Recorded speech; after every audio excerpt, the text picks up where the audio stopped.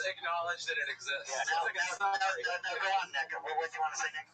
Oh, no, I was just going, and then you're like, and then that's it. No, I saw a lot of things about you, but I just came to mind was Benji. You went to school in New York. What was it like living up there? I love New York. It was great. I think everyone should go to college there. It was a great place to live. Where do you keep the 4-year-old that writes your questions, actually? Is that under your staircase? No, but I mean, that's good. A lot of people probably don't know about that podcast, and I thought it was interesting. Kevin really goes back with art. I mean, he went to a prestigious art school and stuff. I didn't realize that about. And I know absolutely nothing about it. Yeah, that's what was interesting. The contract.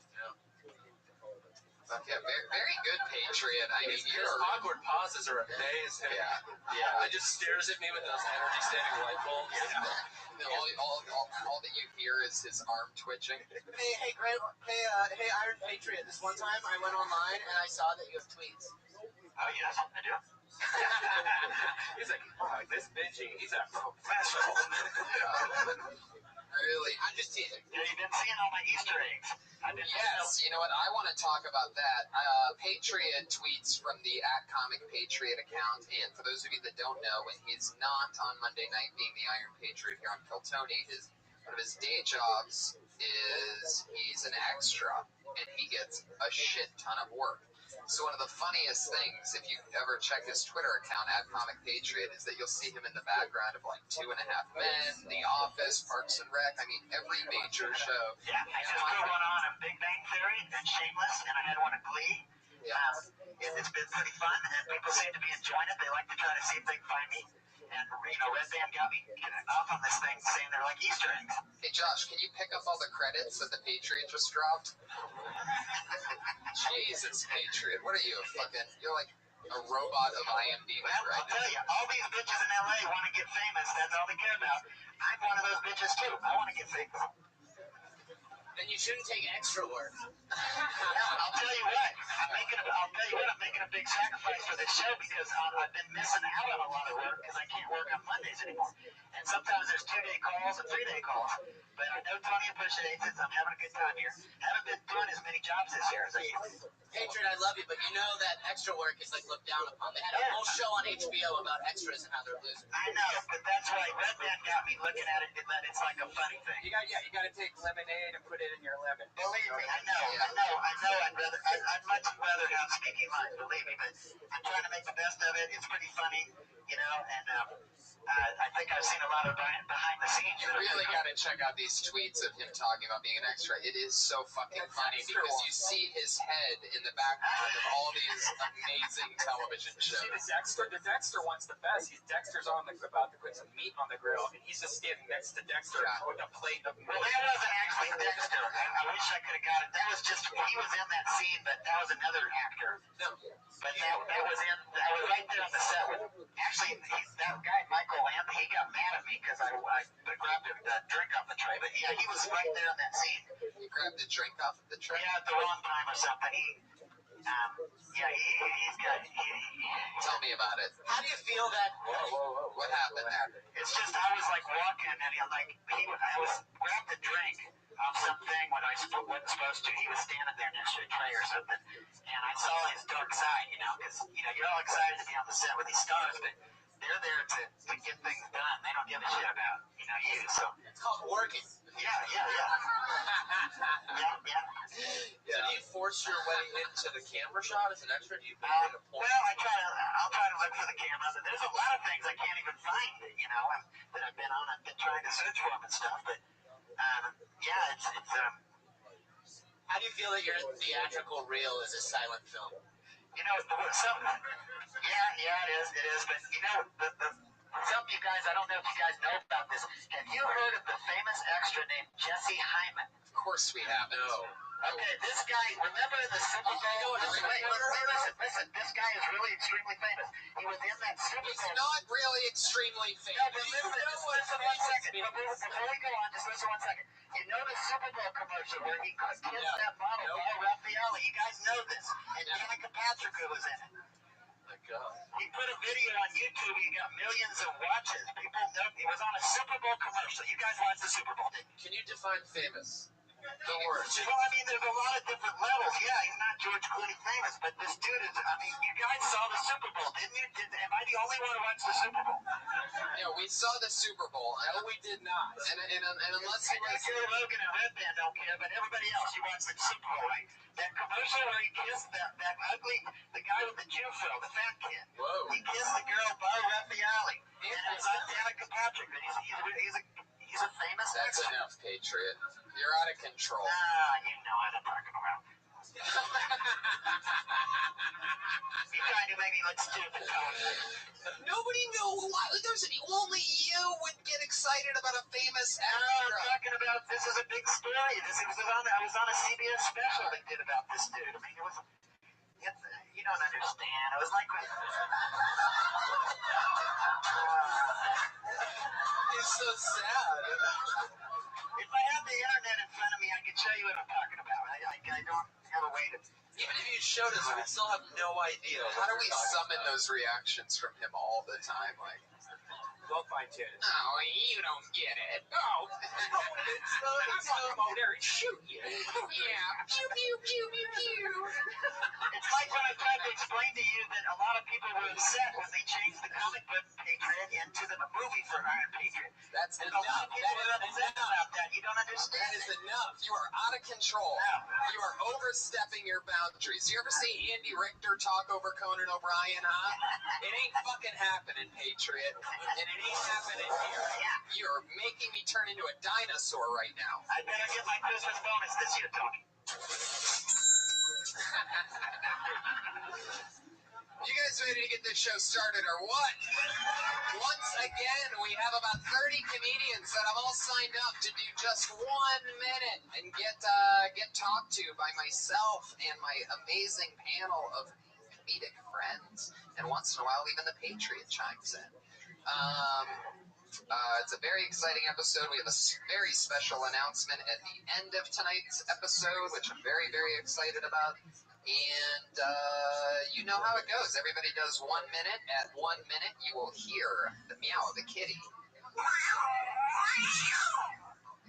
That's how you'll know that. That's how you'll know that your time is up. Now, in comedy, you can't run the light, and the same thing goes here. If you run that kitty cat sound, you're going to get the angry West Hollywood bear, who is angrier than ever tonight, and obviously can't wait to come out. I'm so excited. I'm so excited to have you guys with me. You guys ready to get this thing started? Yes. Yusef, Benji Aflalo, Patriot, Red Band, and Hinchcliffe. And our first comedian tonight doing a minute and then perhaps getting their material punched up. Maybe we're just going to talk to them. Maybe we'll figure out a new joke, something better for them to talk about, something different. Let's talk to and see the comedy of Rebecca Rose Venago. Rebecca Rose Venago.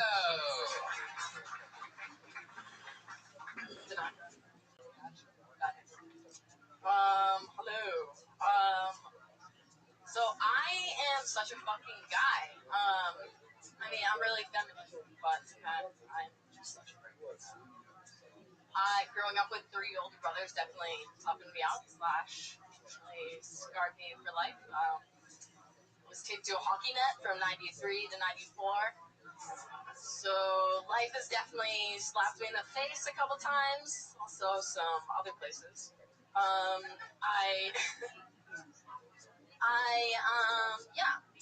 So those brothers, they, one of them actually, he's crazy. Anyways, what is that in my job? So I have a lot of guy friends, and which all of them are pretty much intimidated by me, probably because they think that my dick is way bigger than theirs. I don't get a lot of dick pics, but I did get one recently, and I was like, oh no, Coach, I show you the fucking cock. That bear was quick. Sometimes, I mean, he goes in a cage for a week at a time, and then he comes, hey, wait, Rebecca, get back up here. You don't get to go. Is it Venagra? Venagro. Bobby Melville called me Gotcha. How long have you been doing stand-up? I just started. Right. How long? Hey, so how many spots have you done? Have you ever been on stage before? Yeah, like 5. Okay, that's cool. Did you just move to LA, or have you been here a while? What? Have you always wanted to do stand-up? You know. That sounds like a no. Sounds like you're really chasing your dreams. No, I It sounds like she's on her fourth kind of grade, just right? got into it recently, and I really enjoy it. I didn't know that I liked writing. It kind of got me. What makes your brother so crazy? It felt like you were going to get into something, but then you didn't. So I feel like, Oh yeah, I'm just noticing that you mentioned that, and it seemed like there was a lot behind it, but then you said anyways, so you got away from it. So what's so crazy about your brother? Well, okay, so yeah, he used to just torture the living shit out of me. Right. Like how? What do you do? Okay, so I was adopted, and when I was like 8, Just kidding. so when I was 8, he made up this song for me called the Rebecca Rap, and it goes, Rebecca Rap. Sometimes we wish we could return her back. Oh my Wow. Whoa. Where's he at now? Hilarious. So I was like, well, yo, just mad because I ate your bologna. I'm not an orphan anymore. I'm your sister, homie. Buy some more bologna. You ate his baloney. Wait, you ate your... Did you ever mess around? Because he's not related. Did you ever mess around with your brother? Is there any funny stuff there? Why? Is this considered punch up right now? Is this how they're... Well, we're getting a trip to Alabama. That's actually a good joke. I fucked my brother. It's cool. I'm adopted. Right. And that's It is, actually. That is really funny, and that's a great way to getting into being adopted. Yeah. It's a great opener in Which you general. definitely should be acknowledging, because that's, that one of the main things is trying to figure out how we're all different. There's no doubt that you could be like the adopted comic. Yeah. The adopted incest comic. Yeah. Fucked her brother. It's funny that you got taped to the hockey net between '93 and '94. That was a highlight. But then you say you got slapped in the face, and then you say you got slapped other places. What did you mean by other places? Did you like those other places being slapped? Oh my God, Ryan! Will you put your boner away for 10 seconds? You're a cute girl when you do you say like I'm like a guy, like the first thing you think is like you're not. Yeah. Right. That's Yeah. Like you're cute, so to like that's like the cute thing. Like I'm such a guy. It's like all right. Yeah, it's a bad way to do self-deprecation, because until that point we don't know what you mean by that, and it is a first impression. You could even just get right, you could get right into. I had sex with my brother. I think that's such a funny opener. So, one day I was smoking meth with Janet, and then I had sex with my brother. Where are you from? You smoke meth? Oh, I'm from Boston. I don't smoke meth because Like currently? I like my teeth. So you don't act like a guy. You're just a girl from Boston. Yeah. Right. That's how every girl from Boston You're is. so on to me. You don't have the Boston accent, though. You don't have that disgusting, horrible.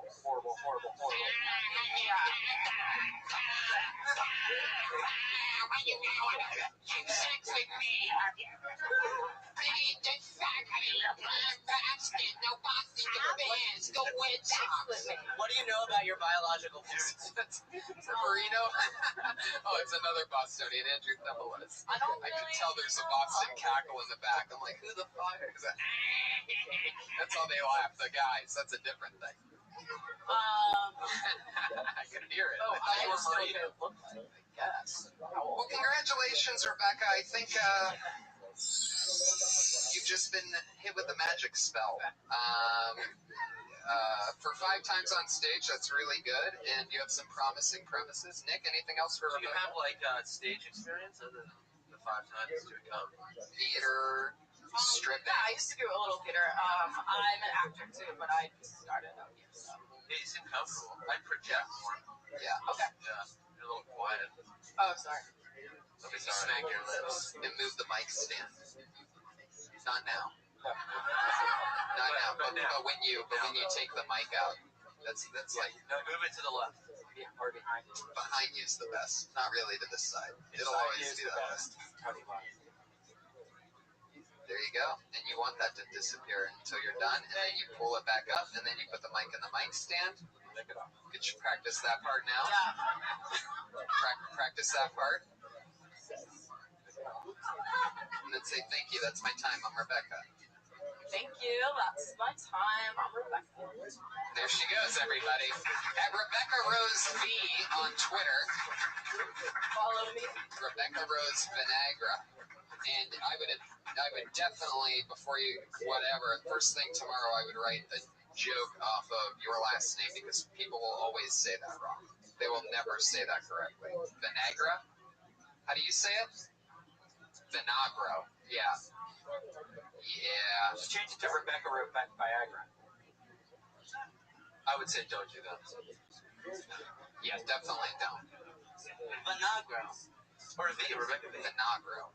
Sounds like an old world racial slur. Yeah. Hey, it's a Vinagro. Or just a Boston racial All these Vinagros running around the neighborhood. One of them stole my bicycle the other day. You almost got a lap full of Crown Royal. Oh, that's the part where you go, oh, by the way, you laugh at the first part, but when the stereo... All right.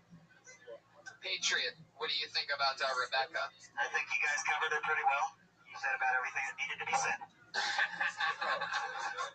Patriot, do you think it's bad if you're adopted and you sleep with your brother? That could be questionable. Yeah, this is a guy who got his dick sucked by his Cocker Spaniel, so... I told you I left my bestiality days behind me, Tony. That's comforting. Because he likes his asshole eaten out. So, no relation, no blood, but Let me ask you guys a question. When you started out, do you remember what you were talking about with your first set? I was talking about being an 18-year-old. Wow. That's literally all I had to offer. That's when you're 18, you're doing nothing but being an 18-year-old. Wow, that's great that you had the knowledge to give that perspective, though. I mean, that's fucking great. Because I had literally no other knowledge. Right. But it's like, what else am I besides an 18-year-old? Yeah. That was it. Just out of high school, I would do a joke about like how great my knees were and how they didn't like make any creaking sounds and point at like older people. And older back then was like 25. That's hilarious. Yeah. When I did my first set here at the open mic, I went on, and literally 3 minutes was just about being a teenager, being 18. And Ari Shafir comes up to me and he goes, "Dude, are you really 18 years old?" I'm like, "Yeah," thinking like, "Here's my shot. I'm gonna get brought right in the club." He goes, "Wow, because it's 21 and over here. You're gonna have to go." Walks me right out the door. God, that is so fucking Ari Shafir.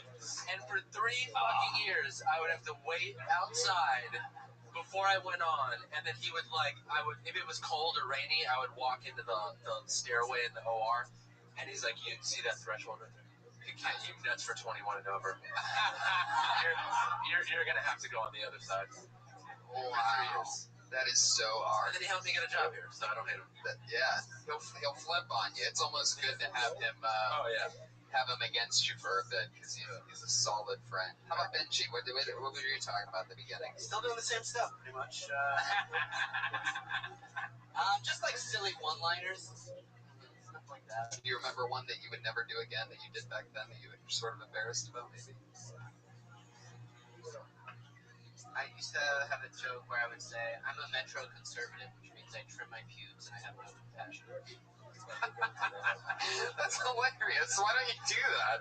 That's the one you're embarrassed about? Because metro jokes, like, 2 years after I started, became hacks. Right. Because, like, every hack is like, "What's up with metrosexuals? Real guys are like this and girls are like that." It's like, so, Right. or at least I don't want to hear myself. You guys ready for your next comedian or what? Yeah. Let's do it. Rebecca Rose. Next one is Skylar. Oh shit, it's Skylar. She's coming. The song is Unknown Brother. It's a packed crowd. Thank you guys for all being here, by the way. How excited. Skylar. All right. So I wrote this next set because I needed more gauge of it. So I was driving my car and then it broke down, pulled to the side of the road, and I decided to fill my tranny. But then I decided to wear a condom.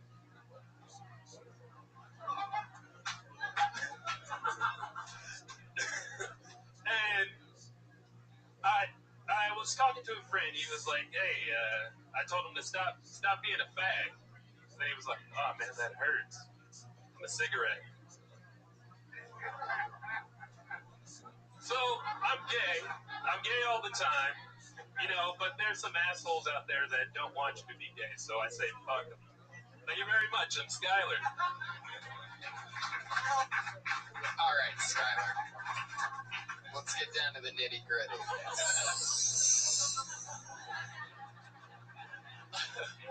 You can't do any of those jokes ever again. All three of those are unacceptable. We've all almost at one point wrote those jokes, but we're like, oh no, people, this has been done. The tranny, it's a good thought. Your heart's in the right place. Gotta dig a little deeper though. The tranny. Oh wait, are you really gay? No, but you want to. You said you were gay. Yeah, you open with "I need more gay." I knew it. Look how he's dressed. He's dressed terribly. A gay guy wouldn't dress like that. Yeah. It's like, what the hell are you wearing? Yeah. I know. Oh, come on. I'm obviously not gay. That's the whole joke. Then you can't say fag, bro. You can't do Yeah, that. that was. You can't do that. I mean, you can say whatever you want, but don't. You can't say. Yeah. You can't say fag. You especially can't say fag if you're just gonna make the cigarette. It's gotta be like. But let's figure something out. Let's not just bash you here. Let's figure out. Do you have any gay friends? Yes, a lot. Have you They banged say a lot. I don't need a number of friends. I need to know like your closest gay friend. Tell me something about him. Are you used to having gay friends? How long have you lived in LA? About 2 weeks now. About 2 weeks. Okay, perfect. We're getting somewhere. Where'd you move here from? The Bay Area, Oakland. There you go. Okay. So what made you want to write a joke or a set about gay jokes specifically? I just didn't have any, so I was like, I needed some. That is the most honest, beautiful thing. I love it. Yeah. I love it. So was it I want to write some controversial, shocking kind of gay jokes, or you just wanted to tackle that angle? I wanted to tackle that angle. I have a set called Chicken Dick, and that's kind of gay. Why are you obsessed with gay stuff? Well, Chicken Dick, it's not really gay, but it just rolled into that whole deal with the Catholic churches and Chicken dick brings up your guys' conversation about having meat dick in your mouth. Yeah. So all your gay friends are in Oakland, is that correct? yes. All right. So you don't have any gay friends in LA yet? No, not yet. Do you think that the gay people will be different here than in Oakland? Probably not. Probably the same. Okay, then you'll never have a gay joke. I don't think you understand what I'm trying to do here, Skylar. I'm trying to help you write a joke right now. And What's going on in your life? What's actually going on in your life? What's the person that comes to your mind? Well, tonight I was gonna do something about. I was gonna do a joke where I have a lot of baggage, and I date crazy chicks, and then they have baggage, and together both of our baggage creates luggage. That's a lot to carry around in my head. I just asked you what's going on in your life, and you told me the fourth worst joke. But that's at least more about what's going on in his life. I love your spirit, Skylar. Okay. That makes more sense. That joke needs work, but it makes more sense than talking to a cigarette or something like that. I mean, I knew you were definitely gonna make obviously a baggage joke because of your style, which is I'm gonna hint to you what's coming so that it's an ineffective punchline. So let's talk about something else. 2 weeks you've been in LA. Okay. All right. Do you have an apartment yet? No, not yet. Where are you living? With my grandmother. Why the fuck are you talking about that? Yeah. There you go. It's 2 questions away from gold. How's that? What's living like your grandmother, like golden premise? Go Walked ahead. in her on her pooping yet? Does she powder your balls with baby powder? No. Yeah, My grandma used to do that to me when I was a little Talcum boy. powder. Talcum powder. I used to take a bath at my grandma's house, and I remember I was a very, very little boy, but I would take a bath there, and then I would lay down on a towel on her bathroom floor, and she would put baby powder all over me. And like, This is gonna end in us hugging Tony and he's crying. no, yeah, totally. Crazy part is I did it last week, and it was awesome. Son of a bitch. How dare you? No, but there's a lot My of grandma might be listening to this. there's a lot of cool things you can't talk about being at your grandmother's, like looking at her like cache in her browser on her computer. You can just look around the house and look at all the fun shit to talk about. That's all shit that we don't see every day, so you can take advantage of looking at all that shit. That's what it's about. I just moved to LA. I've been here 2 weeks. Don't have my own place yet. I'm actually living with my grandma. Boom, boom, boom, boom, boom, boom, boom. Should be 5, 6, 7 jokes that you don't hanging feed out with into her? it. Yeah, which is very strange. We went to a farmer's market and the movies and Oh shit, you're great. I mean, there's stuff in there. Yeah, like, there's stuff in there. What movie did you see with her? Thor. Are you serious? I took my grandma to see Thor at the beginning of a beautiful. Yeah. Yeah, totally. All right, there you go, Skylar, everybody. Write jokes about living with your grandma. Don't write gay jokes just for the sake of it. At Skylar Comedy on Twitter, if you want to shout out to Skylar. He doesn't even have a last name, the poor guy. It's just Skylar. He's like Madonna, just one name. It's Skylar. It's like Lord. Skylar, why don't you ever use your last name? Just yell. That's the worst. What's your last name? Craig? I love this episode so far. I mean, this is just like a slaughter fest the whole way through so far. It's just unbelievable. Patriot's still wearing that hat. Yeah. Rain, sleet, or snow, Tony. People have been commenting lately how weird it is the way that you say my name sometimes at the end of things. Tony. You're Yeah. just getting to know me. I'm a very sassy character. I got some attitude. You're going to get to know me in these next few months. I love it. Okay, here's what's going to happen right now because I'm going to pee my pants. I'm going to pick the next comedian's name. They're going to do time. I'm going to be listening the entire time. I'm going to be in that urinal at the top corner of the bathroom. So I'm going to still be listening, and I'll be right back. And you guys are going to stay here and listen. And your next comedian's name is Lil Bro. Here he comes. The sky is blue and all the leaves are green. The sun's as warm as a baby. Oh, my man, Tony pissed his pants. We all been raped before, right? You know, it's happened, right? Like, we all had that run-in with that pedophile. You remember that? Like, nigga, all this for a piece of candy?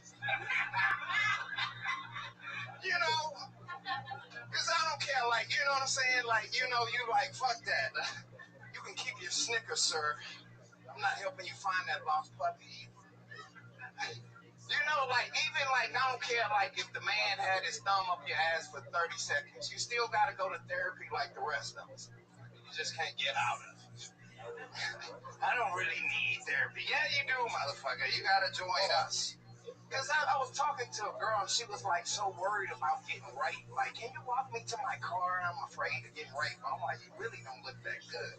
You'll be all right. You know what I'm saying? Like, but then I'm thinking, like, I'm worried about getting robbed. I'm like, the only thing he taking is some pussy. You keep that. Motherfucker take $200. I'm crying forever. Like, I never did that. Alright, give it for a little brow. I like cock because I'm a vegan. Oh, God. Jesus. A little bit of a reach on that one, Brian. Part where you get a little bit excited about your joke, and then, fuck yeah. It was hilarious. Lil Bro, very good as always. Thank you, thank you. What were you talking about the therapy thing, though? I don't get that. Who has to go to therapy? No, I'm just saying, like, you know, like some people, they'll be in therapy and be like, oh, I was molested as a child, you know what I'm saying? And, like, they're in therapy, Losers, like, right? you know what I'm saying? Like, Were you really molested? at, like, 3 years old, you know, but I don't really want to talk. No, You kind of. Is that why you can't hold poop in? either that or I rolled on a pacifier or something, you know. I don't know. How big was that fucking pacifier? Like I rolled. Oh shit! Does it run in the family? So you were molested? Were you really? Nah, I just cause like okay, a couple of things happened that brought on that joke. Like somebody really did ask me to walk them to their car. You know that's because women actually get raped and need someone to walk them to their car. Yeah, but I'm like, if she did get raped and I wanted to fuck her, I might help the dude. Like, you know what I'm saying? He already started. I think that's a great way to also take it, is that, you know, you're not, I think the perfect tag to that, in my opinion, what do I know? But I think it's like, you're not good looking enough to get raped anyway, and if you were, I'd be the one raping you. You know, I also have something about ugly chick that, you know, like, dudes want to sleep with ugly women, but it should be like illegal to rape an ugly woman. Like you want to fuck her, but you don't want her to know that it's you. Like you catch her from behind, you like, yeah, bitch, yeah. Be like, who is that? She be wrestling with. I see your shoes, Calvin. So fun. This is The rape joke. this is a great example of how like supreme confidence on stage can like you can kind of just get away with anything. Totally. And I was like, yeah, I kind of hear you. What? Yeah. No, that's totally not okay what you're saying. Delivery and all that. I'm like, all right, yeah, rape. He's like the most lovable guy in the room. Yeah. Yeah, Lil Bro always crushes. We're gonna keep moving forward. Another great set, Lil Bro. Please follow Lil Bro on Twitter. Always funny. Worst way to possible spell Lil Bro. LILBROUGH. Lil Bro. So for those of you on Twitter that like following people with unfollowable Twitter handles, you can follow him there. Like you try to collect it. Yeah. This looks like a new name to me. I don't think this person's been on before. Parker Searfoss, everybody.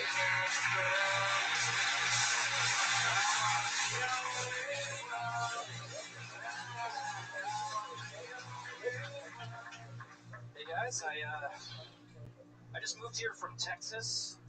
People say, no, wrong. No, I moved here from Texas, and people say that people from the South are extra nice, which is true. And then people say that people from the South are extra racist, which is true. But I have a theory. I think that people from the South are extra nice because they're nice to half as many people. Like, I'm not saying it's right. I'm just saying mathematically we got like a well of niceness, and they're like, oh, let's pour into the white people bucket. Whereas us non-racists, we give everybody just like a Dixie cup of nice. But it's not. It's not just about race. It's you know when a serial killer comes out, the news always knocks on their doors, and the neighbors are like, oh my god, I had no clue. He was so nice. That proves that serial killers are extra nice to their neighbors and super mean to 30 Boy Scouts. Like, they'll feed your dog while you're on vacation, but he's not feeding those Boy Scouts. Not until they put on the lipstick. Parker Searfoss coming in and killing it. How long have you been doing comedy? 2 years? Yeah, 4. Austin? No, Dallas. Dallas. Oh, well, you know where that is. That's where another man from Texas, the Iron Patriot. Oh, no way. I lived there for like 25 years. That's crazy. 1979 to 2007. Have you ever heard of a little band called the Dirty Crabber? The first time I was on it, we did look up his videos afterward. We had a good time. Oh, you've been on the show Yeah, before? just once before as well. You looked him up. He was in Dallas at the time. You said it played a lot on Dallas radio, right? Yeah. Well, just a little bit, not. That was kind of the grunge era with Pearl Jam and stuff. We weren't getting a lot of airplay with our songs, but Right. Mostly AM radio. Yeah. But, I'm surprised that during the grunge era, your B-52s meets fucking Spin Doctors. yeah didn't make it. Yeah. So wouldn't you say in Dallas that the black people thrive there? Wouldn't you say? Because the cost of living's cheap and they get a lot of good jobs. I mean, Did you say fly? Way worse. well, I'm just saying, you say racism, but I don't think people understand that in Dallas, the black people thrive there. They do great. Thrive. They got great jobs, and the cost of living there is lower. The city's a lot cleaner than this city, I'll tell you that much. Well, that's true.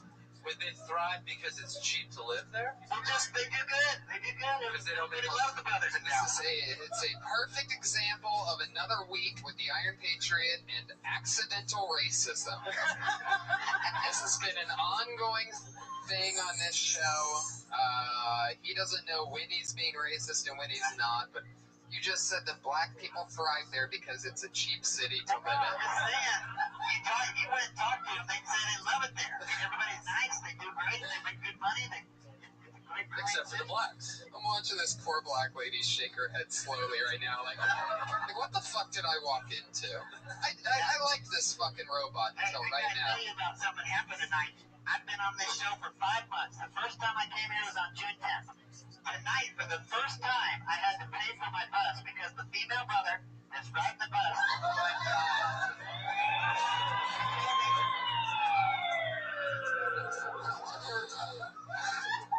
She told me last week that she said, dude, last time you're gonna have to pay. So I had my money ready, and I actually paid $2 for the first time in 5 months. I've been riding free every day since. I didn't blame her for it. I mean, she was nice enough to just tell me and give me a warning last time because she could have cut me off because I didn't have my money. But you're mad that you had to do what literally everyone else who rides a bus has to do? I just wanted to make that announcement tonight. That was a pretty historical event that happened for the Iron Patriot tonight. I need to backtrack here. Did you call female African Americans female brothers? Yeah. I think I heard that. Yes. Yeah, I told you the first female brother I was in love with. Stop saying that.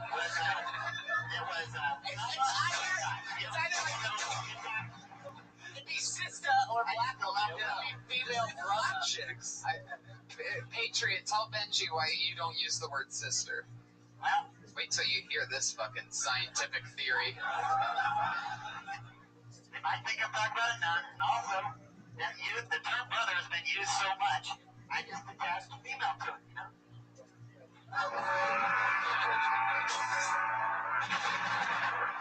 There you go. Like Beyonce, like Kerry Washington. There's a lot of female This is accidental racism still happening, by the way. He's now rattling off the handful of black women that he likes. Yeah, I like Halle Berry's feet. I love the caress her feet. She's got cute toes. Good lord.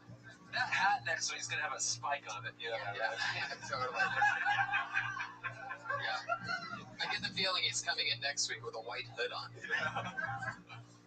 But I do say sister in my Soul Sister song. Remember when I did Soul Sister number? I try to forget all these songs that you do, kid. No. I can do it on your sarcasm. Whoa, getting a little bit argumentative. Meow. Bad Tony. All right. Those are classic songs. Don't talk about it anymore. I love it, Patriot. Another week of accidental racism with the Patriot. Parker Searfoss, great job, man. How long have you been in LA? Just a year. A year. Well, welcome. Keep doing it. Keep rocking and rolling. He's at Fear Sauce on Twitter, everybody. There he goes, Parker. Fear sauce? Fear Sauce. He got that. Fear Sauce. So if you're afraid of sauce and you fear sauce, then follow him on Twitter. Parker Searfoss. Good perspective, good jokes. He's from Texas. He's got it. You got any jokes about being from Texas, Patriot? No. I told you what I thought of Texas right there. Someday I'm gonna go back. I'm gonna have a triumphant return there someday, and everyone's gonna know me. I'm gonna be a household name. Okie dokie. Your next comedian seems like another new one, Emily McCarran, everybody.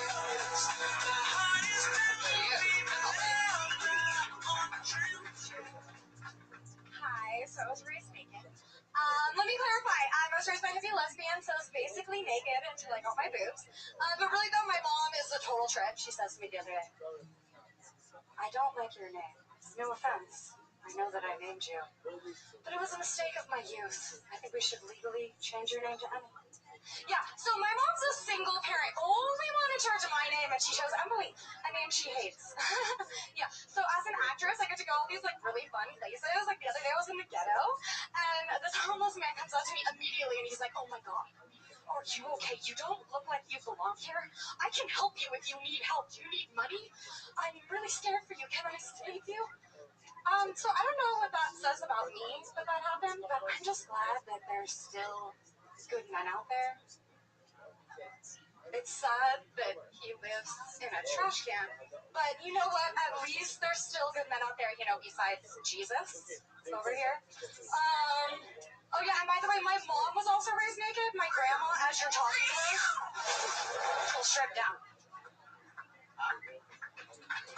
Wow. A lot of words came out there. Oh yeah. Was I talking fast? You have the best cocaine and cleavage. That a girl. Well, when you're creative and the person who will create you is on crack, it kind of cracks you out for life. Not my mom, but the guy who's probably my dad. Wait, what? Wow, look at you. You are bonkers right now. Always. Yeah, I see Always. what's going on here. Always. The guy that's probably my dad. Well, because I was created from random animal sex. So the guy that my mom's pretty sure is my dad is a total drug addict. I thought your mom was a lesbian. She wasn't being a good lesbian when I was created. Hey, look who it is, everybody! It's Fuck yeah, he's been on Kill Tony. Thank you. I'm a big fan of yours. Fuck yeah.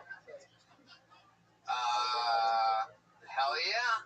So, what did you say during all that? Did you say you were raised naked? Is that what you said? I was raised naked, yes. What does that mean? Literally? Do you live in a nudist colony, or you went to or you ever been in a nudist colony? No, You know it's bad when Patriot's asking the most questions.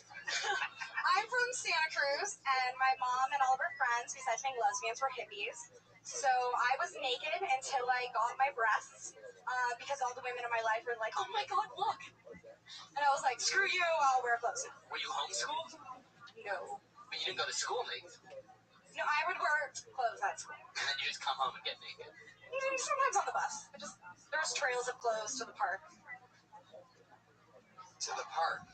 We live across the street from a park. What? What are What? you saying? I love when she laughs because I get to.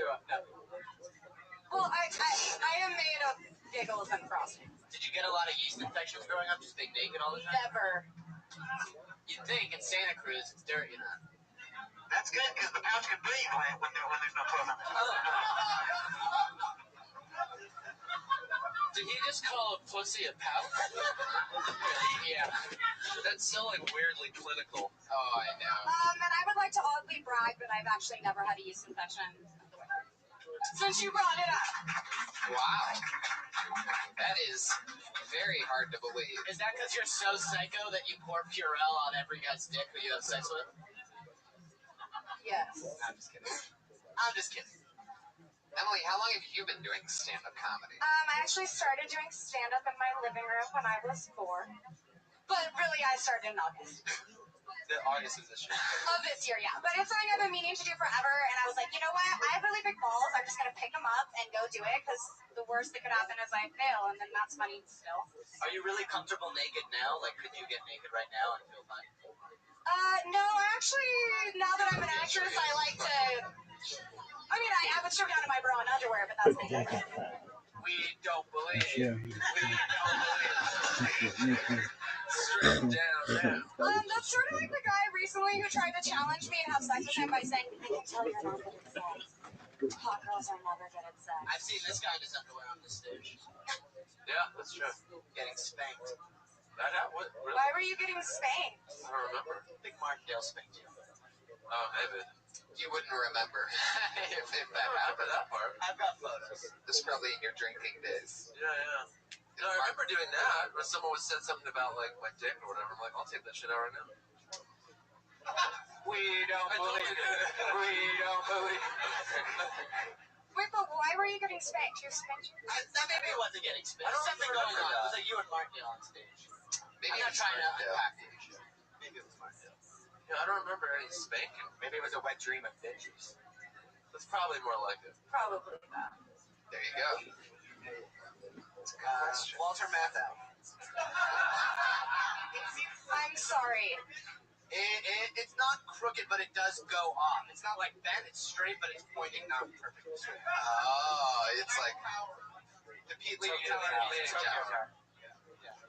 So besides the fact that I talk really fast, any judgment? well, we have no idea really what you We're said. talking about each other's dicks right now. Yeah. Anyway. You've been doing that all night. Come on, I want some judgment. 50%. If you slowed it down by 50%, you have twice as much material, and we would understand what Yeah, we would know what you're talking about. I have no idea what you're Bobby Lee, There he everybody. goes. There goes Bobby Lee, everybody. Did he just come up here to satisfy a Benji's dick curiosity and then just take off? Oh, okay.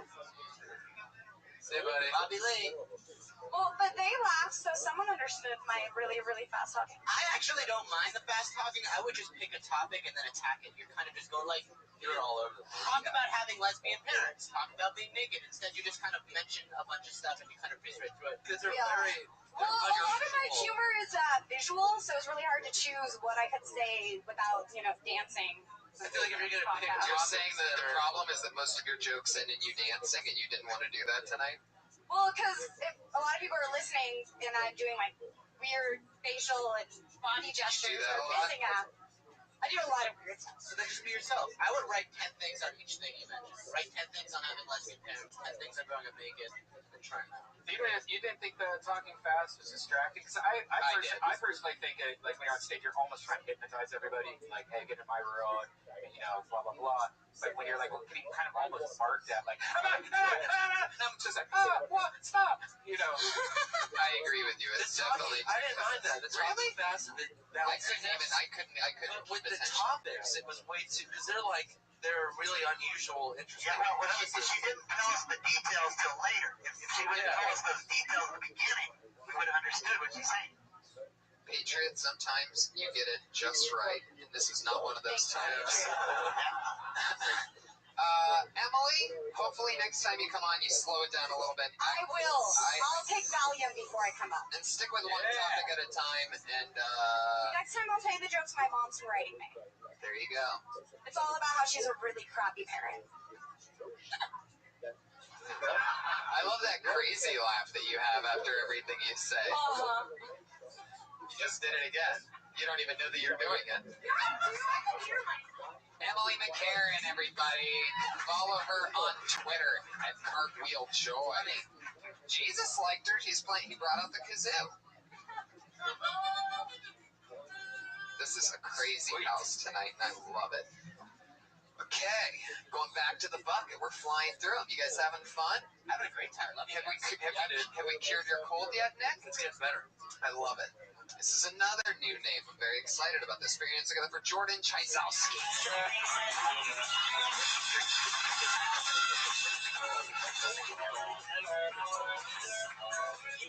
Hey guys, I moved to LA and I moved in with a roommate who I didn't know, and I had to tell him that I was gay, and he's from China, so I didn't know where he stood on that issue. So I asked him, I said, Sishu, are you LGBT friendly? And he goes, what's LGBT? It's like lesbian, gay, transsexual, bisexual. He goes, oh, you gay? Yeah, I don't care. It don't matter to me. But we have neighbor who go to bed at 11. All right, I'll just turn my sexuality off at 10:30. Don't want to get a noise complaint or have the landlord come busting in like, hey, was someone being a fag past midnight last night? I had several tenants who couldn't get to sleep. Fuck yeah. There you go. Very funny. Jordan Chaisowski. Awesome. So that's cool. That's all true. Do you have an Asian roommate? I'm honest. Fuck yeah. Very cool. Fuck yeah. What do you guys think? Were you offended at that other comic's gay stuff? I thought he was gay the whole time, and then afterwards He did sound gay. There is a thing. I talk about it on stage because I get it a lot too. There's a thing with enunciation. I agree with you guys. I don't think he was gay based on how he was dressed. That was talking about blatant. dicks and gay stuff. Well, that too, but the way that he talked, I could sort of hear a little bit of there's like a thing. You don't have it even, but you are gay, right? Yeah. Right. Come on. Yeah, Some guys that are like Martindale and like Jordan here that are just like, yeah, I'm gay and I'll butt fuck you, and they don't have that twang like Skylar had. Right. Where are you from? Canada. Oh wow, what part? Edmonton. Interesting. Yeah, I've been to Toronto a few times. I performed at Guinness. Nice, isn't it? Yeah. Mama. Fuck yeah, fun fucking club, right? How long ago were you there? I did the Absolute 6 months ago. Nice. Yeah, it's like downtown Toronto. You notice anything different about being gay in Canada and being gay here? Well, I was in the closet in Canada, so it's Wow. You're just letting loose here. yeah. I feel like if you're gonna, make a, as an entertainer, if you're gonna go for it, you might as well go for it. So he agrees too. So. You gotta be so much happier, right? 100 times happier, right? Well, it's like it's a process, It's like you start dating guys, but it's weird. It's weird at first. You feel uncomfortable, and then you feel like other people think it's weird too. Like I'd never hold a guy's hand. Right. I would just. You should talk about that. The slow process of like you start at first you just doing tickle tortures with each other, and then you stick one. What were you talking about in Canada before you came out? What was your stand-up like? It was just a lot of jokes, like not really. Like, crush your puss, bro. I love me some wet pussy. I used to do jokes about. You know what I hate about chicks? Yeah. Lack of cock. Well, I would be in small towns and that material works when you talk about crushing pussy. So I would talk about trying to dance with girls and girls dance in circles together and you try to get in the circle to dance with them. But it's not like I really Jordan, this is all really funny. I'm really looking forward to you talking about like that hand holding and more stuff like that because I think that we're living in an age where people are totally ready and down to hear what it's like for somebody to come out of the closet and sort of like I think it builds tension, like that feeling of oh, that sounds rough at times, and oh wow, I feel like they'd be going on an experience with you. So definitely, like I would totally get into that more because that's all you coming from Canada, being in the closet. Now you're an American out of the closet. Two totally different things. I mean, that could really define who you are. I mean, it's the type of set that could be on like the Tonight Show or something like that. Like it's like breakthrough. You're middle America gay. You're like accessible. It's not overboard. I've also thought though, like it might be off-putting because you can label someone as flamboyant. Like you see that and you know they're gay, but especially someone who's paranoid about other people being gay, like middle America might be. I might scare them because it's like you can't tell. Who cares? Oh, you think you know what I'm saying though? That makes you unique though, most gay comics are up there being like, I'm gay and here's talk about how great I am with cock, and instead you're like, hey, what's up? I'm learning to deal with cock, and it's just so much. The way you said that, it was like he was in an anonymous meeting. It just sounds. I'm Jordan. I'm dealing with dick right now. This is like everywhere in West Hollywood. It's so interesting. Jordan, you're killing it. It's very interesting. You should totally do more of that. Totally. I want to. I mean, I agree with what you guys are saying. Yeah. It is hard though. Sometimes. Let your fears go. You've already done so much. You're already halfway out of it. So just keep going. Was it harder to get out of Canada or was it harder to come out? Like the custom, it's really hard to get out of Canada, right? I'm doing schooling. Oh, so you're only here for a certain amount of time. 4 years. Are you going to go back in the closet when you get back to Canada? That would suck for sure. I know, right? Yeah. I want to hear more about it, Jordan. I can't wait to see you do more time. Please sign up and come back on again. Yeah, next one. He's at Jordan Chizowski on Twitter. That's CHYZOWSKI.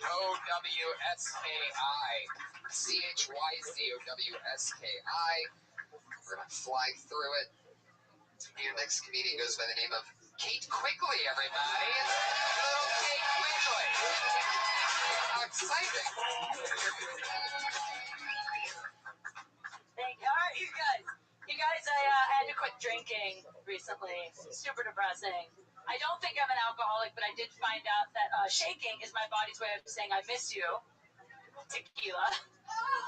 I had to do it because I was having surgery actually for my boob, just one, because I got my boobs done a while back, and it turns out that my right boob is like this overachieving superstar.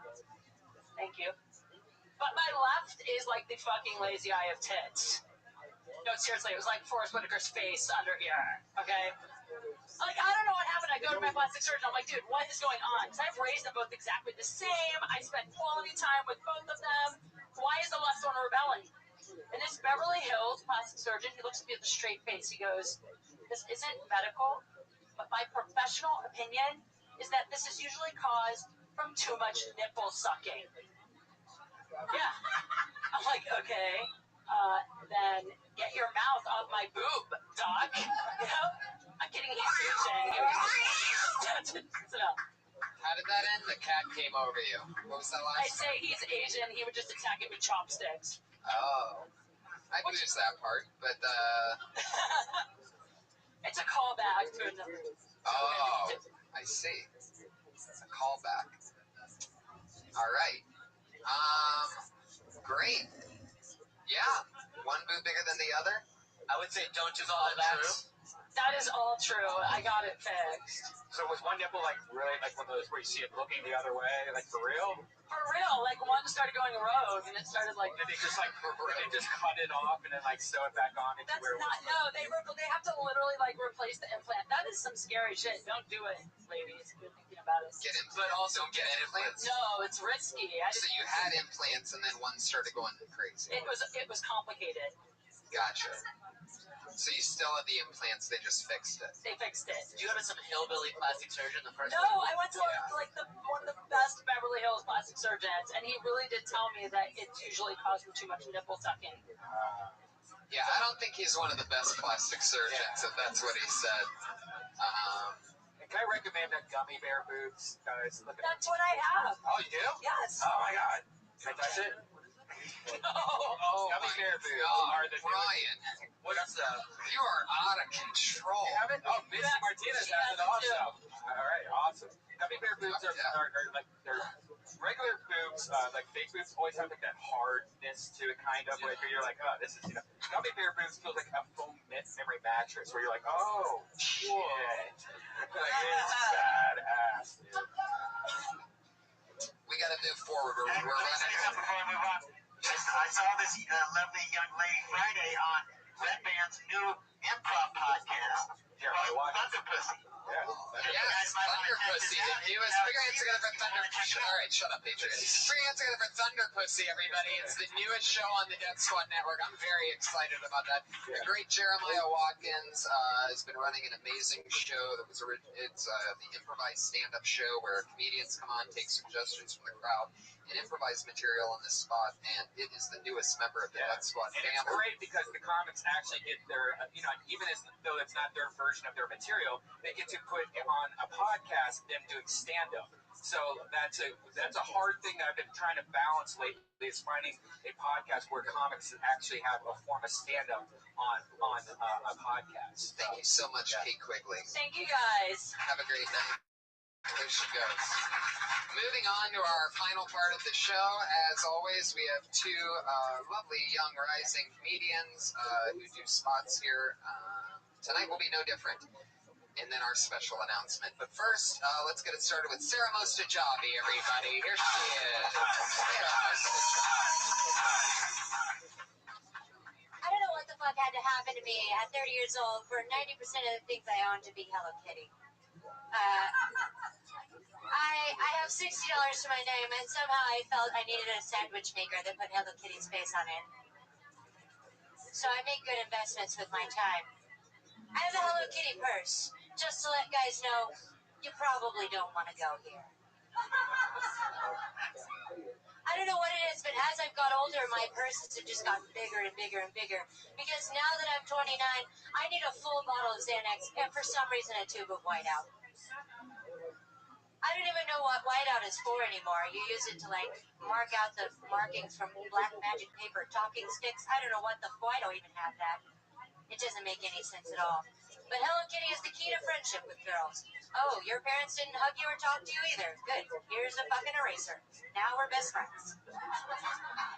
Seems to be how it is. All right, thank you guys. Honey nailed it. Exactly a minute. You can tell she's been with us since episode 1. A new minute every week. The cat meows when she says goodnight. So I would say that something to add to like the Hello Kitty on the purse, like when you say it lets guys know that you probably don't want to do this. So when they see Hello Kitty, goodbye Sarah, like something like that. Oh yeah. You know what I mean? Something to throw in there. Benji, you just done? You checked out for the night? No.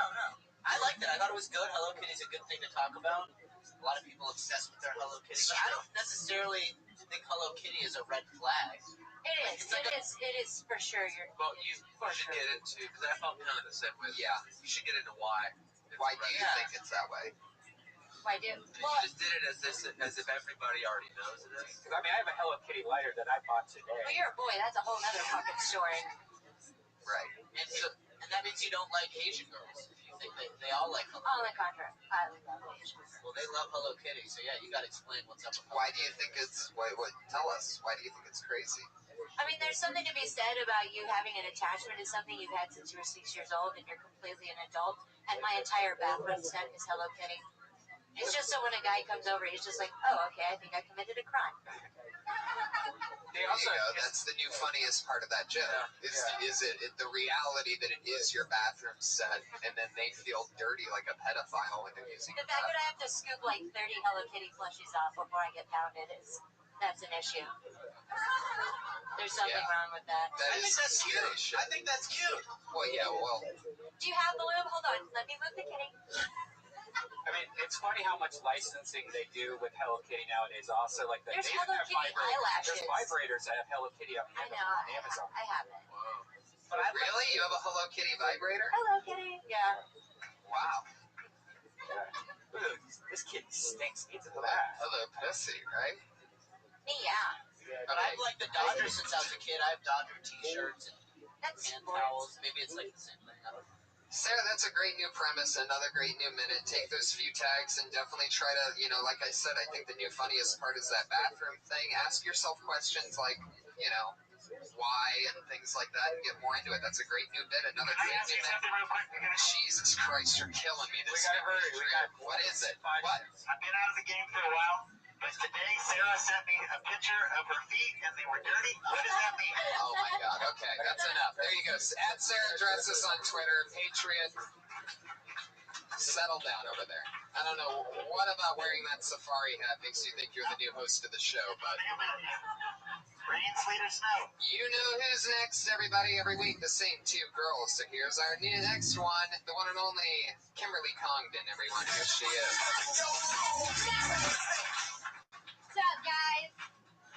I'm going through a hard time in my life. I'm going through tragedy. Things are really sad. Because my sister recently turned 18 years old, and she's officially hotter than me. And I don't know how to deal with it. And, I'm upset because I taught her how to do her hair. I taught her how to do her makeup. And now she's just surpassing me, I feel like I've been tutoring someone for a final that just got a better grade than me. I don't know what to do. Things are getting really bad. And, I don't want to teach. Now I'm suspicious. I don't want to teach her anything. I don't want to teach her how to cook because then I'll have to watch her cook for the man of my dreams. I don't know, guys. It's really sad, and that's it for me. Thanks. It's a great premise with zero punchlines. So let's get into it. Yeah. What do you guys think? Do you feel guilty that It's a fantastic premise. you're fostering all these negative things towards your sister? No, because she, knows it, and she's kind of a little bitch about it. Like how? But she, really is. She's super hot. She's super pretty. She just, Maybe she do is. it. She likes, she said that I was the ugly sister. That's okay. So you gotta put that out there because then you antagonize her and then we're totally on your side. Right. Yeah. Right. So that's got to come first. Yeah. I had that, she wants me to do things like help her find a job, but I feel like as soon as she gets hired, she'll become the manager, Right. I don't know. That just makes you sound jealous again. Okay. But it's still funny. I just think, okay. Maybe now that she's calling you ugly and she's 18, maybe you wish that you would have coached her differently. Oh, that's good. Yeah, right? You sabotage. Maybe you should have told her to get that perm then, you know. Yeah, that's true. Like sabotaged her. Tell her to shave one side of her head because all the girls Because it was are going in. to do it. Yeah. Like, I'm living in LA and I know what's up over here. Everyone wants to Right, see exactly. Yeah. That's funny. The whole new thing is getting a permanent. Yeah. Or like in other goofy things, other ways that you would lead her the wrong direction on purpose seems to be the way that. You know what the new thing is? No ass. Stop the squats. Right. Yeah. Shave one eyebrow. Yeah.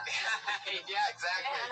And it should be, you know, it should get crazy towards the end like that. Like the whole new thing, just shave one eyebrow. Yeah. Want me to ruin this girl for you? No. Thank you, Brian, but no. That's a fun game. Her own sister. You're like, get married, get pregnant. You're ready. Yeah. Yeah, exactly. That's exactly the way to go. Right? You look really great pregnant. Yeah. It's a new thing. Yep. Maternity's in. Right. So you gotta mention that she's against you so that you just don't sound jealous, and then talk about how she's prettier than you, about how you wish you would have given her different advice, and then start rattling off those things, because then it'll be a joke. Cool. Put your hands together for Kimberly Congdon, everybody. Follow her on Twitter. She's at Kimberly, at Kim Congdon. At Kim Congdon, right? They're both at Kimberly Congdon, at Congdon. Hell yeah. They're both funny, both those young girls. They're always getting funnier. Yeah, isn't it amazing? Yeah, they're very good. Which brings us to our special announcement, everybody. Our first ever special announcement here on Kill Tony is that we are adding a third regular to the show. Whoa. Put your hands together for her. You've seen her here before. She was with us with Marin and Benson at the LA Podfest. It's at Sarah Wineshank, everybody. Sarah Wineshank. There's now 3 lovely ladies.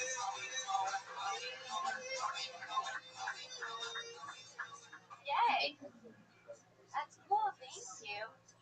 Am I gonna do my set? Yeah. Oh, okay. You guys, impulse buys. I've been doing a lot of them. Okay, I went to the 99-cent store, right? Get a plate from there. Done. A golden plate. I needed 2. Get these 2 golden plates home. Guess what I find out? Not suitable for food. Another impulse buy. This week, I bought some peppermint bark. Anyone ever buy some peppermint bark? If you're a female, you know, past the age of 23, and you buy peppermint bark, it's not good. It's scary. Do you want some peppermint bark for the holiday season? Lots of impulse buys, guys. I went to a boutique. I found a cup with ET on it that said "Be Good." Bought it for $40. Got home only to find out that this ET cup was from Pizza Hut and mass-produced. So its value was about $7. But I paid $40 for it. Fuck yeah, you got some music and a kitty. Fuck yeah. Welcome, definitely. The newest regular, Sarah Wineshank, talking about impulse buys, which I think people can relate to in this Amazon era, right? Where are you buying these things from? Everywhere. Goodwill. I did a Goodwill impulse buy, which was tampons, which I never did. You bought tampons at Goodwill? Yeah, then I couldn't use them because I'm like, how the fuck did these get here? They're But expired. in the moment, no, I don't know. Tampons expired? Yeah. Well, I didn't use them. I freaked out. It's stale. I freaked out because I was like, I don't trust these. You're spending email verification on that. Tampons go stale. Yes. You're spending $40 on an ET something, and you're buying your tampons at Goodwill? Yeah, right? Stick. Yeah. Sound like I didn't use them. see right now you're talking differently than when you were doing that bit. Yeah. Like you sound like you were from the Bronx. Yeah. I did? Yeah, you sound more Boston than the Boston girl that was just up Yeah, there. you had like Really? an accent. I've never seen you on stage, but I've talked to you off stage.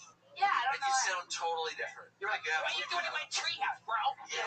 There was like a total like dude-ish kind of. Really? Yeah. And then Yeah, that's something that if that's the way that you want to do it, that's cool. But you know, Is that intense? Yeah, I'm not judging. I just No, I think if that's what you sound like when you're projecting, then that's fine. Is that what you think? Where are you from originally? I'm from the Valley. Wow. I'm from the Valley. Yeah. So is that intentional, or is it just... No, it's just, I don't know, when I get in the motion, when I start explaining something, I feel like I get excited, and my mom's from New York, and like, I feel like for some reason it comes out in me sometimes. It's weird. I totally wish we could help you more, but we have completely run out of time. Welcome to being a regular on Kill Tony. That's her first appearance. You follow her on Twitter at Princess Shank. That's SHENK. She is the newest. There will now be 3 regulars at the end of every show. Can I make a quick comment, though? Yes. I don't know for sure, but either the lead singer of AC/DC or Jeff Ross is in the back row. Oh, it is. It's Jeff Ross, everybody. There he is. Put your hands together for my good pal, Jeff Ross. Fuck yeah. First time to Kill Tony. How are you, buddy? Thank you, man. Well, we're going to wrap it up. Good job. Good eyes, Patriot. I got better eyesight than you think, Tony. Why don't you show him what it's like when you blacklist somebody?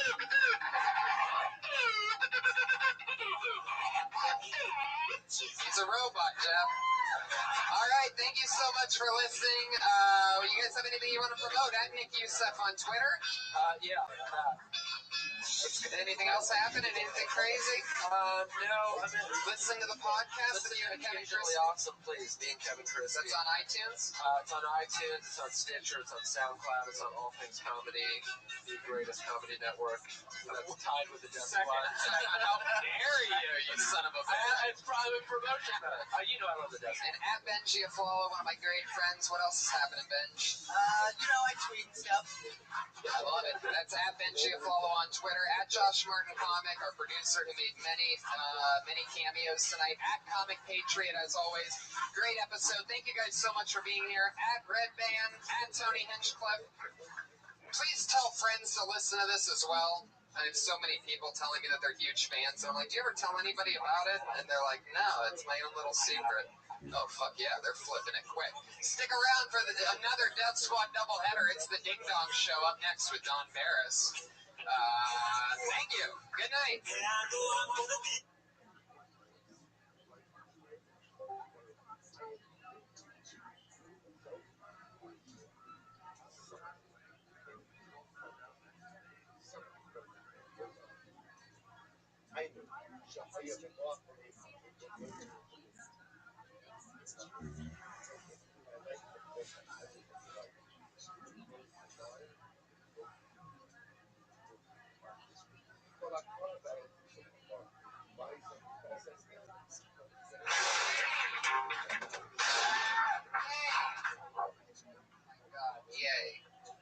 Yay. How are you guys doing tonight? I just spilled my coffee first thing. It's a sign of the fun to come, everyone. Right on the old sponge. That's going to be wet all night. How about that? Little behind-the-scenes show business magic. We're dealing with a wet coffee table. We just turned this into a coffee table. How's that for some humor right from the get? Anyway, it's good to be here. I've been told that this is episode 25, everybody. So, how exciting. 25 Mondays in a row. What many are calling the fastest growing comedy podcast of all time. So, no big deal. Unless you care about that type of stuff. So, it's very exciting. Things are good. Brian, you just got back from Vegas. Yeah, I got to see the fights. I went to a nightclub, and there was only one table booth left, and the guys I was with had money, and they were like, hey, we want to chip in for a table. I'm like, looking at my wallet, it's like, oh, I got to go to the ATM. And I'm thinking, like, getting out, like, $100 maybe or something, 20s. And they're like, oh, it's a $2,500 table. Oh. Did you know that even existed? No, I don't hang around people that would even suggest that. Right. and then, like, it was really weird. It was like, because we were right over where the DJs were, like in this huge booth, and you just got to see how much they don't do. Right. And then the guy was like, some guy came over and he's like, oh, it's pause. And then this other guy walks out and he presses play, and it was like, guys, give it up for Tiesto, or whatever his name is, like some famous DJ, I guess, Tiesto, and he just seriously, there was like 4 tables of like just like with one big red button that he would push and make the CD sound weird for a second, and then those DJs have it made, man. Yeah, they're not doing anything. Nothing. and they just hold that thing up, and they're like always the one dancing the hardest to their own shit that they've already heard 1,000 times over and over again. Like they made it that way previously, and then they're just hitting play on something, and then they're dancing and touching things. But it's gotten to a point now to where, like back in the old days, they used to have a record, and you could see them blatantly having to scratch that record. They didn't have the technology to just lay down the track and then put that on a record and have one record playing while just making it look like you're scratching another record. But now technology has caught up to the DJ. Meanwhile, they're making hundreds of thousands of dollars at these fucking gigs. Yeah. And you could do it. Yeah, I think that just there was probably about 5,000 people there, and each ticket was about $100, and then there was booths everywhere. There was even booths that cost more than the booth we were in. They were like, see those booths down there? That's a $5,000 booth. That's a $10,000 booth. And the $10,000 booth was seriously right in the middle of everyone dancing. Guys, come sit in this empty front row, please. Yeah, come on in. It's very, very... Thank you.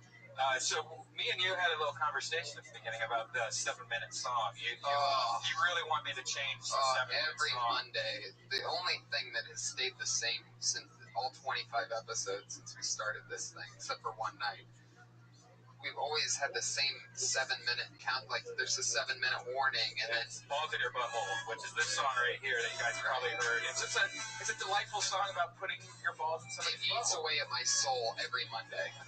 Listening to this before the show starts. But don't you think it's a good, like, balls in the butthole's on, gotta go upstairs? I think we could retrain the brain for another song. What do you guys think? Do you guys like balls in your butthole? Alright, well, fuck all you guys then. Alright. There you go. They like balls in your butthole. What? It's a good vegan song. You think you would like it? Oh my god. Oh my god.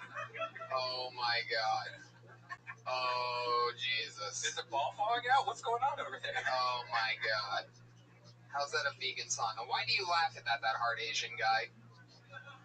What's so funny about that to you? You like vegan shit? He likes vegan shit. Did you once, like, date a vegan or something and she broke your heart? That's normally how that happens, right? Why do you hate vegans? All right. I don't know why I'm talking to you on a podcast right now. Nobody can hear what you're saying. On top of you being unmiked, you're also Asian, which is very naturally quiet. The Iron Patriot is here, everybody. Speaking of Asian guys.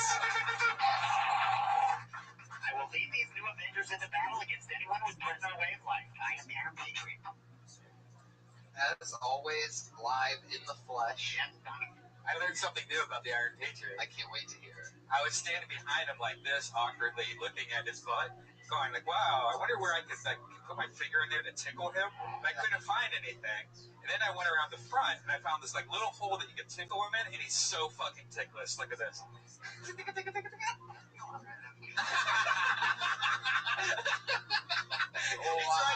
He tried not to laugh outside. He was laughing his ass off. He really did not expect you to try to tickle him on the air like that. That's awesome. I've never heard him get like that real. Oh, come on, Red Band, please. That's great. Smaller finger. Red Band, this is What? Patriot. You gotta be less Red Band. I need like 80% Red Band right now.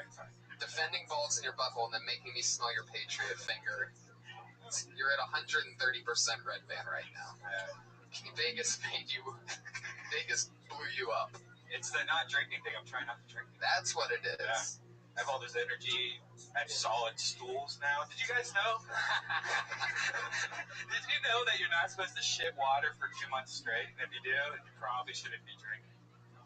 That's what happens to you. Yeah. Another friend that I knew that just stopped drinking, he told me that he was shitting blood for like years and just thought that was normal. Yeah, that happens. Patriot, how's your stool been? I got my diet down so good now that there's nothing even on the paper. I wipe, I can't even see nothing on it. Wow. My stomach's feeling good. I'm eating those veggie burgers every day. I eat the rice and put some chips up in it. I eat the green beans. I eat the raisin bran in the morning. Wow. Maybe a little dessert with some peanut M&Ms too. Have you ever had to poop while in the suit? No. Wow. Your left arm almost twitched off its hinges on that one. Just did the hula. Oh my god. I've never seen a robot do the robot before, but it's fucking happening. Yeah. I was on public recreation on Friday. It was Rob Lowe's last day on the show. Uh-huh.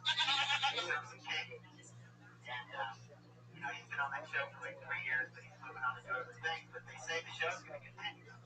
Okay. I was thinking about my career, Tony, this week. I've been thinking about it for a few weeks.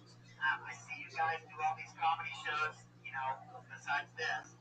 And I tried to go down to Laugh Factory on Tuesday night. Oh my God. Why would you do that? I don't know why. I was denied for the first time. I got into Hollywood Improv, I got into House of Blues, but this club would not let me in there. Female brother, she didn't like me. And I saw that guy back there in the corner. I saw him there. Then he comes to this show. He's an older gentleman. Didn't you see me? He saw me, didn't he? And he said, go over and talk to Harvey. I met Harvey, the open mic guy. He liked me. But I can tell he doesn't have much power. And see, you're supposed to go down there and wait 3 or 4 hours. Right. Before 5, and then you get a ticket for the next week. So wait a second. What were you trying to do? What was your goal? You wanted to go on stage and do the open mic? I didn't know for sure, Tony. What did you want to do? Well, I was going to go up there for 3 minutes if they let me on stage, and I was going to explain who I was. And I was going to maybe tell some of my jokes, maybe some of the things you wrote for me, I was going to tell about those. Can we get a little example of what your stand-up would have been like on that day? So first of all, let's just say you walked up to the stand and you had to put it all the way down like how it is. That's the first thing people would see. All right? Whereas everybody else lifts the stand anyway. So give us a little example. I don't know. First I would have hit him with some of my special flex, like...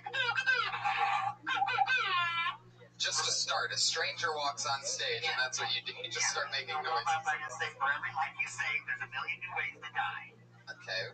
That's enough. You only get one day. Tomorrow belongs to me.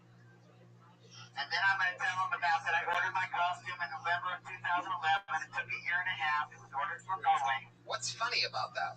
Well, I don't think I'm like Joey Diaz. I think I just tell stories. I don't think I have... But at a comedy club, you have to have those stories be funny. And if you're just talking about ordering a product... I was going to get to the female brothers and the Parkinson recreation. I was going to do some of that too, but I don't know. Maybe I should just do this show and do conversational comedy. I'm confused about my career. I'm happy with this show. I think maybe I should do this show. No, I mean just this. Maybe I'm happy with this. I get to do songs here and stuff. This fucking guy has been trying to jump ship since week 3. I told you I feel guilty because you guys do so many other things, and then I just do this. But I'm kind of more limited than you guys. I can't go as many places. So the lady wouldn't let me in. She said I need to come and wait at my street clothes next week. I'm not going back. I don't like it. I told you about that place, didn't I? I didn't believe you. I've never been denied before. They let me on the bus free. They let me, every club lets me in free, but this place, that female brother, she don't like me. Josh, what are you doing back there? Putting on a fucking light show? Just let it be how it is. It's fine. I keep seeing these glaring in the mirrors. It's like, Jesus, Josh, just relax. Put your hands together for our nervous, neurotic producer, Josh Martin. Always bumbling and fumbling. Knocked over. Just 15 minutes ago, he knocked over all of the waitress's drinks. There you go.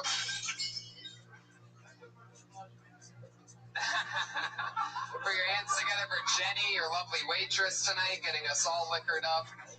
Crown and Coke. Hell yes. You got it. And, so fuck yeah. Patriot, I have some great guests tonight. You guys ready for me to bring up my guests? Huh? Everybody, it's such an exciting night. I've been waiting a long time to get these two guys on here, and I'm really glad that I got them both at the same time. No particular order. You know this guy from the Death Squad, Punch Drunk Sports Podcast. You know him from his great comedy on the Ice House Chronicles and at the Ice House and many other places. One of my funniest pals. I hang out with him every night. It's Jason, the T-Bone, everybody! And also, another one of my favorite friends. You know him, you love him from Workaholics, his half-hour special. One of the funniest people I know, Eric Griffin, is here in the fucking house. What's up, buddy? How you guys doing? Good. How are you? Fuck yeah, great. Good to have you, Eric. Team. Can you hear me good? I don't think you hear me good. All right. Oh yeah, we got you. Welcome, guys. Wow. So far, it's been great. I feel like we got some spilled drinks from an idiot. We got a grown man in a robot suit. We're good, I think. Now, this is your first time really getting to see the Patriot, right, guys? Yeah, I'm jealous. really jealous. I used to have to wear underoos and like that was my Halloween costume. Yeah. You were in underoos when you met him? Yeah, that's between him and I. That's incredible. I don't even know what to fucking say to that. I met him a few times here, like after your show, like waiting to go up downstairs and different things like that. And I'm like, am I having an acid flashback right now? Did I do too much drugs in the 90s? But no. Jason, I want to talk to you. Oh, buddy. It can only go bad. Go ahead.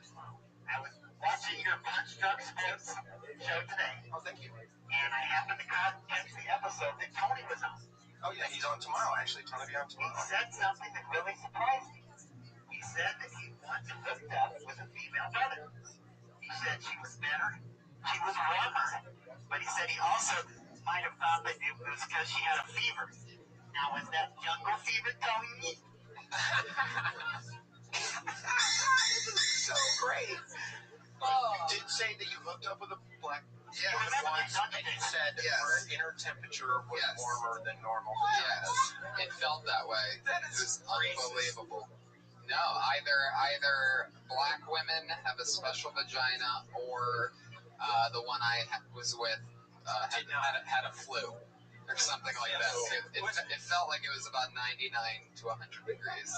It was fucking unbelievable. Well, what is this supposed to be? Room temperature? No, dude, it's supposed to be What is normal. 73 degrees vagina? I'm telling you, this was, if I could up just the vagina temp a degree or two, I would. 1 degree? I'm telling you, it's fucking crazy. But I felt it. I felt it. I don't know whether it was, maybe she had a flu? Yeast infections did that. No. Everything was lovely about her. Everything was, I mean, this is also one of the most beautiful women I've ever been with. One of the most beautiful women you've ever fucked once and never talked to again. No, actually, I got to hang out with her for an entire summer. I was house sitting for Benji. He has a mansion in the Hollywood Hills, or had a mansion in the Hollywood Hills. That's where he was living at the time, and I was house sitting for him for an entire month. And she was some sort of employee that he had? No, I mean, you can, and this was, I was still working the door here, and everything. Fucking the maid. Like, it's me, the best. You're gonna get it, maid. I had no career, I had nothing, but all I had was the leverage of, hey, house sitting for my buddy has a mansion right up the Hollywood Hills. And that's all it takes in LA. One of the best summers of my life. Did you ever play it like it was your mansion? Like, hey, come to a place in the hills. No, it was not believable. You'd walk in and there would just be, there's like it's not Tony-ish. There's like little Jewish things everywhere. Quick question: what's with the sword, broken sword here? Well, this is the sword of Kill Tony. We're at episode 25, so it's taken a beating for the $8 that I paid for it in Chinatown. It's a vegan thing. It's a vegan sword.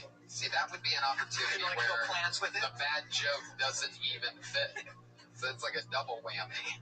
Like you're trying hard and. Oh, we already started? Doesn't even make his sense. First minute, right? Those are pre-talk warm-up. Like, Red Band's going to make a couple bad jokes, and we're going to start the show. Yes, of course. Jason, do you think we can bring glam metal back to the strip if we got Tony in that yellow suit that Uma Thurman wore in Kill Bill and got the wig on it? I don't know if we can bring glam metal back, but I definitely am pretty sure Tony get a couple cocks in his mouth if he walks Yeah, but around. he look cool. Tony kind of reminds me of David Bowie. You know, David Bowie's been married to a black woman for the last 20 years. And now that I found this new thing about Tony on your podcast, I'm ready to rock it glam style. Him in the yellow jumpsuit, he's got the shoes, the sword, the wig. Yeah. Glad that you were able to flush that idea out in front of everybody. Let me talk to you, Aaron, before we start the show. Oh, please. I was listening to you on a film podcast today. And you were getting real passionate talking about the comics. Oh, that's true. Spider-Man and stuff. And Oh, yeah. what I wanted to ask you is, are you aware of the story of Iron Patriot with Norman Osborn, a.k.a. Green Goblin? I am not aware, and I'm sure you're about to tell me. Well, they changed it up in Iron Man 3, and I wanted to hear your thoughts on it, but it's okay if you don't know, man. Well, if you really want me to bitch about Marvel Comics, I'll say this. You can't have a movie like Thor and have aliens attack and then the other Avengers don't show up. It just doesn't make any fucking sense anymore. You can't create a world where we know the Avengers exist and then like, oh, so they're just like busy that day. Spider-Man's just back home. Oh no, Spider-Man's okay because he's not in that world, but they've created the world of the Avengers, the Hulk. Spider-Man was an Avenger for a while. Yeah, I know, but he's not in the fucking movies, nerds. Yeah, but as I'm saying, it takes place in New York, and if this was like a true like Avengers movie, But I'm okay with like not having those worlds connected. They actually connected the world. I'm talking about the actual movies. They Like Peter Parker's like eating pizza, watching the world come to an end. He's like, looks like Thor's got it. let Spider-Man go. We've seen a movie with the Hulk, Captain America, Iron Man. Those people should show up. Yeah, they need to bring in their stars. Yeah, it doesn't fucking make any sense. do you work for Sony? Is that why you're getting ignored? You,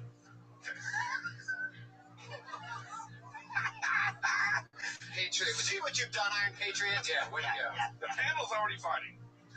This is very weird, nothing from this group right yeah, here. it's really, really tight. These guys are like, just go ahead and start. America doesn't have talent, please. Could you guys get the party going?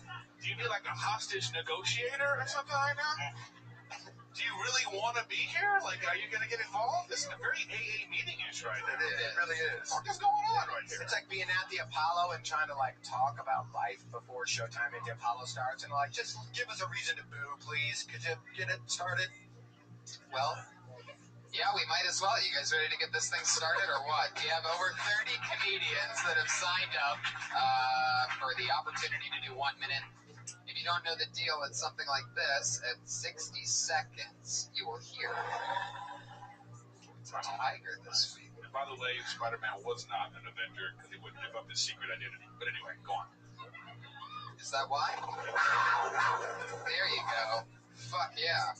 Is that that's what happens if you try to run the sound of the more mellow cat. And if you run that sound, that is one angry bear. You don't want to bring him out. So I'm so confused right now. at a minute, What sound is what now? At a minute, the sound of a cat. We have every cat sound in the So world. what does complete silence from the audience do? What is that one? Well, Is that on there? all right, so are we going to figure out what we're playing at 60 seconds on the light? The lion says. I think Red Band's still on ecstasy from Vegas, everyone. I'm pretty convinced. From Coming 2012? back at about 15% power. So it's the first cat or the second cat? Okay, he's just going to make the noise with his mouth. Just do 90 seconds of comedy, people. I mean, he Right, exactly. Don't do 65 seconds either. Let's But do 60 actually seconds. do 60 seconds. Okay. Yeah. Yeah, appreciate that. Okay. Somebody got that one? All right. Alrighty. Thank you for the 4 people paying attention. Here we go. It's Dean Parach. His days look like huge. You know I feel so dirty when they start talking cute. I wanna tell them that I love them. Hi guys. So I'm a new comic and I'm trying to find my voice. So I was watching Little Mermaid the other day, and I realized Ariel's hotter. Ursula's way more fuckable. She's in her own place. You don't have to worry about her daddy coming home and blowing you up with a trident. And I don't know if it's a vagina, but it's fuckable. That's all I got for that one. 30 seconds. Wait a second, you just did 14 seconds. Wait, that's really it? Yeah, I need You were doing good, dude. but You have nothing else. Do another one. I'm trying to, make that fit a little bit longer. I mean, you still got 35 seconds. I don't know, if you're going to something about how, I don't know. You know what that sound means? No, actually we don't. We heard 14 sounds before the show started, and none of them made sense to either one of us. I would love to know what sound is what. That was never a sound that we heard, actually. It was a giant fog whistle. The odds of us turning that Little Mermaid bit into something is, the odds are better of there being an actual mermaid that's on the show at some point. I disagree. I understand what you meant. I mean, when I got up... First of all, I thought, you could have went with the Ariel's too hot and the fat girl is easier to fuck. You know what I mean? I thought that's where you were kind of going with that, So You can't have sex with a mermaid, but you can have sex with Aqua. Well, see that you should have talked about that kind of stuff. But there's no right or wrong way. Like you could have gone to like talk. Now you can start talking about fucking fishes or whatever you want to do. But you know, don't stop. Just because you have a little premise, make that your punchline, and then work backwards. Mermaids have buttholes, by the way. A lot of people don't know that. Do they? Oh yeah, they do have to poop. Yeah. Where's in a key out of their butthole? That's the hard part. Is finding the butthole. Well, I mean, are they hatched? I mean, like, mermaids don't just, like, appear. They have to, like, come from someplace. And that's the problem. The bud. Yeah, fuck Ursula, Really? though. It's like an egg. You have an obsession with Ursula. I mean, it's a weird, I mean, she's kind of weirdly sexual. It's like, How so? I mean, I don't know. She's kind of doing the sex stuff. Well, how was it? Well, how was it to you? She has those little, like, squiggly, like, slave dudes when you walk into her place. That's weird. I think you see what I'm saying is like right now you're more engaged about this than you were during your act. He's totally right. You know, so all I'm trying to point out to you is that just, you know, Stretch. you're so nervous about this thing, and it's like, don't be. Just talk about, you know, what you think about.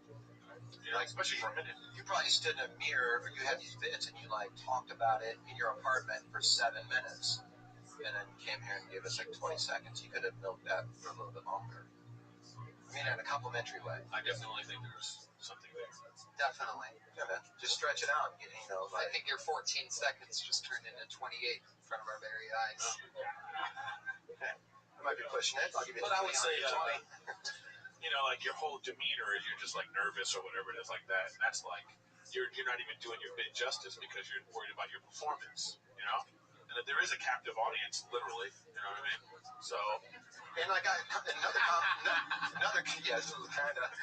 compliment I'll give you, man, is like you had it, got a couple laughs, you know, and you never come out strong. Like any, you know, these guys are all good comments up here. Like no matter how funny your first bit is, you know, people kind of laugh at it, and then you get them on board after that. Like, you know, you had them on board, and then you go, by the way, go fuck yourself.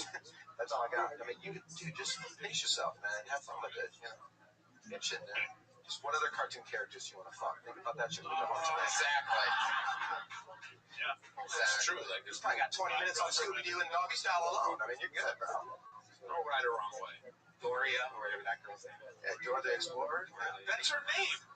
Or Daria. Explore that chick. Daria would be better. We could fuck Dora and Daria. One's tighter than the other, though, guys. And we know it ain't the Explorer. You know why? Speak Spanish. That's always a fucking. Dora the Explorer speaks Spanish. And that chick likes it dirty. She's like 4. That's weird. Just saying. In her country, it's okay.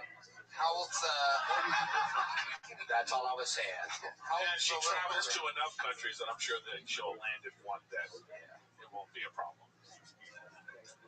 Yeah. Someplace Asian. Yeah. I feel like we've all learned a lot so far tonight. Cool. You're wrong. I think more about us than about Yeah. All right. Thank you. Thanks, guys. There you go. Dean Karach, everybody. The one pun gun on Twitter. You guys remember any of your, do you remember any of your, like, first jokes when you were starting stand-up? Yeah, I do remember a really horrible joke I had when I first started. It was about how there were no black people on Jeopardy. And if there were, you would have, like, the categories would be, like, blind singers, barbecue holidays, you know. They still killing it. Look at that.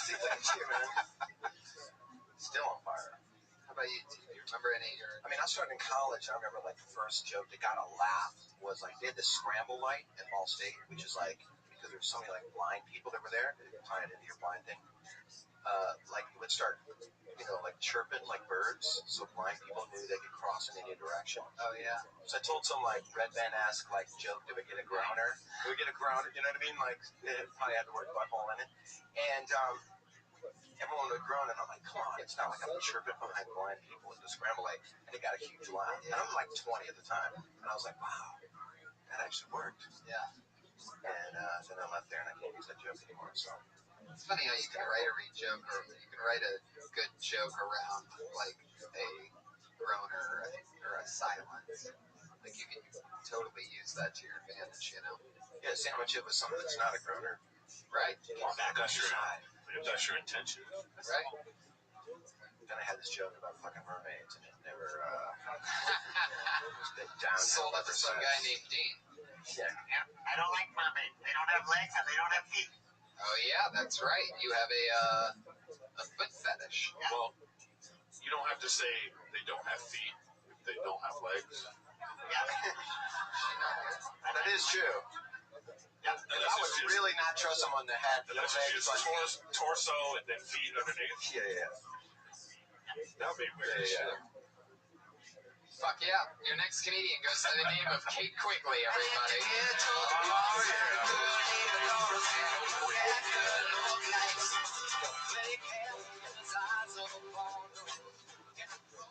Hey guys, so I'm a really shitty dater because I suck at picking guys. Because I want to believe every guy is the right one, so I just make excuses for him, you know? Like I had a guy show up at my house recently wearing a hat for a first date, wearing a hat that says cock on it. Literally. And I'm like, cock, that's not good, but I don't know, like maybe he's not a homophobic guy. Like that's not so bad, right? No, it means he's a dick and he's advertising it on his forehead, you know? By the way, I dated that guy for a year. True story. I mean, I feel like it could be anything. Like Hitler could show up wearing a shirt that says, I killed the Jews. I'd be like, I killed the Jews. That doesn't seem good. But maybe he's a stand-up comic and he really kills it in rooms filled with Hollywood executives. I don't know. No, it's fucking Hitler. Like, I'd probably marry him. Because that's how awesome I am at picking guys. You know, we'd have little Hitler babies running around. But you have to admit, they'd have amazing stage presence. Because Hitler had that. He had that. That's a minute. Fuck yeah, 58 seconds. Yes. Start off by saying your internal clock was awesome because you're like, that's a minute. And it was She just remembered sex with the guy with the cock on his head. Yeah. That's about right. Come on, people. So a guy really had a cock tattooed on his forehead? No, he had a hat that said cock on it. Wasn't even paying attention. Yeah. The crazy thing is, I see the hat a lot. Now, did it just say like just cock or like because South Carolina are the Gamecocks? No, it wasn't a gamecock. It has a rooster on it. I have And that it says hat. cock. Yeah. You have that hat. Why am I not Brian? But it doesn't say cock on it; just has a rooster on it. Well, No, it says cock. I have a next to the different rooster. variation of that one. well, I would say since we're supposed to be given constructive criticism. I feel like you're going to save the show tonight, by the way. With this. I mean, we don't all have to be funny, you know what I mean? Technically, you do, actually. Not really. I would say that, instead of like trying to think of things that are funny, just be truthful about how you feel about these things. So I think the joke was supposed to be about like you're horrible at picking guys, and then so this is like, oh, these are the guys that I picked, and then you were trying to make the things you were talking about funny, like, oh, Hitler funny, the cock thing is funny. It's supposed to say more about you, Yes. So you be vulnerable, you be like, talk about yourself, and then and as a side note, oh, this is how I'm horrible at picking guys because this guy had a cock on his head and I still went out with him, and then you don't have to come up with some like fictitious thing that doesn't ring true. You know what I mean? Or you can just not just yet. Like you can really personalize that and make that about you and make it about. So like when you get off the stage, people feel like they know you. Totally. You know what I mean? Yeah, So, yeah. Or relate. Relate, yeah. Yeah. Which is the same thing. They can relate to that and be like, oh, that happened to me once, or that happened to my girlfriend, or that kind of shit. And I would say that this is really like this is a tough situation. You comics are coming up here doing this, so the people that are gonna come up, come up and perform like you're in minute 8 of a 20-minute set, so it doesn't ring so like false. We're still having a good time. We're up here making fun. We're having great. So come up here and just like then it will sound real. It won't sound like, oh, that person's only doing a minute of comedy in front of these people and nobody's paying attention, so they're gonna like blah blah blah. You know what I'm saying? So just like chill, relax. But that's not even just for you. Just for whoever's about to come up here right now. You know what I mean? You can still. Sometimes you only get a minute when you go to auditions and things like that. So you can't wait 5 minutes to do your minute of like really showing who you are. So we'll be back after this. Spoken like the only person up here with a network show. Well done. We don't have commercials, by the way. You don't have to say that here. You can actually say the word fuck. It just sounded the perfect time. Yeah, I'm sure. Let's go to a caller in It's Texas. naturally in your own fucking, it's in your ethos now. That's my favorite thing to do. Let's go. Yes, it is. Yeah. We'll be right back after this. Of course, man. You guys know the best thing about Quiznos? Oh, God. Wow. It's a left turn, but I'd like to hear it. They have Diet Mountain Dew, and right now you can get a small Mountain Dew and a roast beef 6-inch for $4.99. Are they a sponsor of the show? Yeah. Oh, well then we did actually went to a fucking commercial. Is that a fact? That's right. We did that. I love Quiznos. We all love Like, Quiznos. And the only thing better than Quiznos is washing it down with a delicious G2 Gatorade from our friends Low-Calorie G2 Gatorade. A full balanced meal for everyone that likes things. And if you like that, then you should drink Smart Water because that's also something that. Yeah, if you want to, and while you're doing all that, go to ericgriffin.com. And look, no one wants a baby. Wear Magnum condoms. I'm wearing one right now.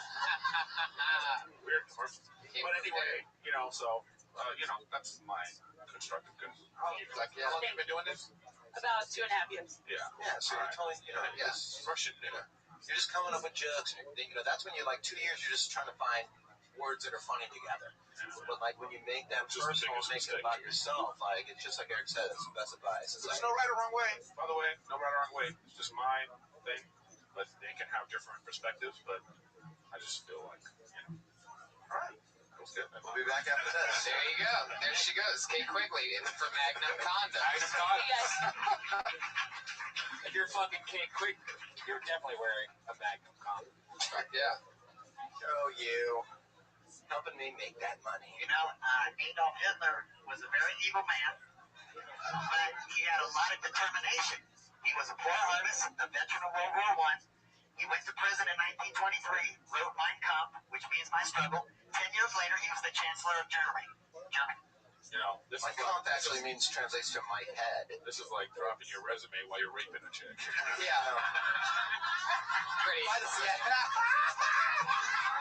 By the way, have I ever told you about Jeffrey Dahmer and his great ideas? No, I know he's evil. I know he's a bad guy, But he did a lot of things. that's a See, big you're still doing it. I know I'm forcing my cock in you, but funny story about where I went to college. Germany was having a tough time in the 20s. He rallied the country together. It was incredible what he did. Oh my God. What is wrong with you, Patriot? No, I love the Jewish people. I love the Jewish girls, especially. Don't get me wrong. Jewish girls especially. Well, you just fucked that one up, Patriot. You know what Jewish girl I really like is Little Esther. I've been posting some screenshots of Little Esther. Yeah, Dude, I'll tell you what, you want to have sex with Little Esther? Here's what you do. Wake up and ask Little Esther to have sex. That's all it takes, buddy. And Redman, what's her feet look like? Ouch. Obviously, the teeps fucked a little less. Well, if you imagine her feet without all the hair, they look pretty nice, probably. But she has hairy feet. Oh, yeah. Don't tell that to this guy. This guy's about to go nuts. Does she have legs attached to her feet? I shaved that hair right off. And next comic from So the let's talk more about this rant you just went on about Hitler for a second. I can't pull another Kim out of the bucket that quick. Where is that coming from? Just be honest and real. How do you have that take on finds Hitler? the good in everyone. Well, I'm just saying it's amazing that country was really struggling and he was really poor and he brought them together. Now it went bad. It went bad after 1933 in the late 30s. And it could have gone worse. Went bad is a light understatement. You're right, bro. The Holocaust? Are we talking about the same Adolf Hitler? That shit went pretty bad, Tony. Tony's right on that one. And I mean, you gotta give him credit. I mean, he was poor at one point, and then he's killing Jews in chambers. He was a nice artist, though. You ever look at his art? No. It's pretty straight. Really? Yeah. It's like, what? That's not fair. Wow. Well, he creatively killed people. So. It's true. He like Charlie Chaplin, too. He's in my book. Especially his mustache. The views expressed by Iron Patriot are not the views Of the Magnum Once again, Corporation. show network. G2. This guy's always on it. Quiznos. Smart one. Gatorade does not endorse the thoughts of... Coming in next, Adolf Hitler. Here he is. It's Frank Castillo, everybody. Here he comes. Turn it up. Hey everyone, I was at work and we have to do a lot of homeless people. Really, really scary. Usually when they come in, we just try to ignore them. We had one crazy guy come in and he was just talking to himself. He started shouting and being really aggressive. Came in, he was just like, everyone should buy my package for $39.95. It'll make you a millionaire. He was just getting outlandish. In the middle of it, he's like, I may be delusional and schizophrenic, but I know what I'm talking about. And In the middle of it, he started trying to sell candy bars to random people. So he walked up, he was like, buy a candy bar, I need to buy a beer. My boss was like, just get him out of here. So I walked up and was like, sir, you can't sell candy bars. He was like, I know, I'm trying, but no one's buying. In the middle of it, another homeless guy who usually comes to our store came in, and he looked at the other crazy guy, and he goes, crazy people. And I looked at him and I was like, what? You can't judge another homeless guy. And he's like, yep. Well, time to get back to my spaceship. Just walked out. There you go, 1 minute. Well done. Fuck yeah. I say we picked the cat. Yeah, he nailed it. Eric, what do you think? Where do you work? That's what I was going to say. Coffee shop. Oh, damn it, I should have. Yeah, man. Just, it's the only note I would give you, bro. Yeah. Is create that, set that world up. Yeah, we're trying to paint a picture in your head. Because you'll go into the bit, and all of your setup, everybody's thinking, where does he work? And they're trying to put themselves in that place, right? Create the place for them to be, and then make it funny in your personal take. Other than that, man, it's fun shit. Yeah. And, for some reason, exactly, I was picturing you at like a print shop for some reason, like the Kinko's, and I'm like, oh, there's a homeless guy selling candy bar at the Kinko's, you know what I mean? I don't know why, but that's just, because I didn't have an answer, that's what I came up with after a few seconds. I pictured a kind of specifics. Yeah, because you have, there's what? And everybody people here, you probably had 55 different places that you work at in their heads. You can create one right out the gate. I work at this coffee shop, and this is the shit I deal with. Right. In 1-2 second sentence. Plus, we're all used to seeing crazy people at coffee shops, so it's easily relatable. And the stuff that happens with them is funny, as is, so everything else is pretty solid.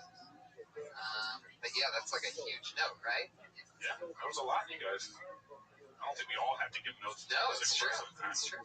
But I'll tell you this, Frank, you've been on the show a few times, and I gotta say, I mean, that's definitely one of the funniest minutes I've seen so far. So great job, hey, Frank C.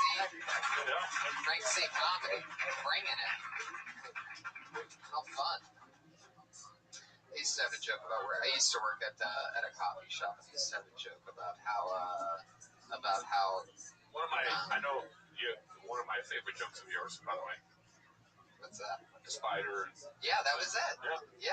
You remember that? Yeah, that was funny. So crazy. That was like 4 years ago. What was it? It was like 6 months ago you were still doing that. No way. You guys want to switch seats? What would that do? I'm confused. Yeah, so right here. If we switch seats. Oh, I see. Switch with Iron Patriot. It doesn't. Yeah, it was about killing spiders. I work with all women and gay guys, and neither one of them likes to kill spiders, but you know who loves killing spiders? Trannies. Is that true? Yeah. Trannies just they see a spider, they just fucking tuck and stomp. It's crazy. Tuck and stomp. Anyway, do the tuck and stomp, everybody. More material that I retired. Why? That's you do it on a special, it's not retired. There you go. Give me a special and I'll do it on there. Talk to your peeps. All right. We'll be back. I actually think we have the same agent, so I talked to him today. Anyway, no, yours is better than mine, but we are with the same agency. I think so. I don't know. Anyway. You guys want to switch seats? People can't relate to in a million years. Your next comedian is Mike Grubbs. How about that for some news? Oh, shit, in the middle. His name's Mike Grubbs. Hello, guys. All right, so I got a gay little brother, and when he first came out to me, I was a little bit confused because I thought he was just a straight guy that liked to wear mascara and wear great Peter Pan tights. But it turned out he liked to suck dick too, so what are you gonna do? But anyway, so he told me to kind of put me at ease. He said, Mike, being gay is just like being left-handed. And I was like, yeah, they're both fucking weird. But then I started to really kind of feel bad for him because I'm like, not only are you going to be discriminated against, but now I got to buy you special scissors and a special can opener, a notebook so that you don't smear your writing when you write with your gay hand, pretty much. So you hate your brother. Oh, you know, I'm in the gay bash. You know what I mean? What I've been doing is since I was 3 years old, I didn't realize it. You really hate vegans. It came across for me there with a left-handed person that he hates me more than he hates his brother. So, That's kind of what I wanted to do, like more about left-handed people than gays. Sure, man. And Well, see, that's the main problem when you first start doing comedy is people don't know what their jokes are about. Well, this is when I first started doing comedy. Yeah, well, I mean, what's that joke about? I don't know. I didn't want to come out. How long have you done comedy? Like 1 minute. Oh, well, good for you. Okay, dude, then that was actually really good. That was your first minute ever? First minute ever. Then I Holy shit. Okay. Yeah, then that was ballsy. Yeah, Mike Grubbs, everybody, with his first minute. Definitely don't hold the microphone like this. Yeah, I don't know what I was Dude, doing. yeah, you gotta get the mic over that because it was like sometimes I couldn't hear you. Yeah. Sometimes I was up here, it was a little too. Okay, got it. 1.5. We'll start there. Okay. Good luck, buddy. Thank you. Mike Grubbs. That's All right. an interesting name. Mike Grubbs. European. Mike Grubbs. Yeah. Keep saying. I wouldn't want to be a big guy with the name Mike Grubbs. You know, no, it's perfect. I couldn't, you know. Grubs a lot, obviously. Hello. That's present tense. It's present tense. We be grubbing. Yeah. Well, I mean, do you have any questions? This is your first time? Yeah. No, I don't know. Do you really have a gay brother? I really do. Yeah, he's gay. Yeah. This guy's fucked. No, he really sucks dick. Is he younger or older? We used to younger, 1 year younger. Wait. I mean, we Wait, hold on. sucks dick. We're gay. It's like, Wait, hold on. Go. Continue. No. You about to talk about your brother. Go on. Yeah, no, we used to live together. I bring guys to the house. Okay. What else? No. My point is, I'm trying Like to the make. fish. yes. No, the point I'm trying to make to you right now is Go. how you're talking about your brother right now is how you should do your jokes. Yes. Okay. You know, you have some passion now. I know how you feel about it. You have For some sure. gusto. It's all about performance. You know what I mean? Okay. So it's like that's like when you came again, people are coming up here and they're all nervous, holding the mic weird, and no energy. Then like now that you're all comfortable with yourself, you're like it's more. So it's not necessarily about the jokes are bad. It's just like it's all about you being comfortable on stage. So just like And also, I'll say this, man, because that's a hot topic in LA. And I was raised by lesbians, and I've been doing stand-up for like 16 years, and I have a lot of jokes about being raised by lesbians and all this kind of stuff. And when you do that kind of material, you have to create this empathy. It's very important that you go, I am not against this. I support my brother. I love my brother. And because of the choices that he's made and who he was born to be, I have these situations in my life. You can't make it like, you know what I'm saying? Yeah, sure. You have to fucking love your brother. They have to know you love your brother before you say shit. I wanted to say at the end, and I forgot to that, You got the I don't tiger, mean to you got gay the tiger. bash, but I've been doing it since I was 3. It's like I've always picked on it. Where are you from? Where'd you grow up? SoCal. Okay, right. Simi Valley, Ventura, Oxford. Yeah. And also, write out your thoughts on living with your brother. What was that like? It was crazy. It was really crazy, and I actually only just started writing.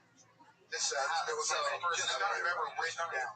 So you lived in a 2-bedroom with your gay brother. That's right, and my wife and my son. Wow. Added bonus. Did you hear the reaction when you said that? Yeah. That's where you go, buddy. Got it. Make it personal, man. Okay. Let them know you, buddy. Hey, congrats on doing stand-up for 1 day. There you go. Welcome. Mike Grubbs, everybody. Somebody just yelled, welcome to hell, because he just started stand-up.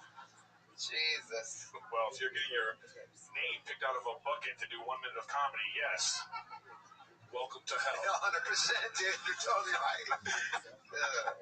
The thoughts of Eric Griffin, not those supported by Moving right back. Magnum condoms. He's mgrubs87 on Twitter. Frank Castillo is Frank C. Comedy on Twitter. I think I mentioned those. If not, One Pound Gun was Dean, and Kate Q Funny was Kate Griffin. Magnum Cops, where are you at?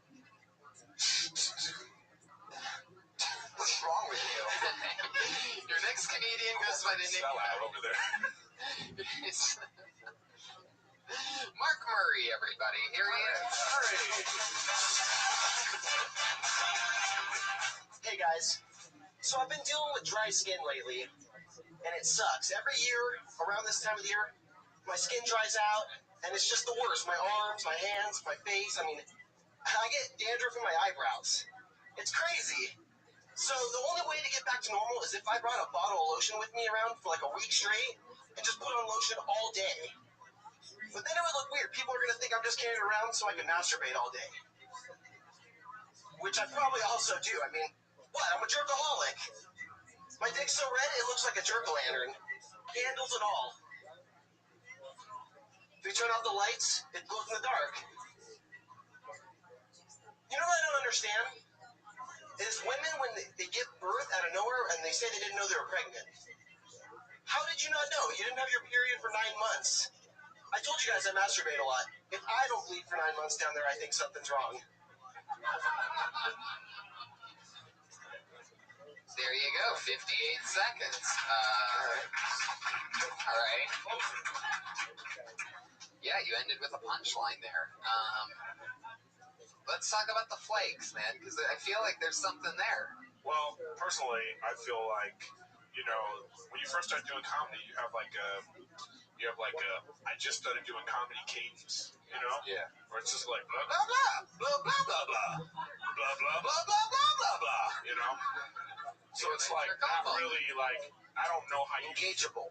I don't know how you. That's not what I mean. I don't know how you feel about like these things you're talking about. Like, are you upset that you have flakes? Are you like excited you have flakes? Because now I don't know. You could go anywhere. But you were going. I know where you wanted to go with it. You ended up where you wanted to end up with, masturbating. But you didn't have to like tip your hand so much. You know what I mean? It's just all about it's a performance thing. It's all I. It's true. I agree with this big time. So I just think that.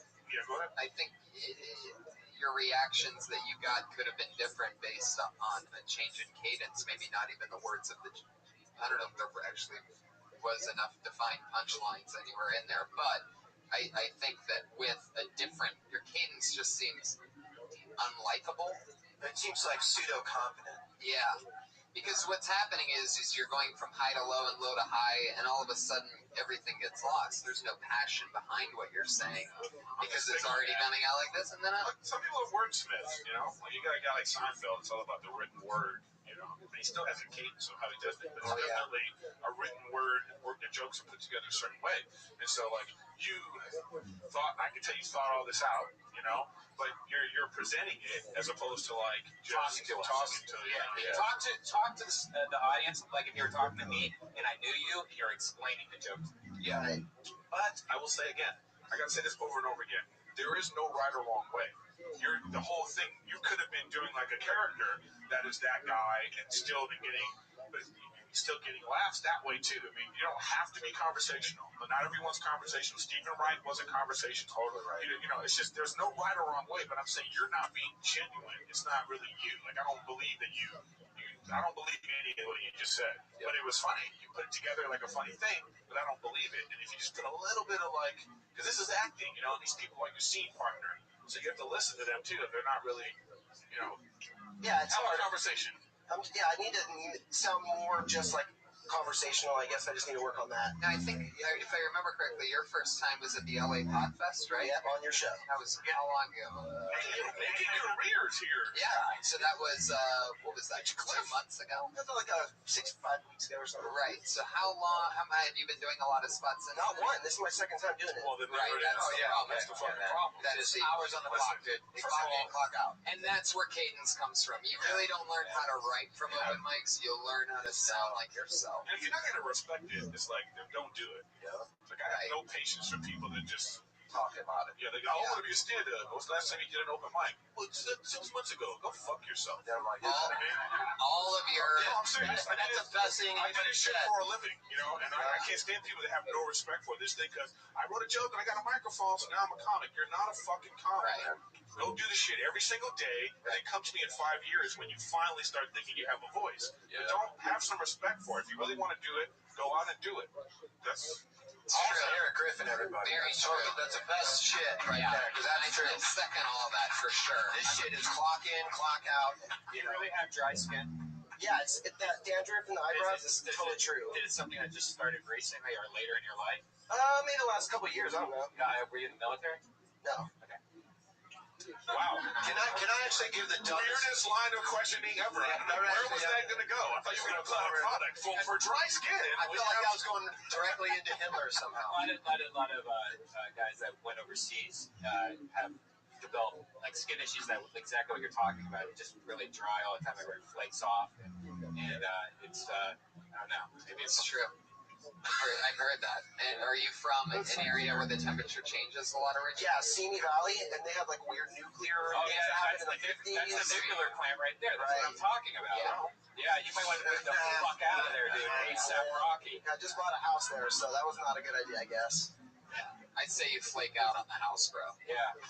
Seriously. How many did there? You're going to be happy. You're going to Detroit on that. Yeah, man. Just eat your dog and He dies of cancer. Yeah, you don't want no 4 nipple babies. Mark, if you want to do this, you got to do more spots, man. You got to fucking make it a lifestyle. You know, I know people that were managing a McDonald's when they started, and you know, it's like you got to fucking make sacrifices and do whatever it takes. Weird. If you want to.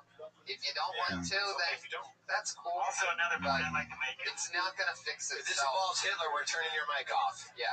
And Hitler wanted to do it, and he went out. Hitler had a plan and he executed it, and that deserves some respect. Yeah. I have to put him on probation talking about dicks because it's a podcast now, so when he talked about dick molds, and it really confused Mark Weir, if you remember that. I do sort of remember that, but I feel like dick molds went better than this, didn't it? When you said that, Is that a real suit with like the computer display in front of you? You like, remembering everything? Yes, it's a fucking. I definitely want to put that helmet on and just like see the POV, but Well, that's TV talk. So we'll be right back after this commercial break. Fuck yeah. And there you go. So, Mark, rock and roll. Figure out what you want to do with yourself, man, because you could be whatever you want to be when you grow up. Mark Murray, everybody. Thanks, guys. The second time ever. You said here I am starting careers. It turns out it was the second time ever on stage. Well, that's what I'm saying. It's done two minutes. Yeah, I think you did better. I think you did better. I like what you Compared to Hitler, how did he do? Well, I really liked Mark Murray. He had blonde hair and blue eyes, and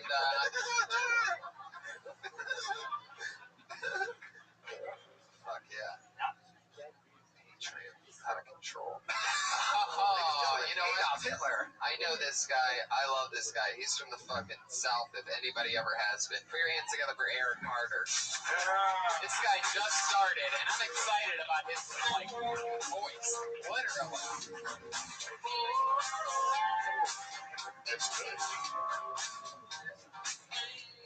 What's up, everybody? How we doing tonight? Hell yeah. It's good to be in Hollywood. I just drove all the way from the Confederate States of Orange County. But like he said, I'm originally from Mississippi. They think we're all stupid. It ain't true. Some of the best chemists come out of our trailer parks. Now, I notice y'all boys out here in California use little different words like karma. That's got to be one of the biggest candy-ass terms I've ever heard. And yes, karma is a bitch. My bitch.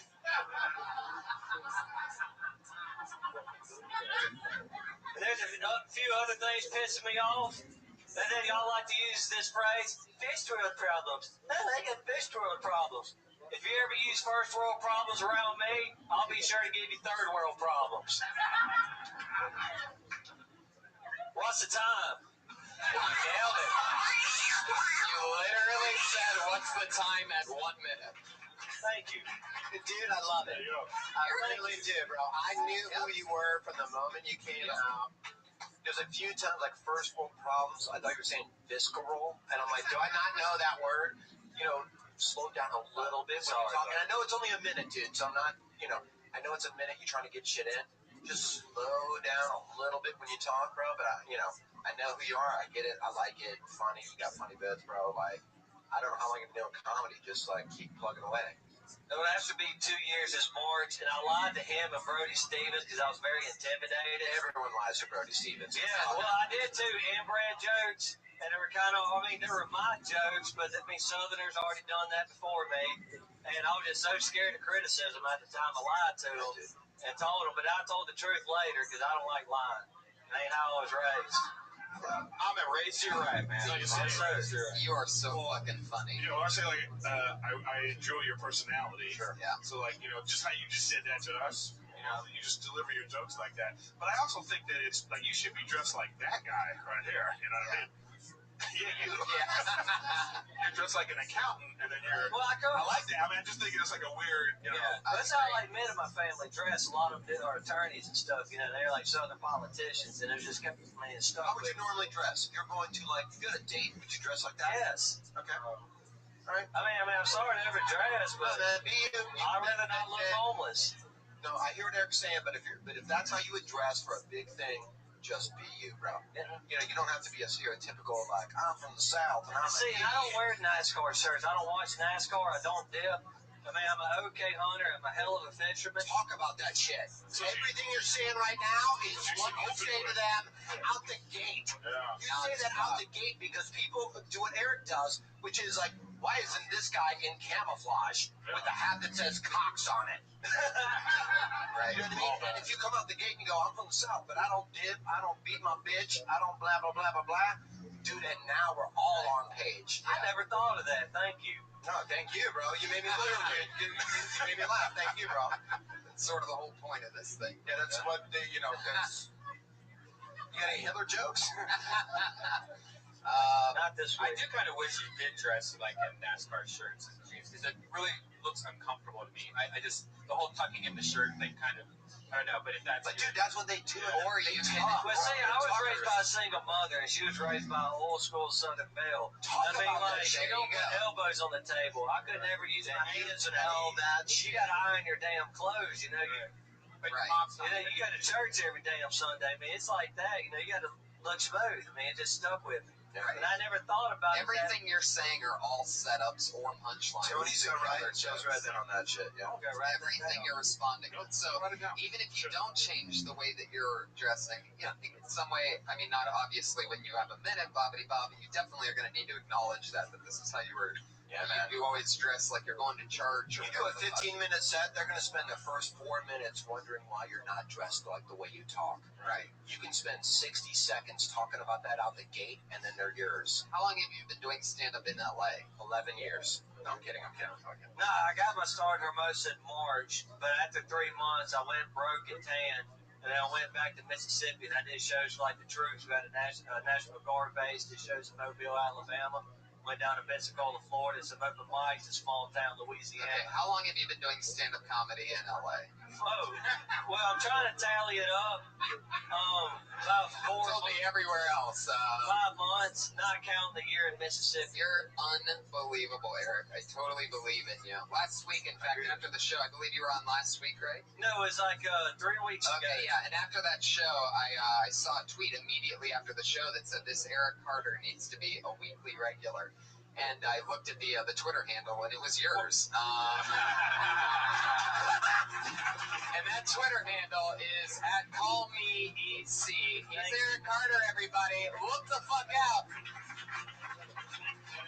This guy's the future. He's like Larry the Netflix guy. Yeah, sweatiest palms in Hollywood. Yeah. Wait, company. Larry the Netflix guy. Yeah. I got to go upstairs on that. That's a funny bit. Thank That's a funny joke. Well, I would say one thing about that dude is that he's got, you know, you genuinely like him, right? You know, Yeah. It doesn't matter what he was saying. So I think that that's like you know, that's a lot of it. That's part of it. You know, some people are hated. Some people come off as a dick. But that's part of their thing. That's their charm. So, like I said, there's no right or wrong way. He was just likable. So I just hope that he's self-aware of what's going on around him. That he'll be okay. Like Tony knows he's an asshole. Yeah, you know what I mean? Right. No. So he comes off like that. But he's right. You know what I mean? You're totally right. I'm not trying to be. I mean, for real. Like some Yeah. people have the thing and they do 100% it. right. And even more recently than ever before, am I finally even writing my stand-up out of that voice. Yeah, so, and it's clicking because the other jokes are hinting at me being an asshole. So now when I'm doing, I'm confirming your thoughts. 100%, dude, because a lot of times, man, what people need to know is, like, people look for their voice. You're early in your stand-up and you're looking for your voice.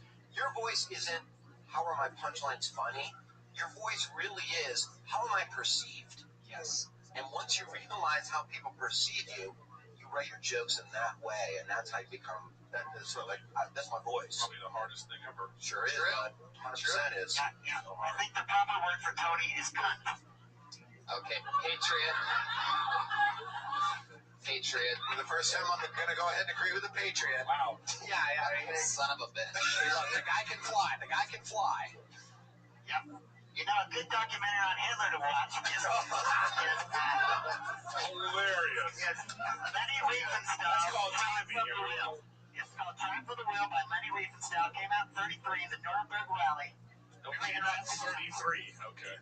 That's just good. Is there any modern ones where? Yeah, a lot of good documentaries from 33. Yeah, you can watch it on Netflix. I bet. All right. But Lenny did regret that. Lenny Riefenstahl regretted that she did that later on when everything went bad. She regretted it. Patriot, this is fucking bad. This is bad. No. Don't be surprised if you get a call from Parks and Rec this week and they're like, it ain't happening. Hey, put your hands together for Sean Conn, everyone.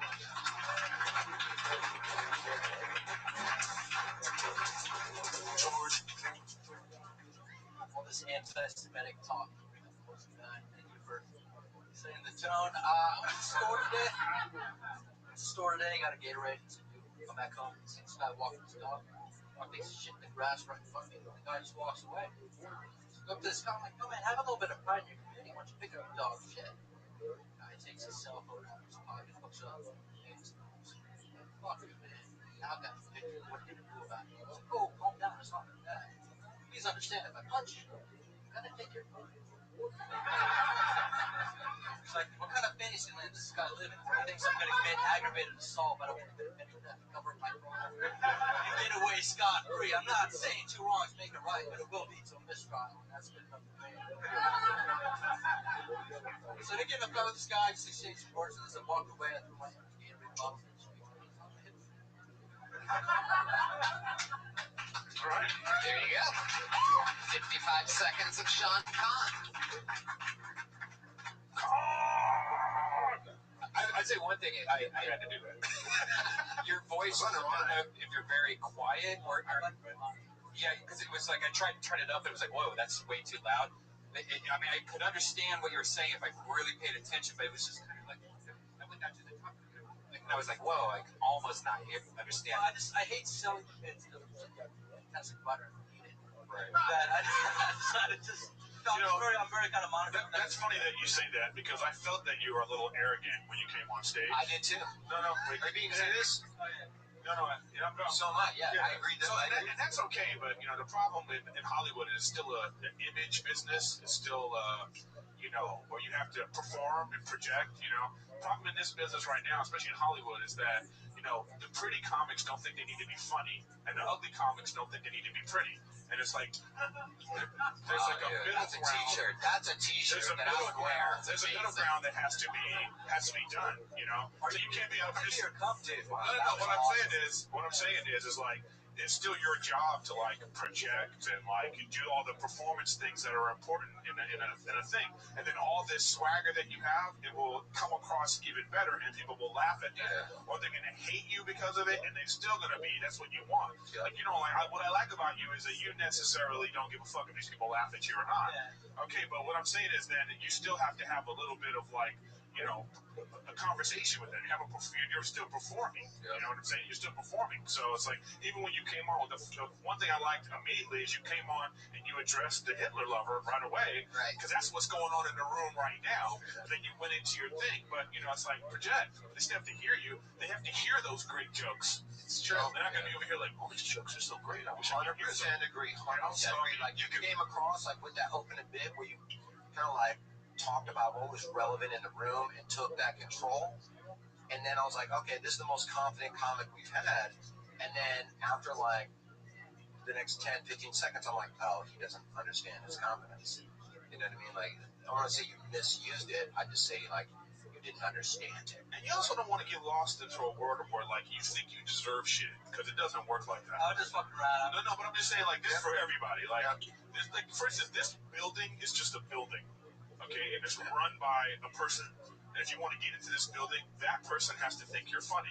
It doesn't mean that you're funny or not. Just that person has to think you're funny. If you want to do all the things to make that person think you're funny, then you do it. If not, you move on to the next thing. You know what I mean? Because there's a lot of rooms in this world. You know? What's that? Just trying to get into the Comedy Store. Wow. When you don't have any jokes. That doesn't help. That doesn't help. That doesn't help. Jokes would help getting in the. Oh, you can fucking do that shit. Yeah, man, and like we're not knocking your confidence because that's such an important thing to have. But don't misuse confidence when you're a comic, because to the audience it comes across as arrogance, and you have to create that, like Eric said before. You'll get that later. Oh, I got a guy Josh Martin will come over here. It's true. The twist on the arrogant thing is, since you already come across that way, if you project just a little bit, like 10-15%, it's almost like they're like, this guy's arrogant, but he's doing this for us. Does that make sense? So it's like we can tell he probably doesn't even want to be that much louder, but he's doing. I don't know. You know what I'm saying? Like when you're that confident. Just a little bit more volume, because that was going to be my note. Absolutely, it was just a little bit of volume control, which is it's really just the mic anyway. You can still talk however you want to talk, but you have to control wherever you want to hold the mic. But if you give just a little bit, you get a lot more. In fact, I got heckled during something was going terribly wrong with some kind of speech. It was like a Christmas speech or something. Oh God. Yeah, it wasn't even stand up, but I was saying something and it wasn't even going well. And then I remember somebody going, "Project!" And I remember just being this person who I didn't think was that funny, but had a theater background. And, they just know the performance side of everything, and I just know how to sort of think of funny ass shit right up the top of my head all the time. It's like sometimes like I'll give this advice and it really can go a long way. It's like, confidence is cool. It's really great. It's an asset. But just being like, I'm not better than the audience. I'm an audience member that has a microphone in my hand. You know what I mean? And you're having a conversation with 65 people. They just don't have a mic in their hand. What do you think? I think if it was longer than a minute to get into it, it's just you do have a very quiet voice. That's your thing. I'll get worked up. I'll be in the back and I just talk like it's very like monotone, very kind of soft. I'll get into it though. Just like hold the mic like this.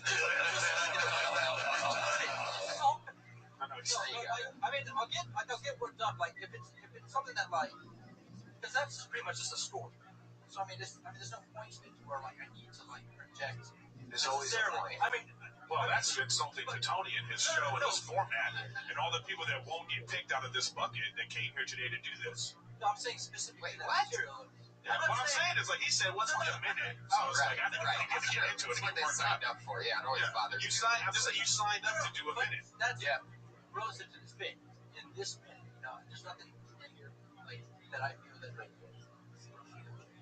Whenever you're like, I'm going to wait till I get a 20-minute spot on HBO, what happens is you never get a 20-minute spot. You're going to have that needs the energy. I'll put the energy out.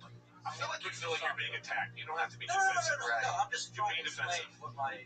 You're being defensive. I mean, there are tens of thousands of listeners and 80 people in this room right now, but whenever you're ready to project, I guess... Iron Patriot, throw him a Hitler metaphor. The talent coordinator of the Comedy Store listening from the end of that green hallway, but why would you project? You're right, Sean.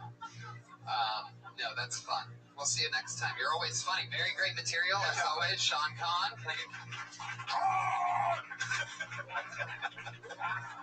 He's a big guy. It's a deep voice, but it's like a little tiny deep voice. Yeah, it's very like it's like an Armenian shack. That's hilarious. Perfect example from the next minute. I don't know if we kind of end the show on that. Well, we are moving into our final. I have a feeling we won't. moving into our final part of the show where, as always, and Is this a lightning round? Nope. It's 3 lovely females who do a new minute every single week. Nice. And tonight will be no more buckets. Nope, we're done with the bucket. Bucket with the bucket, everybody. Sorry. There you go. How about one more hand for Eric Carter, who brought the bucket? Sean Conn. Mark Murray. Mike Grubbs. Frank Estes. One more time for America, everybody. And Dean Garage. Okay, so let's start out with the newest of the ladies. She's known from her performance at the LA Podfest where she made her Kill Tony debut. She's been pretty much on every show since then. Put your hands together for the very funny Sarah Wineshank, everybody. Here she is.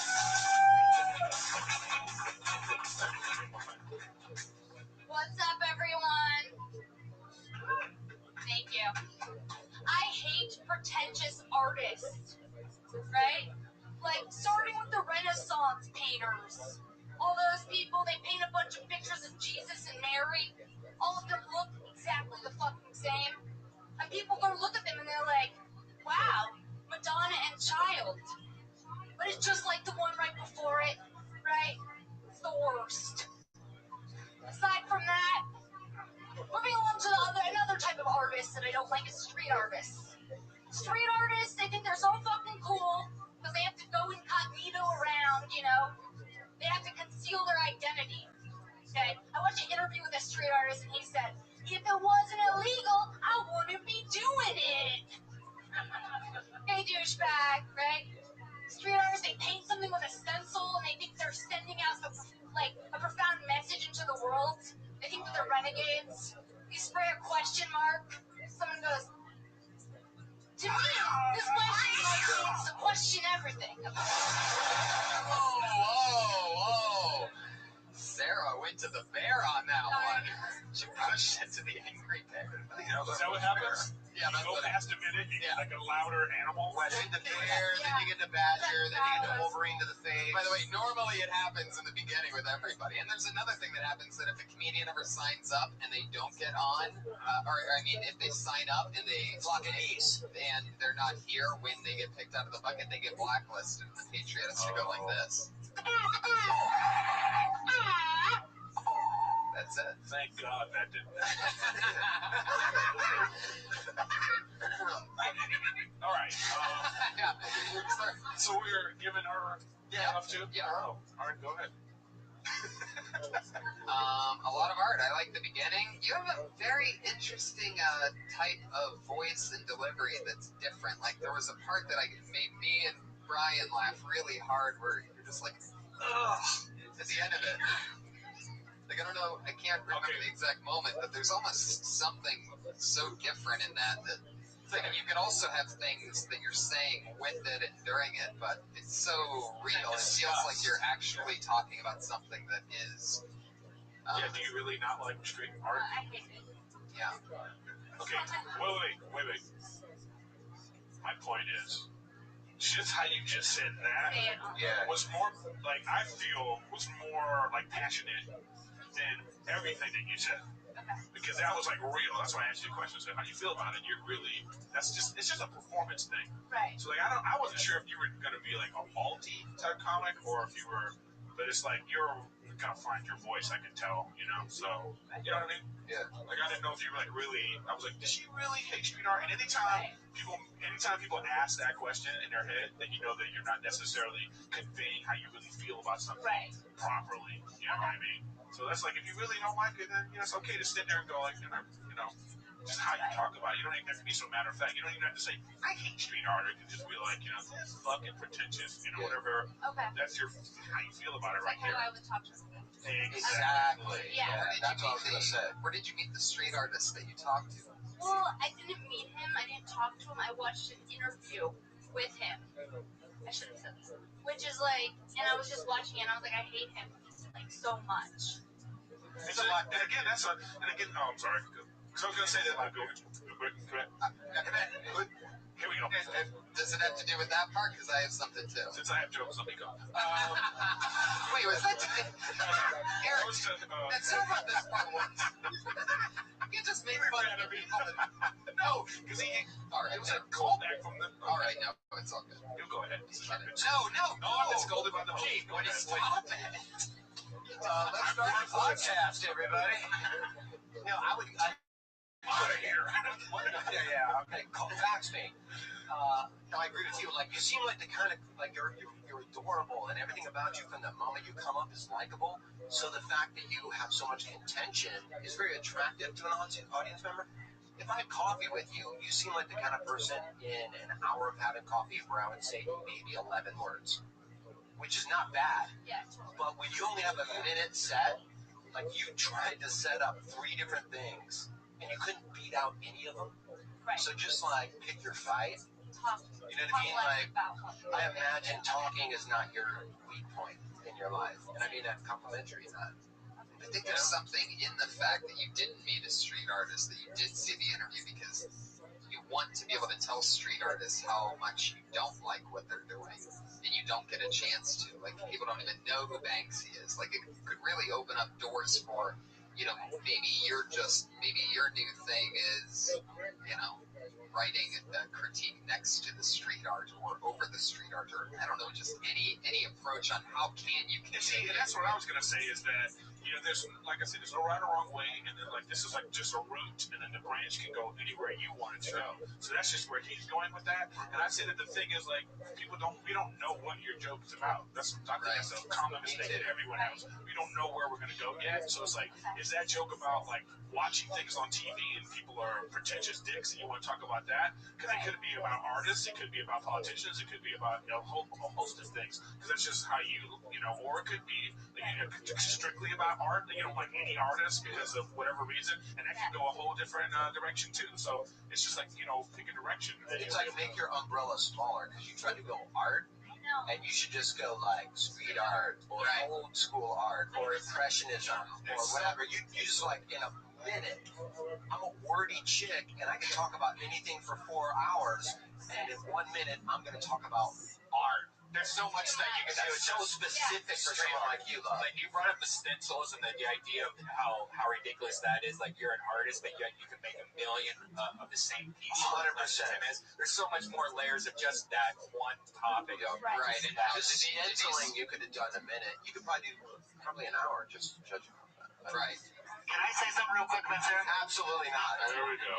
Let me. Yes. I'll answer your question. Yes, she's Jewish. Listen, it was a great development this week because I saw Sarah on the Ice House Chronicles, and it's cool to see that if you impress Redman and Tony, they'll take you over with Death Squad to the Ice House. And I'm looking forward to Sarah being over there, and I'm looking forward to Kimberly going on that show too, Ice House. There you go. It was great. The Iron Patriot.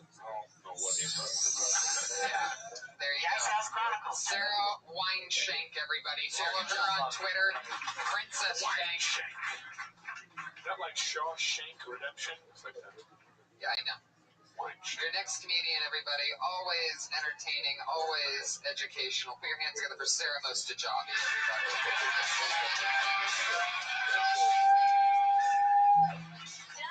Did you guys call my name and I missed it? Did I do that again? Did that happen? It didn't happen? Never I'm just sorry, says half of her. No, you can't count. That wasn't. Alright. Actually, you just made a joke about I had to run out of here and go suck on something. You just made this blowjob joke about that's how you get into the comedy store. Actually, it was a cigarette because I'm fucking dying of anxiety. Sick of fucking hearing that. I'm sorry, that wasn't funny at all. That didn't go where I was saying. I've only been doing comedy for 4 months, and I'm in, and I like do the potluck and shit. And it's crazy that if you think that I gave a blowjob for that, because it must have been. What did I got on basically a leveled up open mic. What kind of blowjob did I give? Did I use like teeth? Like, did I not make eye contact? Like, was it just completely dry? I don't know. Sorry, that was the moment I was in. There you go, guys. Sorry. Okay. Well, wait. I'm very confused to what that was. Well, I'm not. Wait. You were talking about how Hold up. I'm not confused at all. Yeah. Okay, one, I'm glad that you recorded yourself. You put it down to record yourself like you're trying to be professional, like that. Two, you came up here and you wanted to do something just win the moment off the cuff of stuff. I appreciate that. 3, it's okay to acknowledge when something doesn't go well. That's always get to laugh. That's a real moment you were having right there. But then here's the thing I would critique. Why the fuck are you looking over here at us? Don't just look at us. When you said like that, like you were talking about how to get in the Comedy Store, and Brian was. No, I understand, but what about them? Oh yeah, I know. I'm sorry. They outnumber us by a little bit. No, I know why you were talking about that, but I'm just saying is once you get over like your nervousness, I think your instincts are correct. Yeah. That's what I'm saying. I'm just trying to be in the. You're not even listening. You don't listen. Oh, sorry. I can tell. That's your biggest problem is you don't listen. You're waiting to talk. And I'm just saying like just chill. I'm a little upset. Yeah. I don't know why you're upset. I'm giving you. I thought that. Like, why are you upset? Yeah, I think that you're. Because when you were talking about how to get into the Comedy Store, and you. And I said blowjob, that upset you? Well, you were doing a little thing, and you were like. Yeah, blowjob. Right. So why did that upset you? Yeah, I'm saying if I went into the spot here, I would have to give Tommy a blowjob. Is what I was saying. Are you saying that you had to give a blowjob and now you're just upset if you hear the word blowjob? I'm so mad. In a Comedy Store? It was like the hardest thing. No.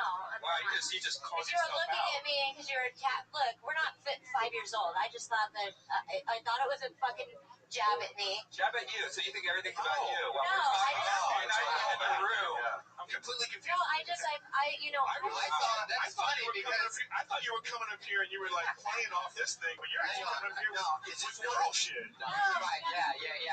This is one of those things where you're like, everything that's going on is about me. If you were listening, I don't know if you listened to the podcast, but there was a while ago where I was kind of working on something similar. Again. And I was talking, it's just something that I'm going through in my life, and I'm trying to make it funny so that I can deal with it and get over it.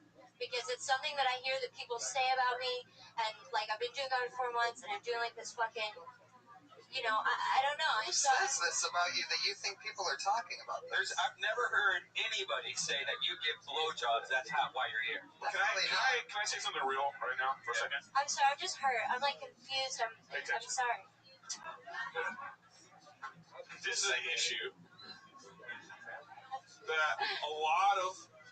This is like a female comic thing right now, where you feel like this is like the world's against you, and it probably is against you. It's hard. Listen, most male comics aren't funny. You know what I mean? So the issue you're dealing with right now about this, like how people are making you feel, you're going to have to get over that because it is a boys' club. They say crass things. A lot of bullshit is said. People are always getting on everybody. It's a hard thing to do, especially if you're trying to get into this virtually club. This is a really hard club to get into, and if right now the weak will not survive. So you acting like this is not going to get you in, and then the people that want to get in, they're like this. Good, get rid of that bitch. Done with that shit. That's a good hell with a lip. Next person. Sorry. So I'm just saying, it's like just chill. I'm completely confused right now, but I'm on board now. You have like a personal issue that's going on. And I don't think this is the forum to bring that up. Yeah, no, you're right. But it's kind of stuff I was trying to write. I'm sorry.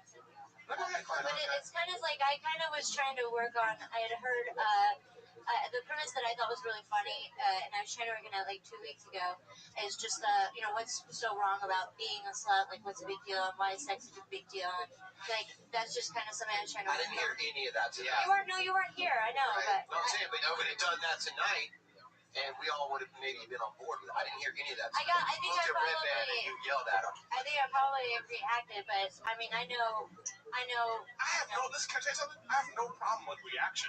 I have no problem with you having some raw emotion. Yeah. Like you don't even agree with it. That's why you're kind of like, oh, I'm sorry. Yeah. You could have just been like, hey, fuck this guy for saying it. We would have laughed our asses off. Absolutely right. There she goes. At Sarah Dresses on Twitter. She's Sarah Mostajabi, everybody. Can I say something real quick? Yes. I love Sarah to death. Part of the drama, Sarah, is she has a meltdown every 3 or 4 weeks. All women too, bro. It's okay, though, because she always rebounds and comes back.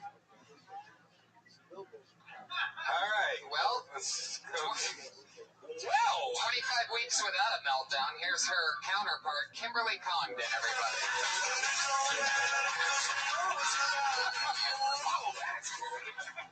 Guys, that was hard to watch. You know what else is hard? Mondays are hard, because we all go to work. I went to work this morning. And when I work, I mean like hard work, I fucking get up, walk over to the scanner, scan shit in, print, staple, look cute, hard work, big girl shit. And I'm online, and I come across this story of this girl who started her own business, right? She started a cuddling business. I'm pissed. I have two little blood spots on my finger from a stapler, and this bitch is canoodling her way to retirement. I took 5 naps yesterday. You know what I got? A stiff neck. Ooh, killing it. That's it. I don't know. Hilarious. One small little note, because again, like you're likable, you're presentable. Like I like the way you came out and you acknowledge the uncomfortable aspect of the room. Canoodling versus spooning. She's spooning her way to stardom. Or spooning, canoodling. I'm like, what is canoodling? Yeah. Spooning, everyone knows what that is. Okay. I know it's a small little. You hit it on the nose. It's a pop instead of it's just a quick. Maybe call it back also. Like I took 5 naps today. She got the stiff neck. She took 5 naps today. She got a new X-Load. Yeah, exactly. I said it wrong. I started with saying she made $600, probably worth 3 hours. I made minimum wage, took 3 naps, and got a stiff neck. Make it a little bit less math. Okay. it's like Too much math. algebra. I'm just curious. So, what is it to you? What is all that about? That whole. I was trying to make the whole thing I'm like being a brat and saying my job's so hard, but it's really not, and I'm jealous of this girl that's napping with weird gross old men. I was gonna go into what she can write in her tax write-offs, and stuff like that, or what kind of men actually call just to snuggle with someone. Okay, what I'm trying to point out is that's a completely different joke. Yeah. And when you even answered his question, you gotta laugh. Yeah. Like when you answered what Eric was saying, you gotta laugh. All my point is this, like I said, keep saying we don't know what our jokes are about. Like, what is this really about? Is it about the fact that this girl's has a bullshit job and you're jealous of her? Yeah, that's what Okay, well then your whole how you express that is gonna be, I'm jealous, and then you would express it that way, and then we would get that because you started, listing off all these things, and you were trying to be I don't know what that whole beginning part was about. Just like if you're saying, you could just be like, I'm really jealous of it. I have a real job, and I'm jealous of this chick. This is her job. And that's what it's about. It doesn't have to be that. I'm just saying, what is it to you? Right. It seems to be that you're jealous about it. Like, are you snuggling with anybody? No, I was thinking about it Let's take a different approach. Do you want to hear an excuse rather than a You would make $40. There you go. How's that for a question? Yeah, I was just saying how my job's easy and I'm still jealous of this girl. Right. I just want it to be easier all the time. And you're cuddling for free sometimes. Yeah. So what I'm saying though is that that's a layered joke because one, you're trying to make fun of yourself to say that I'm complaining about how hard my job is, and you want us to laugh because it's not really that hard. Right. Okay, that's a performance thing. Yeah. That's how you sell that. You didn't sell that at all. We didn't get that message. Okay. And then the next joke is about how this girl is, you know what I mean? It's layered. You have to know the. And we have run out of time. We did it. That's episode 25 of Kill Tony. I'm doing Punch Drunk tomorrow. Jason, what do you got going on? He's at the Teeb on Twitter. At the Teeb on Twitter. Always on Punch Drunk with me, Sam Tripoli, Ari Shafir, every Tuesday at noon at punchdrunksports.com. Tony will be on tomorrow. Yeah. And then this Thursday, if anybody's around, my 3 for 30 show at the Ice House. Me, Sarah Tiana, Whitney Cummings, each of us doing 30 minutes. Wow. Brian Mervis hosting, and we'll see how sober he is. Eric Griffin on Twitter, ERIK. Thank you, ERIK. At Eric Griffin, and season 4 Workaholics coming out. Yeah, baby. Montez, motherfucker. Brian Redband. December 12th, I believe, we're going to announce San Jose Improv at Death Squad Super Show, Christmas show. Just go to deathsquad.tv. Youngstown, Ohio, I'm coming home December 21st and 22nd. In a stunning turn of events, I'm performing at the Funny Farm. Anyway, so tickets for that available all through links at TonyHinchcliffe.com or KillTony.com, which I bought recently, which links to TonyHinchcliffe.com. Thanks, everybody. Talk to you soon. Thank you. Thank you, everybody. Good night.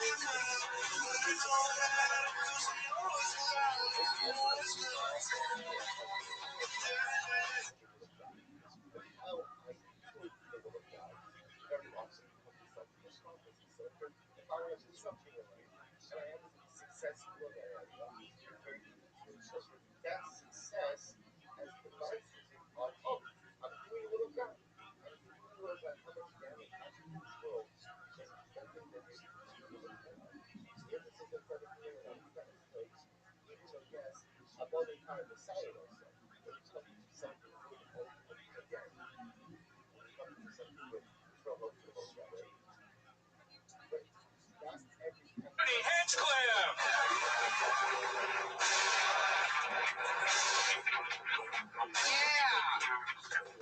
Yeah, everybody, here we are. How you guys doing? Oh yeah, you feel that energy in here. That's episode 26 of Kill Tony. We've made it a half a year, Brian. That's insane. 6 months of this. A quarter of this. Yes, a quarter of that. Fuck yeah. Everybody's here. Everything's in position. Good to see you guys. Happy Monday to you. Very exciting to be here as always. You guys ready for a fun show? It's been a fun weekend. Anything crazy happened this weekend? I just got over the busiest week ever. I drove to San Francisco, which is not a bad drive at all, but there's that part where there's just millions of cows where you see where all the meat comes from, and it just smells like shit, and you want to roll down the window, but that's a bad idea. You want to turn on the air conditioning, or it's awful. Like, it's almost puke-worthy for like a good 15 minutes of that highway. Yeah, it's a weird drive.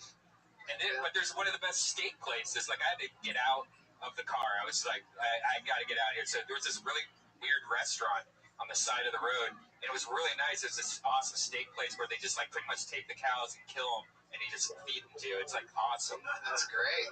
That's exciting. It's really good. How fun. Yeah. What did I do? I did spots here. Saturday, Friday, we did Thunder Pussy. Thunder Pussy. That shit is so great. I wish this audience could see Thunder Pussy. It's one of the coolest new podcasts. It's the newest Death Squad show on the network, and it's Jeremiah Watkins' improvised stand-up show built for a podcast. So it's very exciting to see comedians make material out of nothing in thin air. Fuck yeah. Put your hands together for my friend The Robe, everybody. He's here live in the flesh.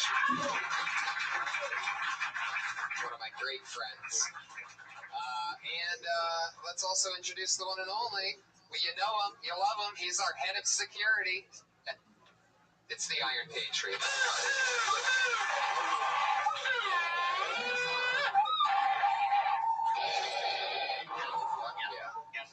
I had a busy week, Tommy. Oh, tell us about it. Yep, I was 1 day on Food in Town, 3 days on Parks and Recreation. Right, you did extra work on these shows, is what you're saying. Yes. I was also spending time putting together my screenshots of all my background appearances. And I found a very significant one. I found the first show that I was on. This was Boston Legal. The episode was called Juiced. It came out December 1st, 2008. Now, Tony, I want you to try to guess who the actress was in this scene, and I'm going to give you a clue. The Guinness Book of World Records in 2013 just gave this lady the record for the longest running career in television. Now, can you guess who that is? What show was it on? Boston Legal came out in 2008. She was just Betty White. Yeah, it's got to be Betty White. Very good, Tom. Very good. Yeah. She's 91 years old. She's been in the business 74 years. Yeah. It was a very fitting scene for me to make my debut in. Right. Because why? Because I walked across. I was looking very beautiful, walking across. You know how I do my background performances. I'm always lurking. I'm always patriotic. When the camera's not on, does Betty White shake and fall to the floor? And like, is it like really sad and depressing? Like there's somebody standing behind her, holding her up the whole time, or? No, she's full of life. I mean, that was 5 years ago, but she still looks like she's doing good. She's on that show Hot in Cleveland, and she looks like she's gonna have some more years left. You just jinxed her. Yeah. Redman, I want to say something to you. I was listening today, you on Allison Rosen. I listened to you on a podcast. And I learned something I didn't know about you, that you masturbate with Monistat 7. Yes, I do. Very interesting. Okay. Is this real? Yes. Why do you do that? Because it helps with male yeast infections. It keeps the vagina clean. And it feels a little bit better than regular lotion because it's a little bit thicker. Yeah. Keeps the vagina clean. I mean, if you use regular lotion, it does nothing to help you with sex or anything. It does nothing. It moisturizes the penis. Yeah. You can have a nice glow with a good lotion. Or whatever. Your shit's already sweaty. It already is pretty moisturized during the day. That's how, like, fungus and stuff grows on there, so you should get Mondstadt 7. Patriot, I heard that you sent in a song this week. Yes, I'm ready. This song is called I Gotta Have You. Okay, for those of you that don't know, Patriot was in a failed rock and roll band in the 90s in his hometown of Dallas, Texas. The band never took off, but every once in a while he still sends in a song that he sings over in his robot voice, which is only slightly different than his actual voice. The songs always seem a lot longer than they actually are. They're never very well written. The chorus always comes in over and over again too soon, so about a minute and a half of music always feels like about 3 minutes. Yep. So here, what's the name of this one? I Gotta Have You. This is I Gotta Have You by Dirty Crabbers, Jeff Crabtree, a.k.a. the Iron Patriot, a.k.a. the Atomic Patriot. Volume so it can stay on. Right, so that you can sing over your own voice. Yeah. Okay. That's okay. I'm not lip singing. I'm not Milli Vanilli. You know, I'm doing it. Hold on. I'm having a little technical difficulty. The iPad was like, oh, no, you did. And I was like, yes, I did. And I'm trying to press play.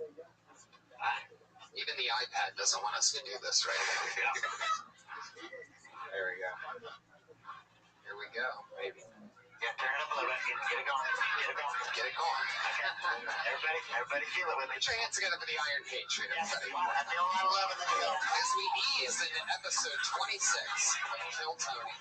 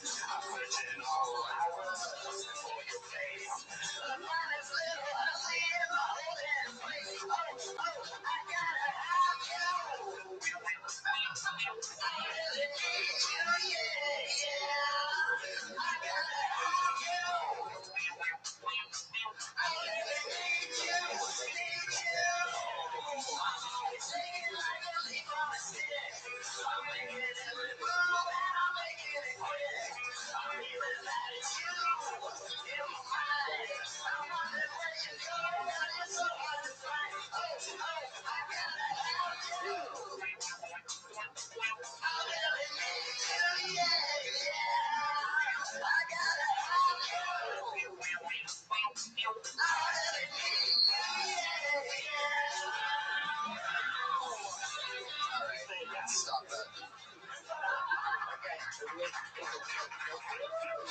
Alright, I want a random audience member, Lainey, if you had to guess, how long do you think that song just was? If you had to guess, just throw out any number. Yeah, if you had to guess the time on that. Alright, forget it, Lainey. You just blew the whole thing. It was a very easy setup, Lainey. I actually like that one. That was like an angrier version of the of your band. Now, let me tell you a little bit about that song. That song got more airplay than any Dirty Crabber song because it came out in 1991, and a famous DJ in Dallas named George Gamard put it on a compilation CD with 19 other bands, so it got a little airplay. That was the only way you could get on the radio back then. So that was pretty exciting. That song is very significant in the Dirty Crabber history. Well, I liked it. I thought it was darker. It sounded more a little bit like if you were going through your pretty 8 Machine days of it's talking about it's talking about the finest little hussy in the whole damn place. I want her. I gotta have her. Yeah. It's very violent, sex, like raping. That's what I do when I enter the room. I look for the finest hussy and I say that she's mine. What the fuck are you talking about? Wow. Unbelievable. When did you write that? That was back in 1991. What was your life like back then? Like, what was happening back Those were then? my glory years. Like what? So tell us about your glory years. What was a typical day like for Jeff Crabtree back in Dallas, Texas? Sleeping on the couch sometimes. Sleeping on the couch sometimes? Sleeping on the couch. Wait. Well, slow it down, man. Just take your time. Can you breathe in that thing? Yeah. Okay. Zooming on. Hold on. Still, just breathe. Okay. Relax. When you say zoom in on the pouch, soothing. What does that mean? Putting the banana in the pouch, playing with the soothing on it, stroking it a little bit. I was working hard back then too. I was practicing. It took a lot of time to write this song. We were going to the studio. We were doing gigs, meeting people at the shows and stuff. And, I was a rock star in Dallas. It was exciting. All the things rock stars do, A little bit of drug experimentation, sitting on the couch, like I said. Hey, masturbating or with a girl? No, with a girl. So you're starting close. You're soothing on a pouch is what you're saying. Yeah, I said, yeah. That's your way of saying you were getting laid back then. Yeah. Do you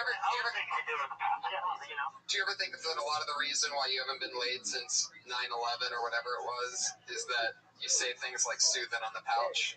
No, my relation status is complicated. I'm coming back now. I'm getting my career back on route. I'm going to find the soulmate. I'm going to find the perfect lady. The perfect lady might be in this crowd right now. Got really quiet after that. A lot of ladies just ducked underneath their tables. I see a bright future for me, Tony. Yeah. The only thing... All right. Fuck yeah. Well, what's exciting is that we have over 30 comedians that signed up tonight. And as always, I always have two very funny guests, very funny friends of mine that come on the show and sit with us while we listen to comedians do 1 minute each. And tonight is no different. I have two very, very funny guests. And in no particular order, just go for it. We can go for it. Maybe one won't show up right now. Yes, one might be just delayed a few minutes because show business is crazy. All right, so with no further ado, put your hands together for the first person I'll bring up. One of my favorite comedians, a true Comedy Store favorite, handpicked by Mitzi Shore, super paid regular at the Comedy Store. He travels the country. He's a chef. He's a comedian, one of my funniest pals. Put your hands together for the one and only Mike Favorman is in the house. And you know her from Chelsea lately. You love her from Chelsea. She's not ready yet. Wow, that's great. Thank you. Fuck yeah. Mike Favorman is here, everybody. Check. How you doing, Mike? Hey, guys. Is there a mute button on this thing, by the way? On the Patriot? Come on, guy. You love it. You love it. No, I know. Okay. Mike, I was doing some reading on you today. Oh, Jesus. Yeah, I see that you do many things. You direct, you produce, you act. Okay. You got an outdoor cooking show that looks very interesting. I watched a little bit about. Now, what I wanted to ask you, you heard that Tony's a vegan. What would you cook for something like him? Because, you think outdoor, you think barbecue. What would you make for him? I would force him to eat meat. That's what I'd do. Oh, come on. What would you make me? I'd make you a grilled veggie platter with a big, fat puss in the middle. Oh, he would hate that. He's vegan. I don't know if that's part of the vegan lifestyle. He likes to come sorbet. Brian, settle down. It's hot as fuck in here. Yeah, it is. Heck yeah. It's hot and cold at the same time. Yeah, Tony, I wanted to say something. I'm basically a vegetarian, and I see the difference between me and you is I drink milk and eat eggs. Yeah. Now, I read something that you need a B12 and an amino acid. Yeah, that's why I don't take medical advice from people like you. Is that true that you need a B12 amino acid supplement? That's if I wasn't getting enough of that in my natural diet, but I am. There's ways to get without milk and eggs, you can still get I have so much B12 in my diet that my pee is like golden. It's beautiful. Okay. It's like, it looks like fucking 24 carats. Does it matter if the guy shaves or if it's just, full bush? Full bush. I'm just going to let you think about what you just said. Patriot, what did you, you already asked that question, what you read about Mike Fair. Yeah. Patriot, what do you like to eat? I eat a lot of veggie burgers. I eat a peanut butter and jelly sandwich every single day with a glass of milk. Raisin bran in the morning, green beans with the veggie sandwich, also with chips. I crunch up the chips in the rice. Okay, wait, one more time, nice and slow. Let's go over it again. What was it again? Raisin bran in the morning, lunchtime, veggie burger and green beans. Peanut butter and jelly at dinner time. And then later on that night, maybe some peanut M&Ms. Another bowl of raisin bran. Another veggie burger. Bowl of rice with the chips crunched up inside. What kind of chips? Like those mission chips, you get the Ralph. Put tortilla chips in your rice? Just chips, just like, with the salt on the chips, Yeah. Tortilla chips. Yeah. The mission chip. Yeah. It's tortilla chips. Yeah. So you're breaking those up and putting I them like in a to bowl. crunch those up in the rice. It gives the rice some good texture. I like to enjoy that. I'll usually watch a movie on Netflix while I'm doing it. And I like to watch Sons of Anarchy while I'm eating it. That's so sad. Why do you keep putting your hand out like that, like you're running for president while talking? I work in mysterious ways, Tony. The way he says Tony, it's just like my worst nightmare that I'm going to wake up one day and he's going to be leaning over me. Good morning, Tony. You're my little Tony Maroney. Oh my God. He wants you! What? Oh yeah. I didn't know what you were talking about. That song was so forgettable that I already forgot. I personally love his music. If you don't like my music, I'll go somewhere else and do my dirty crowd songs, Tony. Oh my God. Is that Tony? Nobody else wants you to do the Dirty Crabber song. I don't even want you to do Dirty Crabber songs. You just keep sending them in every week. Yeah, I got more. Me and Tony were both part of one of the coolest things that I've done in a long time. Mike Farron had a really cool event where he got comics to fight each other in the ring, boxing. Actual boxing. And that was one of the greatest times, and I guess you're cutting it up. You might be selling it at the show. I don't know what's going on with that, but I want more. Like, you don't understand. That was like UFC for comedians. It was fucking badass. It was so much fun. Yeah. Patriot, if you were going to fight somebody in the ring, who would it be? If you were going to box somebody, who do you think would be in your weight class? Maybe the Iron Sheik. Really? That's who you pick? It doesn't really matter. I pick any of them. I pick anybody, and it's all over when I get to work. Wow. Yeah. Would you wrestle in that uniform? Or You know who I really want to fight is Joe Rogan. That's cute. You know why I don't trust him? Because he's never done cocaine. I want to kick his ass. What? He's actually done coca leaves before, which is where cocaine comes from. It was like a tea, and he said he couldn't stop talking. And if you know Joe, he loves to talk, so imagine that times 1,000. That must be insane. So that's probably why he doesn't want to do it, because it would probably blow up his face. Yeah. I think it'd be fun to have a conversation with him, though, on cocaine. Wait, you'd have fun with? He was high on cocaine? Yeah, because he said he'd never done it, but I know he likes to talk a lot. And have you done it? What? You've done it? Yeah, I've done it probably about 10 times. I never did. I never got addicted, but I did do it about 10 times. A very euphoric feeling. Gets the banana up and hard. Oh my God. Yep. This was back in Dallas, or have you been doing it since your home? Well, I had one time I did it since in the last 5 years when I was in LA. I was up at a Rothschild pad, hanging out with that girl Jennifer Corbin that I told you about that was on lingerie that used to dance for Dirty Crabber. And I went ahead and went for it because I was up in a rockstar pad. I said I got to do what rockstars do, so I did a line of cocaine. And it made me chain smoke a whole pack of cigarettes.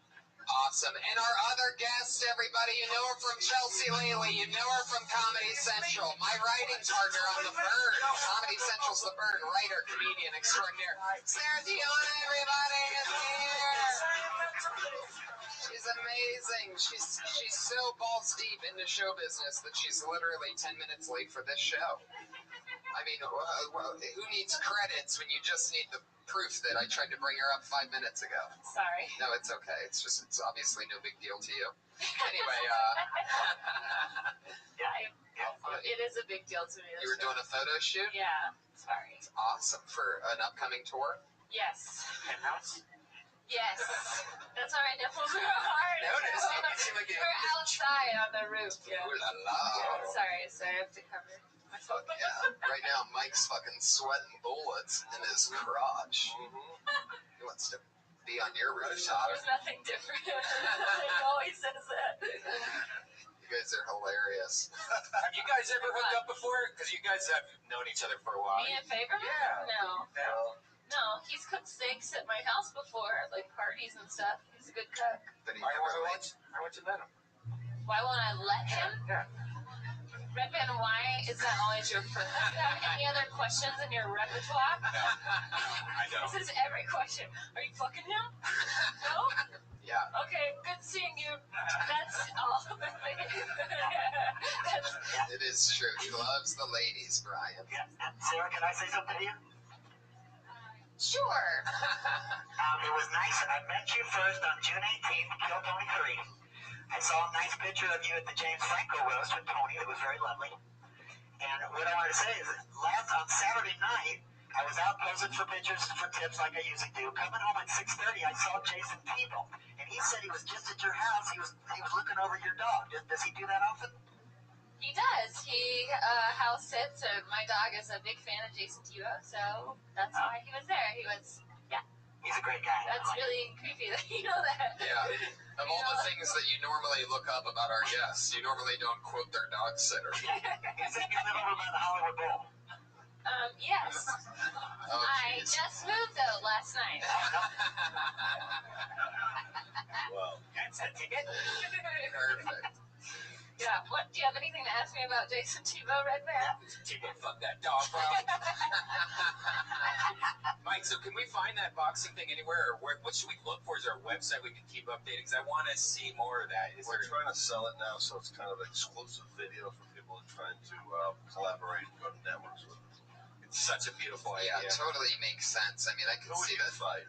I would not fight, but if I had to choose somebody, it'd probably be Jay Moore. Somebody from your podcast wars, because that'd be fun. Are you guys Yeah, I'd fight Jay Moore. Yeah. How about you, Tony? Who would you fight? I'm not big on fighting. I would pick. You fight with words. I think like Brad Williams, or Nick Novicki, or perhaps even Esther. yeah, Esther would be good. Maybe we can tag team Esther. Oh. Anyway, Jesus Christ. Gross.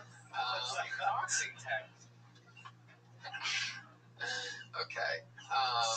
Yeah. I don't know. I don't like fighting. I can't like fight. fighting you? I don't like. It was great, though. You could see, people go all out and beat on each other. See, it'd be bad if I did it because I'm actually trained in the martial arts, and I don't want to embarrass all my friends. Thank you. Selling, fleeing. Is your move running away? Yeah. New technique. I try. I go for the WWF thing. Like I try to get 3 inches away from their face with all my punches, and I expect that to affect them. No way. They'd be like, the announcer would be like, in this corner, weighing this many pounds, Tony Hitchcock. He's like, those aren't all my credits. Like the team wouldn't even get to start it because Tony would be mad at the announcer for the way he brought him up. It's true. It's true. Oh, that's the only thing important about me is my height point. Don't you know what I've written on? All right. You forgot to say Youngstown, Ohio. I'm so excited that my guests are finally here, done with their photo shoots. I'm so glad to have the Patriot here. You guys know the format of the show. Over 30 comedians signed up tonight for the opportunity for 1 minute on this stage. So cool. And you know how it works. At 60 seconds, you'll hear the meow of the kitty. That's to let you know your time's up. Now, don't run that time or else you're going to bring out the angry West Hollywood bear. And he sounds fucking furious tonight. So I'd be very careful. Don't run over your time. That bear means that you're in big trouble. So, you guys ready to get this thing started or what? It's the half-year centennial edition with Faberman and Tiana, Patriot, Red Band, and Hinchcliffe. And your first comedian tonight, Patriot, move the mic stand over so that, not yours. Josh, yeah, you want to grab that? By the way, Patriot, we call him the head of security, but he can't even move. Only his arms move at 90 degrees. You know, Tony, if we get on the bigger stage downstairs, I can do more movement. I can do dance moves and everything. We need to be in that bigger room. You always talk shit like I'm not doing a good job. Like, Tony, if you push the podcast more, we'd be in the main room. Yeah. Talk to Tommy Morris. Let's do a Christmas episode down in the big room. Says the guy who his Morris. big night is here. Like Monday night. Yeah, it's funny that you think Tommy Morris is the one that's booking the main room. Tommy. We should get our show in the main room. Talk to Tommy Morris. You know, you told me you want to do a show down there. You told me. Oh, how dare you talk about things that I brought up to you before off camera? In confidence. Just because I told you I wanted to maybe do a show in the it'd be fun when we can fill it up. Yeah. I mean, I guess we have been filling up the belly room every week for 6 weeks. No big deal. After only 6 months. But anyway. I pulled the first name, and your first comedian tonight, doing a minute. Okay. Put your hands together for Lindsay Wegler.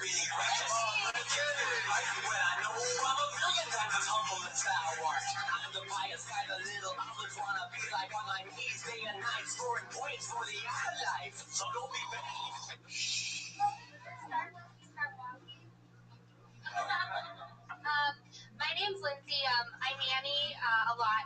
And I nanny this one girl in particular. Her name's Ava. She's 4 and she's like totally crazy. And like her mom, like she's really curious, and her mom recently told her that her private part was called a vagina.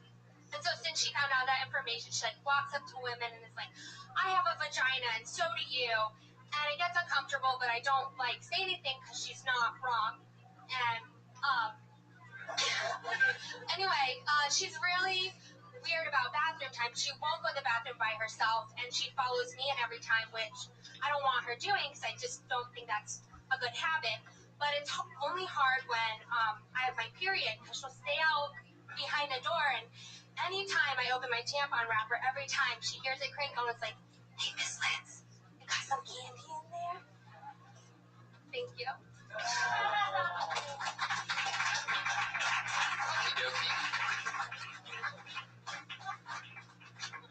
Sarah, you were being the... First of all...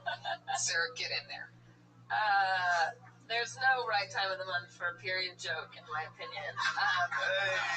I don't like it. I don't like period jokes, but I also don't like poop jokes, so you can just say whatever you will about me. But you could just get to that joke, you can cut that joke in half. Like, you do that, I babysit this girl who just found out what a vagina is. That should be the first thing you say. You don't need all the backstory about her. We don't give a shit about her name. Okay. We barely give a shit about your name. We just found out who you are. You know what I mean? Right. We just found out about you. Now I got memorized 2 names. That's a lot. And you can come out. You can hide behind the Iron Patriot. You can bring the microphone and come. It's bring the whole mic stand. It's a mobile microphone. It's not that heavy either. Don't be afraid of it. Can you imagine if she'd be like, how long have you been doing stand-up? Maybe like 6 months, but I'm really spotty about it. I do a lot of improv. Another joke about a period. Spotty. No, that wasn't a period joke. She's wearing red pants, guys. they were white earlier. Well, it's not like a vulgar period joke. No, it's not. Older? But I don't understand why she would think there's candy up there. Right. Because she hears the wrapper open. Oh, Maybe I was real fast. Yeah. That's not clear that the wrapper is why you would have candy up there. Immediately I'm thinking, does she see the string? Because you just talked about her looking at vaginas. No, she just hears it opening through the door, so she thinks I'm eating candy in the bathroom. Okay. Well, that's... You don't have to say period. You can just say anytime I'm opening up a tampon wrapper. Oh, okay. Or unwrap I'm wrapping up. But you also, like, if you're talking about how she's staring at vaginas all the time, and then you go into a period joke, they seem like two separate things. Yeah. It's really confusing. I was super confused. I didn't follow any of that. Very true. It's very hard. I didn't even hear what she said. I was staring at her pussy. She told a joke? I didn't hear a joke. I'm sorry. By the way, Did you hear one? That is Mike Favorman. It's here, everybody. I love it. This is Favorman perspective. You have to cut to the chase. You're not interesting enough to listen to you to get to that lack of a joke. No, that's the fact. Cut to the chase. Trim the fat and get to the joke. Nobody cares. It's true. also don't use the word pussy ever. I don't. Unless you look like me. Yeah, unless And then you use it look all like the a guy time for who everyone. only uses the word pussy. Wound or slit is better, probably. Gash. Don't listen to these guys, please. Gash is a great word. Gosh, yeah. 80s. You can always say pouch, too. Oh, there you go. Did he say crotch? He calls it a pouch. Patriot calls the vagina a pouch. Like a 6-year-old. Why? I know, he is. He's also let a dog eat chocolate off of his penis. Hey, who hasn't? The worst thing you can let a dog eat off your penis. I told you my bestiality is fine. If it doesn't take too long, this peanut butter takes longer. Yeah, Like when you said that, the worst thing that you Because chocolate's poisonous it's for bad for dogs. dogs. Yeah. Meanwhile, that's what he used. Meanwhile, the guy eats a peanut butter and jelly sandwich every day, so you know he's got peanut butter. I love that I'm the dog owner and I can remember them. You should really look that up, by the way. There's so many things you have no idea that's poisonous to dogs, like grapes. Would you ever think that grapes are I don't know. I poisonous? know grapes are poisonous. Yeah, The other day, my dog threw up 2 ketchup packets in a receipt. No, he shipped them out, actually. He shipped them out. He didn't even throw them up.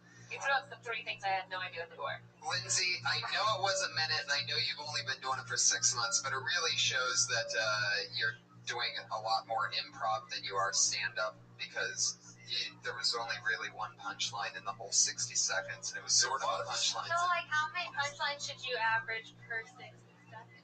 More than one. As many as possible. Yeah, Yeah. a lot. Just if think possible. outside the box. Like, when you think of what the easy joke is, go. Right, we just there's a lot of No. Write it down. Yeah. Write it down and then trim it down to about a third of what you have. Yeah. And then maybe it'll be fun. And then think, is this the smartest way to end that joke? What would be, could anybody end that joke this way? And what's a better way of ending that joke? How can I one up? So basically, don't do the joke. No, there's nothing wrong with the That's joke. not what we're saying. No. We're saying quit stand-up. That's not. Just kidding. No, we're kidding. Yeah, whoever made that noise, don't do that again. That's never a solution. We're just starting the show. You can We don't owe it, kill Tony. Just watch it happen. There you No, go. we're not saying quit. We're saying watch other people who do it well and learn from what you hear is the right way to do Yeah, but you can always save a joke. You can always punch it up and change it, make it different. It's definitely Don't Cut out the period part. right. All the information that doesn't have to do with the Punchline. if you're gonna stick with the candy thing, which I still don't really get. Like, I don't know. If you normally give her candy and you bring it out of a wrapper on the front end of that, then maybe that would make sense. Like, It sounds like the whole joke's just a tag for another joke. Yeah. it's true. The joke is just the last part about the rapper. All the other stuff means nothing. That one thing is a joke. So take that joke, put it in another joke or something. Come back next time, do a different minute. Lindsay Wagglers, everybody. She's on Twitter at Lindsay_Wagglers. If any of you listeners out there want to give her a punch that up or something. punch that up. Punch that pussy, right? Hey, buddy. Did you guys have any jokes that you feel like when you started out that you feel like now like you would never even go near that doesn't make any sense? Do you want me to do Faberman's or? No, You I don't for even. him that you remember? No, he was always funny. I don't know. I mean, like when you first started, like your first 6 months, and you're doing stand-up, was there ever a joke in which you're like, oh my god, I can't believe I did that on stage? I used to do a joke about how you could put get money for sperm now, and then I said I have this towel at home. It'd be worth a fortune.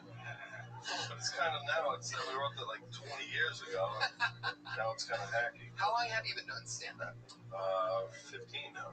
Wow. Yeah, 15 15 years. Long, wonderful years of misery. Fucking pain in my ass.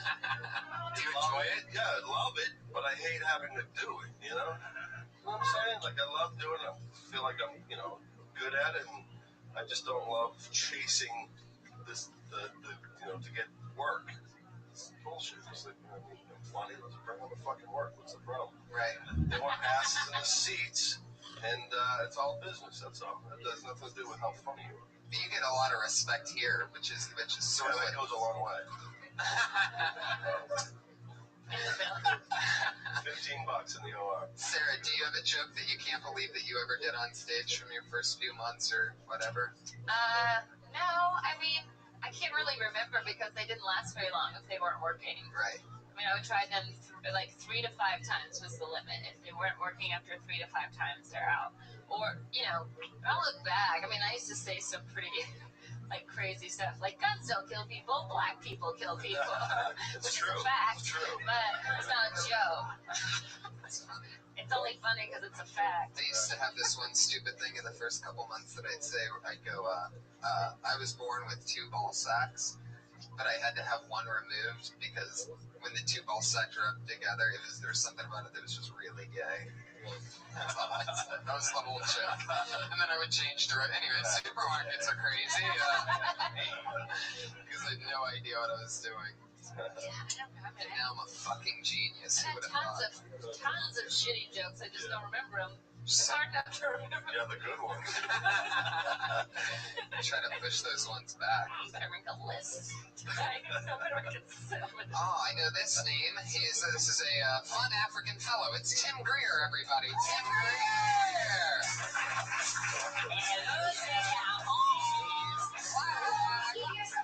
Smile. Hey, what's going on? How y'all doing? So look, I'm tired of people making excuses for not having fathers. I feel like, fuck you. I mean, you should have had one. Realistically, there's fathers everywhere. Like, seriously, if you turn on your television, there's great fathers. When I leave my children, one day, like every black man should, I'm going to leave my children the box set of The Cosby Show. It was 9 seasons of a great father. He was there. He took care of him. And that's how you know, by looking at Neo, how to be a good son. That's my job. Okay. Bailing early? All right. Call him Bill Cosby. Am I right, people? Anyway, Split the bill. Split the bill, Cosby. Some people are like, hey, do you think the comedians should ever do 3 minutes or something like that? It's like, dude, some people do fucking 14 seconds and then. What's your name? Tim, right? Don't ever ask the audience how they're doing. You tell them how they're doing. Okay. Yeah. Tell them either they Don't suck. take this right away. No. Don't do that. You don't have to. Be like, hey, this is who I am. Right. Do you ever feel like right away, cut to the chase? Okay. And I don't think the black comic should do that. Black people don't have fathers and stuff. It's talk about yourself. Do you have a father? Hell yeah. Yeah? Do you touch him? Do you wish you would leave? Boy, trust fund, yes. No, did you see how that was funny? Yeah. See what I'm saying? No, I'm not putting you down. I'm saying, be a little more original. Be more original. I don't like it. But So you've always had a father. So Yeah. do you ever talk about how you break that stereotype? How you weren't part of that? No. You don't have any jokes about that. you father and you get along? No. No. Why? No. But we're the same. Because you're the same? Yeah. Exactly. Same age? Not Mexican, Tony. He's your father, bro. Your father. Your father, bro. Wait, so you guys are the same? What do you mean you're the same? We're like the same personality. Like strong-minded. Strong-minded? Yeah. Okay. So you don't... Where does he live? Texas. In Texas? That's where you're from? Does he have a southern black father? No, he's from Chicago. Okay. But he lives in Texas. Yeah. And did you grow up in Texas? Yeah. And do you ever talk about that? Yeah. What do you say? Texas. That's hilarious. Wow. Tim, You got the you whole are the setup in a punch in 3 most words. interesting man in the world. You should talk about how you and your dad are the same person. That's why you hate him. Yeah. Anything, whenever you're talking about something that's real and Because he'll watch my comedy, so I don't want to let him know that I actually hate him. Why not, dude? How often is he watching your comedy? Anything I put on YouTube. Well, don't put it on Shouldn't be YouTube. putting that on Yeah. whatever You you shouldn't have anything on YouTube. No, I'm kidding. I'm serious. I hate putting my stand-up on YouTube. It's saying roadstar hip hop. Well, I just feel like No, what I'm saying is talk about what's real. yeah, when you talk about you, no one can steal jokes from you. Right. You know, because no one can be anybody else. Like no one can take anything that's already yours and really personal. Right. And it takes a while. Like how long have you been doing comedy? 3.5 years. 3.5 years. You should be past that right now. You should already be talking about yourself. And definitely don't say how you doing and hold the mic a little closer. And it's not going to be easy, but that's what makes it good. You know what I'm saying? It's not going to be easy to talk about yourself. But if you make it funny for everyone else, that means it's really funny. Vulnerability makes everything funny. True. It gives you perspective. Tim Greer, everybody. Tim There. Greer! Favorman needs another beer. Can somebody get it? Another beer for Favorman, please. Bud Light. Your next comedian goes by the name of Bo Scott. Bo Scott. San Diego Bo. You guys, you ever get so high you turned your blinker on going around a curve? I got so stoned yesterday. I went to a Rouse and I was looking at the eggs, trying to figure out which one I wanted for like 30 minutes. They have A eggs and they have double A eggs. I was like, come on, man, one of these is B eggs. It's right next to the almond milk. I was like, how the fuck do you milk almond? I was all stoned, so I was like, the Almond Brothers know. They do, I guess. They have Christmas shit out in the grocery store, which I guess I'm okay with. Because I like Christmas. The only thing I don't like about Christmas is that they have ugly sweater parties and I can't go. Because all my Christmas sweaters are dope as fuck.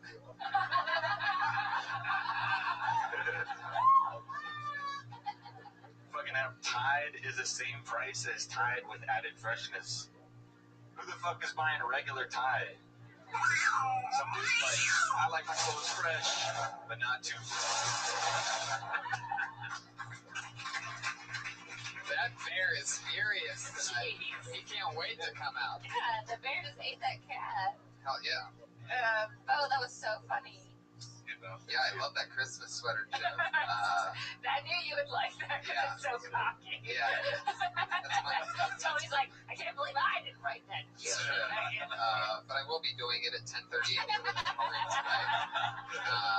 So thank you, I appreciate that. Fuck yeah. He knows how to write a joke. Yeah, Yeah, you know what to do. He's from San Diego. To the girl who got offended by us helping her, that's how you write a joke, quick and to the point. But the first one, when you're like, you get so stoned, you turn your blinker on going around a curve. I don't like that was like you started really slow, and then until you got to the sweater part, it wasn't really loud. But like the grade A eggs and the AA eggs, I don't think to go to B from there. Do you guys think to go to B from there? I sort of like that. I'd rather have that in there than the curve. I would lose the curve completely. What I was saying you know why that's funny. You know what curve you were on when that blinker was on. Like I can sort of picture it, but people don't really. Especially, I have a thing where because I like smoking pot, and I also obviously write a lot of material, but I find it hard to write good pot jokes. You know what I mean? Like so many of them are. Yeah. It's hard. Yeah. Right, because it's sometimes it's about forgetting or this or that, so it's totally something that you do that nobody else does. Stop sign didn't turn green, that type of shit. Right. Yeah. Yeah, Exactly. and like milking an almond, like I've heard that one. Right, but the Almond Brothers is a fun That was really good. I would jump into that quicker. I wouldn't say milk and almond. I would say, what is that? Cow milk that was milked by the Almond Brothers. Like more into it so that you don't say the. I don't know how you milk an almond because that part brings the back part down, and the back part's funny because I like the Almond Brothers thing. How long have you been doing comedy? I haven't been very consistent, but I did my first set 6 years ago. Yeah, I can tell right on 5 or 6 because you're kind of yourself on stage. Too. Yeah, I also love the idea of you staring at the eggs, but and you said to pick out which one you want, just one I was egg? basically saying that in the grocery store they have A eggs and they also have AA eggs, and I'm like, one of those is B eggs. Yeah, why don't they just be eggs? Yes. But when you say Everybody wants to be special eggs. Why don't you just be eggs? but you need to say grade A, because when you say they have an A eggs, it sounds like AA. Like it doesn't sound like the letter A. Right. What's a great F egg? Like a testicle. Right. And what are I've never got a grade AA before. Yeah. What are the AA eggs like? Just like always like, I'm egg and I'm been sober for 3 weeks. What makes you grade AA? Yeah. Extra religious, carry around a book with them. Yeah, what do AA people do? I never got an A. I certainly didn't get an AA. Cry themselves to sleep at night. They're all cracked. Sorry to you sober folks out there that don't have the chemical benefits of drinking, but it sucks to be you. I don't want the AA. They're all crap. Right. Oh, that's funny. The AA eggs have a bad crack problem. Maybe I should spend more time at the grocery store on that subject then. Yeah, also there's the 12 steps in A, 12 steps. Oh, that's true. A dozen. And nobody wants to jump Oh, the yeah, steps. very good there. Yeah, there you go. A dozen eggs, 12 Nice. steps. A dozen. That's not drove down. Sorry, take it over. Yeah, we need to write together more. There's also like We're cage good. free, like something about cage free. Right. Like what are these eggs fed? Like these chickens are fed better than I am. This is really good yoke writing we're doing right now. All these eggs. They're only egg jokes for white people. Good, Tony. That was a good one, Tony. Oh, Jesus. Hey, Tree, you're out of control. Bo Scott, great job. Bo Scott, great job, buddy. Good to see you. DJ Bo Scott. He's on Twitter at Bo_Scott, B-O. He's opened for me a couple times at the American Comedy Company when he used to work down there. I've snarfed puss with that guy. Really? Were you there for the roof otter night? Oh, yeah, he was. He was there for the roof otter when Tony got mad at the bouncer off the roof. Oh, yeah, that's true. You were there for that. Yeah. He's like, you're going to have to throw me off this roof. Those You don't want me in pieces of this shit. bar. Those But if you do, bouncers. you better hope I land on Hollywood Boulevard because that's where I belong. Hollywood! These fucking San Diego rooftop bouncers fucked with the wrong people that night. We said, is the bar still open? They're like, yeah, go get a drink. It looked like it was closing though. We go, we get a drink. We literally get the drink. I'm like, oh, great, a drink. I'm sipping it. Some big douchebag. I fucking hate. I know. Oh, You're like, God, tell there's nothing Tony. worse He was than like, hey, you're going to need to finish up your One of these. How dare you? All right, let me get my side. You've already told your side of the story. You went from 0 to how dare you in like 2 seconds. Yeah, you're damn right. That's because this guy walks up that works out every day. Meanwhile, we're wearing the same size fucking shirt. Comes up, you guys gotta wrap it up, guys. And I'm like, no, they just told us, we just literally, they just handed us, that has nothing to do with what I'm doing. And I'm like, what do you mean it has nothing to do with you? We're working for the place where I just bought this on a hotel rooftop. He's that guy, just like, just doing my job. Just the fucking worst. So I go, you know what? No, dude. We're not fucking leaving right away. I'm enjoying an evening with my friends. Meanwhile, I look around when I say that. All these pussies have already run to the fucking elevator. Because they're just... You're just a bunch of animals that just listen to every little thing told to you. Not true. You see a bouncer in a tight polo shirt. Oh, yes, I'm sorry. Sorry to be keeping you at work in San Diego on a rooftop. It's 72 degrees. Oh my God, the best part is Life is perfect. throughout the evening, we're making fun of Tony for this, and the bouncer kept getting nicer and nicer every time we retold the story, and Tony kept getting meaner. Sir, we just like to, I know we're rushing you off the roof, we'd like to offer you a complimentary bottle of How dare you! This is my roof! I'm from Hollywood! Do you know who I am? I never said that. I would never say that. I would never say, do you know who I am? You're gonna die! I tell them who I am right in front of them. I go, I write jokes for a fucking living. I wake up at 2 in the afternoon and I live my dreams. You dumb fuck. And he goes, all you do. And it fucks with them. All of a sudden, those guys are like, hey, is he staying in this hotel? Because they're like, they want to fucking touch me, but they can't if you're a guest at the hotel. But if you're just some guy drinking at their rooftop, so they're like so excited, like, oh, please tell me this guy's not at the hotel. I'm like, here's my fucking room key, bro. And yeah, I'm going to my suite right now. I know, right, checks. I get checks. Sweet 2-star hotel. Yeah. I'm going back to my sweet twin-size bed. The best part was that you said, listen, I'm on a Hollywood rooftop, so I did not say that part. I didn't say that part. I'm cutting you off. I did not say that part. I listened to that part. You weren't there. What are you sitting there? You weren't even there. I want to believe. I didn't know. What I told him was, Hollywood rooftop. because it was weird, because, you know, I actually write a lot of insult jokes, like, for a living, but what ended up coming out of my mouth, because I had been drinking and I was having a lot of fun, was, like, the worst insult that I've ever told anybody. I go, yeah, you fucked up. I'm a badass motherfucker, and you're just some San Diego roof guy. I walked away on that. And that turned into Red Band calling him a roof otter. And I immediately, when I turned and walked away, even though none of my friends were there to defend me anymore, as soon as I turn away, I'm like, oh, my friends are going to find out about that part, and that's going to be embarrassing. And instead, here I am bragging about it. Yeah, you fucked with the wrong guy, you rooftop guy, roof otter. Yeah, and then the joke turned into it. And we caught the hotel room on fire. Yeah, you got the hotel room on fire. What a great night. The point is, Bounce is a pussy. It's true, man. I'm really anti-bouncer. I fucking hate him. Oh. So what you like? Rebecca Rose Vinegra. Rebecca!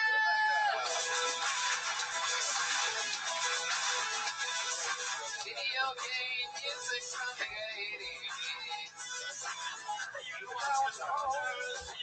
Girlfriends behind. Is that the Dirty Crabber? So, yeah, I was probably funnier at 8 years old in my kitchen. My mom was always like, it's just like you're one of us, but really, I was adopted. So my family thought I was a really good actor, and my brother would always have me doing these impressions in the kitchen. One of them, he put a cigarette in my mouth, light it, and we'd have Aunt Mammy. So Aunt Mammy from Alabama, she'd be something like this. Aunt Mammy from Alabama, I can pave the 405 with my lips. And by the end of it, you know, I'd just be sitting in my kitchen, smoking a cigarette. My dad would come in and hand me a beer. He's like, I don't know where we got you from. Well, where'd you pick me up? So not much really has changed. I didn't go through puberty. I barely got acne.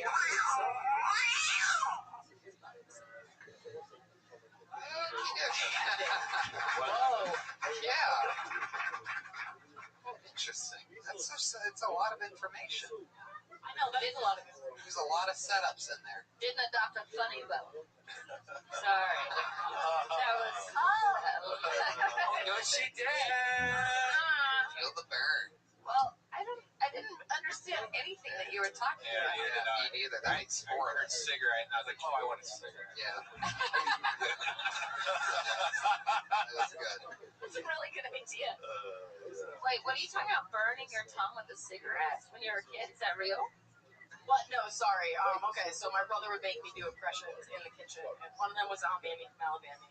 Your grandma? We could just let go of Aunt Mammy.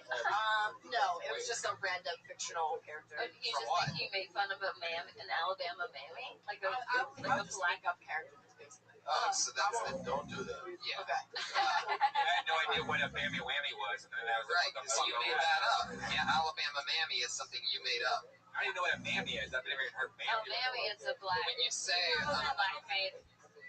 When you say my brother would make me do an impression of Alabama Mammy, we're all like, what are you talking about? Meanwhile, it's a character that you created, so you have to say that. Not only am I craving a cigarette, now I'm craving Denny's. Moon's over my head. I'm so sorry. So sorry. What? All right. Maybe you really adopted? Yeah. Let's talk about that. Yeah, for sure.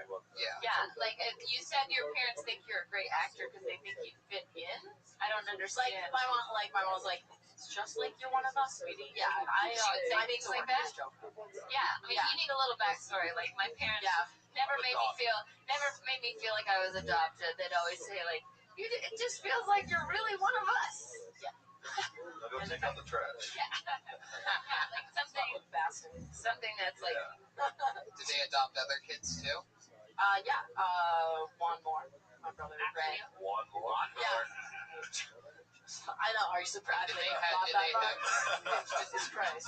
Did they have their own normal kids too? They had their own like ones that came out of like vaginas. Yeah, my mom had 3 kids, and then she adopted 3 more. Actually. Was there competition? Is there a reason? Like, was that for like team sports, like 3-on-3? Like, why did she adopt 3 outsiders? Sure. She already had.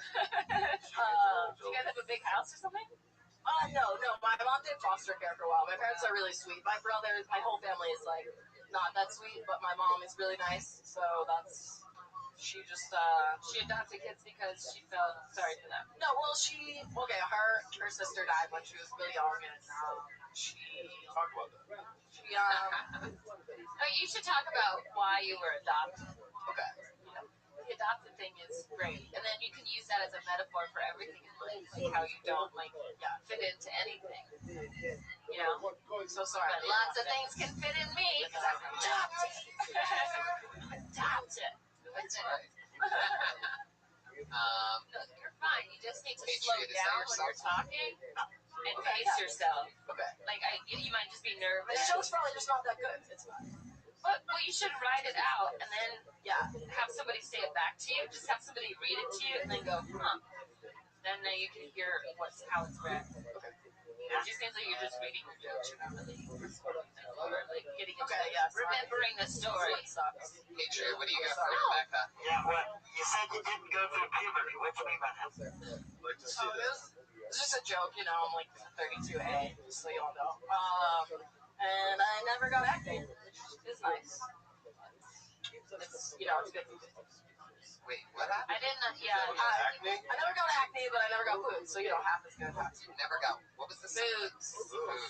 You're not singing slow. You don't need. Okay, yes. You're rushing through things, and you don't have to. Like that's where confidence comes from. Just like pacing and being like, listen. Guess what? Go fuck yourself. I didn't go through puberty. I didn't get acne. Guess what else I didn't get? Breasts. Yeah. Or talents. Come on. Haberman drops the hammer again. I love it. He's the Simon Cowell of this. I'll take it easy for you. Simon. Hey, I'm used to that. It feels like you're part of my family. I'm adopted too. Are you really? Yeah. You're adopted? No, the highway he lives on is adopted. Adopt the highway. Kill it. Haberman rodents. I'm like, very dirty. Very dirty. I was adopted into a white trash Jewish family. Is that possible? Yeah, we ate gefilte fish sticks as a kid. Shut No way. mouth. That's part of the joke. Oh. I was once in a Jewish Philadelphia. Yeah, I slept with the gefilte fishes. All right, Jewish people like America?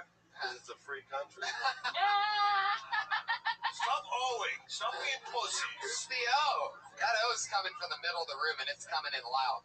It's like that's like the grassy knoll shoot or something right there. There she goes. At Rebecca Rose on Twitter. Rebecca Rose. Vinagris? What is that last name? You actually write the way that you talk because you can't really tell exactly. That looks like an A and an I. What is your last name? That's an O after that R? It's Italian for pussy. Wow. Vinagre. Vinagre. Folks, you should see me live sometime. Much better live. We've had a lot of ladies up so far. That's exciting. Heck yeah. A lot of Thank you, Amy. That was sweet. Mention on Twitter. A lot of estrogen. And it's gonna keep going. It's Leah Nauer, everybody. Leah Nauer. Female comedy. There's Tiana bringing that feminine. Here she comes. Whenever I go to the gym I always see these girls that are wearing like tight booty shorts and like full hair and makeup, and it's fucking ridiculous. So I wrote a poem about it. Stop it.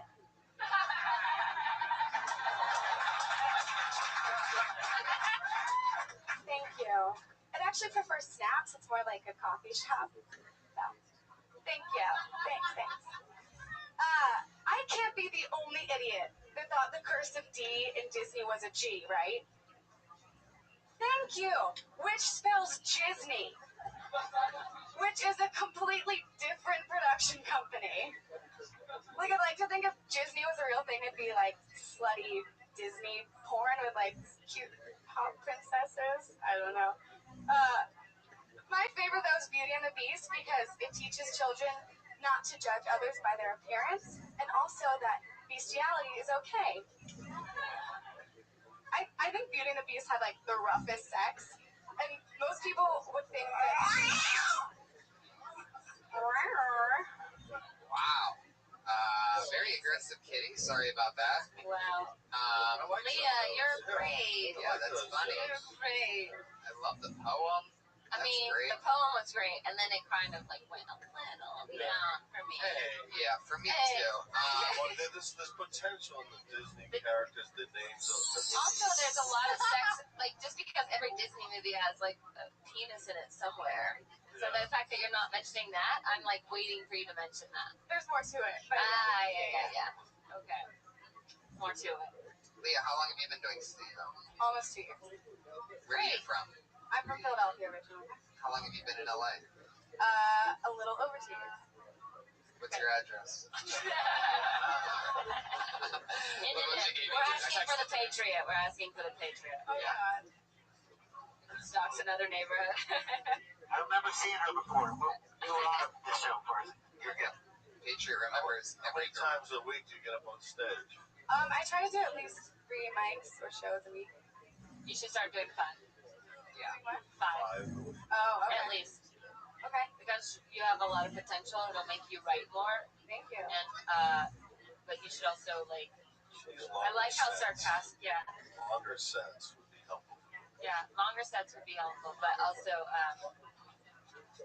Definitely sets longer than a minute. I wouldn't only do minute-long sets everywhere you go. What else do you talk about? Well, last time I was on here, I talked about how I was a virgin until I was 20. I was waiting for love. So I have like a big chunk about that. What happened? Well, did they not like that one? I had sex. No, but did they like that one or no? Oh yeah. Okay. I thought so. Yeah. When did you finally have sex? Why? No, what age? Oh, when I was 20. I'm 21 now. Oh my goodness. Yeah. So you've never been crushed before. What does that mean? I'll show her. Okay. Oh, yeah. Don't worry, Mike. I got it. Come over here for a second. No, don't go over there at all. And only come here once a week. If there's any advice for me as another female comic that's lived at the Comedy Store for 10 years. You ever thought about having a podcast before? We found out she has a boyfriend last time, though. Oh, that's right. So what? That's right. Oh yeah, didn't you and your boyfriend perform that night? Now I remember. Is he here? How's he doing? No, he's not. Is he here? No, he's not. Good, don't date a comic. You guys If I can give you any more advice, go out 5 times a week. Don't date a comic. Another unsuccessful one. It's certainly not an open micer. Hey, No. well, why'd you invite this cock blocker? Which one? Cock block. It always amazes me, like, I'll start dating a guy, and then he'll be like, I've really thought about doing stand-up. I'm like, I won't date famous comics. I'm certainly not dating an open micer. Like, just sit there and listen. That's whenever somebody says something like that to me, I just get really honest with them. When they're like, hey, I've been thinking about, you're sort of an inspiration. I've been thinking about doing stand-up. I'm like, you're not funny. Don't do it. Yeah, you should. You have such an innocent, beautiful face. I think you're going to make it. It's true. You to do stand-up. You're going to rock it and crush it. Yeah. You're going to work pretty one But day. continue to make it Definitely smart. find your way to the top. Don't go the easy way. Don't listen to Sarah and Even the somebody gist, think. the Disney joke is a little, outside of your element. To me, like I like the idea of you being this your natural character being like this pure kind of person that's seeing like girls who try too hard at the gym and like I didn't have sex till I was 20, like in this day and age that is a long time. Sure felt like it. How was your first Did it experience? feel like a long time? The sex or the waiting? The waiting. How was your first time? Was it good? It was great, yeah. Was it good? What? Romantic? Yeah. Oh, that's Wow. And that's what also, yeah. Did it hurt? You should talk about everybody. No, don't answer that. Leah, I'm gonna save you. It's also crazy because you're from Philadelphia, which seems like such a rough and tough city. I've been to Philly and it's like crazy rough there. So the fact and like remember on the burn, all this they were like having a big problem with pregnancy in schools there. Yeah. Huge problem. Leah, go up more often during the week. At Go least 5 times spots a week night. and dump your comic book. Leah Knauer with the Good job, man. K-N-A-U-E-R. totally eat it. All right, your next comedian goes by the name of Ken Gar, everybody. Ken Gar. Oh, wow, here he is. I was married for a while, but it was gross, so I quit. A lot of things involved in marriage. I had a lot of rules. I had a bedtime. I don't know what that was about. I was 30 years old. And it wasn't like we talked about going to bed. She just shut the television off and it was time for bed. I could never get off the phone with my wife. I hated that. Like, I'd be like, babe, I'm about to get on stage. Like, 2 more things. We're going to have dinner with Steve and Tom. And who are they? Like, I always wondered, like, how many guys died at the World Trade Center because they couldn't get off the phone with their fucking wife. You know what I mean? Like, babe, a plane just crashed in the building. I gotta go. Just 2 more things. Like, I guarantee you they found at least one cell phone in the wreckage that had a text message that said, I cannot believe you hung up on me, you asshole. My name is Ken Gar. Thanks. Wow, holy shit. Where are you visiting from? Chicago. I just moved here. But you've been doing comedy in Chicago for a while. Yeah, a long time. Wow. I think it's great. I just think your example of what the wife says to you instead of dinner with like Steve and Tom should be, you even think you get another joke in there. Yeah, I was just trying to hit the minute. I totally get it. Do you normally say something else? Yeah, I'll kind of illustrate the 2 things and just I ran like pick up groceries and I'm like, babe, I gotta get going. I'm on stage. Right. Yeah, I think even more specific than groceries or dinner. Like we're having sushi. Something specific. Because you can get even more jokes in. Yeah, like she's starting another conversation. Yeah, Right, I mean, he's telling you details that don't matter is what's annoying. Yeah. So she's getting actual points across. That's exactly what would be efficient, but it's the fact that she's not getting only her points across, that she's dragging this thing on. We're having sushi at the intersection of Bobbity Bun, with Steve and Tom at 6:30 instead of 7. Remember that? But that's next Thursday. Yeah, next Thursday at 7. Because the more that you blow that out of proportion of just being annoyed, it paints that picture so that 9/11 pops even harder. Okay. Because then you're picturing this poor guy that's just like, oh my god, this building's probably going to fucking cave in at any moment. Baby, I really got to go. Good for you to go there. Yeah. It's great. Good perspective. Yeah, so I love that. what's your Twitter handle? Is that your Twitter handle? Comedian Ken Gar? Yeah. G-A-R-R? That's it. I'm going to follow you on Twitter. I think you're so funny. Oh, there you go. Comedian Ken Gar. Coming in, slaying, beautiful. All right, thanks, guys. That's so refreshing, right? Seeing somebody just own, not even admit it, he just owned that shit. Get up and start. No, Yeah. hey, How you doing? That's a classic, Get started. Hey, put your hands together. I think he was on last week. It's fun to have him back. Put your hands together for Skylar, everybody.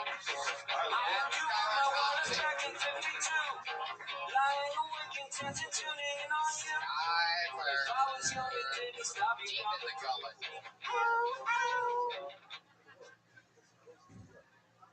So, my grandmother has popcorn ceilings, and I was laying in bed staring at them, and I did the only thing a sensible person would do is eat them. And I was laying in bed, I passed out, staring at the ceiling, And I tried to avoid it, so I had to put my cup blanket over me. So I couldn't avoid it, and also, too, I was trying to hide from the monster under my bed. So, jump. No, good. I just wrote it. Hold on. All right. So, no. Okay, here we go. You don't have to. All right, so I was gonna run off with the monster in my bed, like where the wild things are, but I decided to tell my ex-girlfriend to stop hiding it. God. Wow.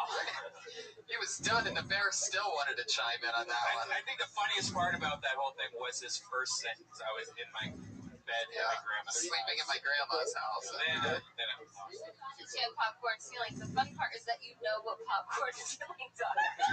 Yeah, I don't know what they are. What are they? They're the ceilings that have like the drippy paint looking thing. Oh, God. That's what they call that? That's crazy. Yeah, why do you know what popcorn ceilings are? They do look like popcorn. They do? Yeah. They look like the bottom of the popcorn, not the It's top. really high, and it looked like I could eat it. bottom of But nobody believes that you would really eat that. I mean, after hearing your set, maybe I believe that you would. Wait, Sarah, what's the bottom of a popcorn? You mean there's like... You know, like at the bottom of the bag, the tiny little crumbs? That's kind of what the ceilings look like. Not the top, though, which is the perfect... Popcorn is my favorite thing in the whole world. I literally carry around ranch flavored popcorn seasoning in case I go to a movie. I know, I don't have it on me now. I ran out. The white cheddar's better. That is so down south. If I had dill pickle flavor, I would bring that. Sarah's such like a little Southern belle. Like we work together every day writing on the burn. You know, like 12-hour shifts every day from breakfast to dinner. Anyway, she has a thing. She's such like a Southern chick that she has this thing where she pickles stuff. I don't know if you guys know, like you can like pretty much pickle anything by putting it in some kind of pickle jar with vinegar or some shit, and it just turns it into a pickled whatever. She pickles everything. It's like, Tony, I brought some pickled artichokes and pickled some peppers. I got pickled pickles. I pickled a shoe. It's delicious. That's why I think these two should start hooking up, because they both... Me and Tony? No, you might. Oh, because of the cooking? Yeah. You both like to You cook? guys look like a good couple. No, there's only one chef in the kitchen. There's something that's going on over here. There is, you know, in all honesty, normally I always disagree with whatever Red Band says, but on this one, I sort of see some magic here. Yeah, I see You're like getting super nervous. clean and pure, and I'm a filthy bitch. yes, exactly. And but see, there you go. Yes. Pickle things together. Tell her she likes me. Poor Skylar. I'm just standing here. Yeah. Skylar, about Thundercat over there. Skylar, what do you think of the Iron Patriot? You a fan of his? Like, I've seen you at a few of these shows before. Yeah, the Dirty Crabber's pretty good. What? Dirty Crabber, his band. What's the name of his band? You missed it because you were too busy with the photo shoot on the roof.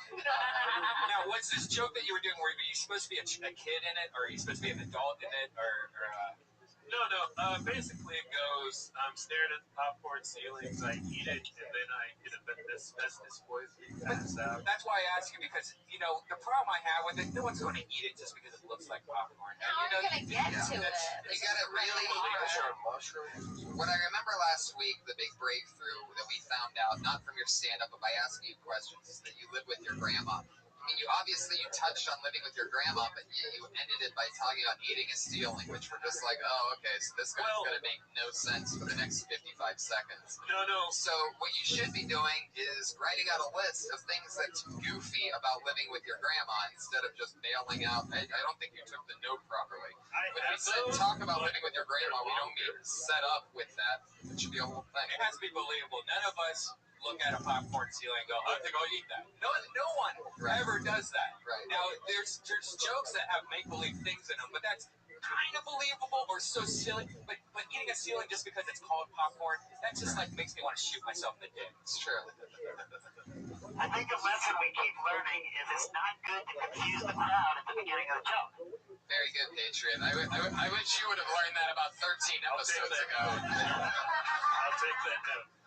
Skylar, there you go. He's at Skylar Comedy. I get the feeling it's not the realest Twitter handle. It's more like at Skylar Drama. But, all right, nothing on that one.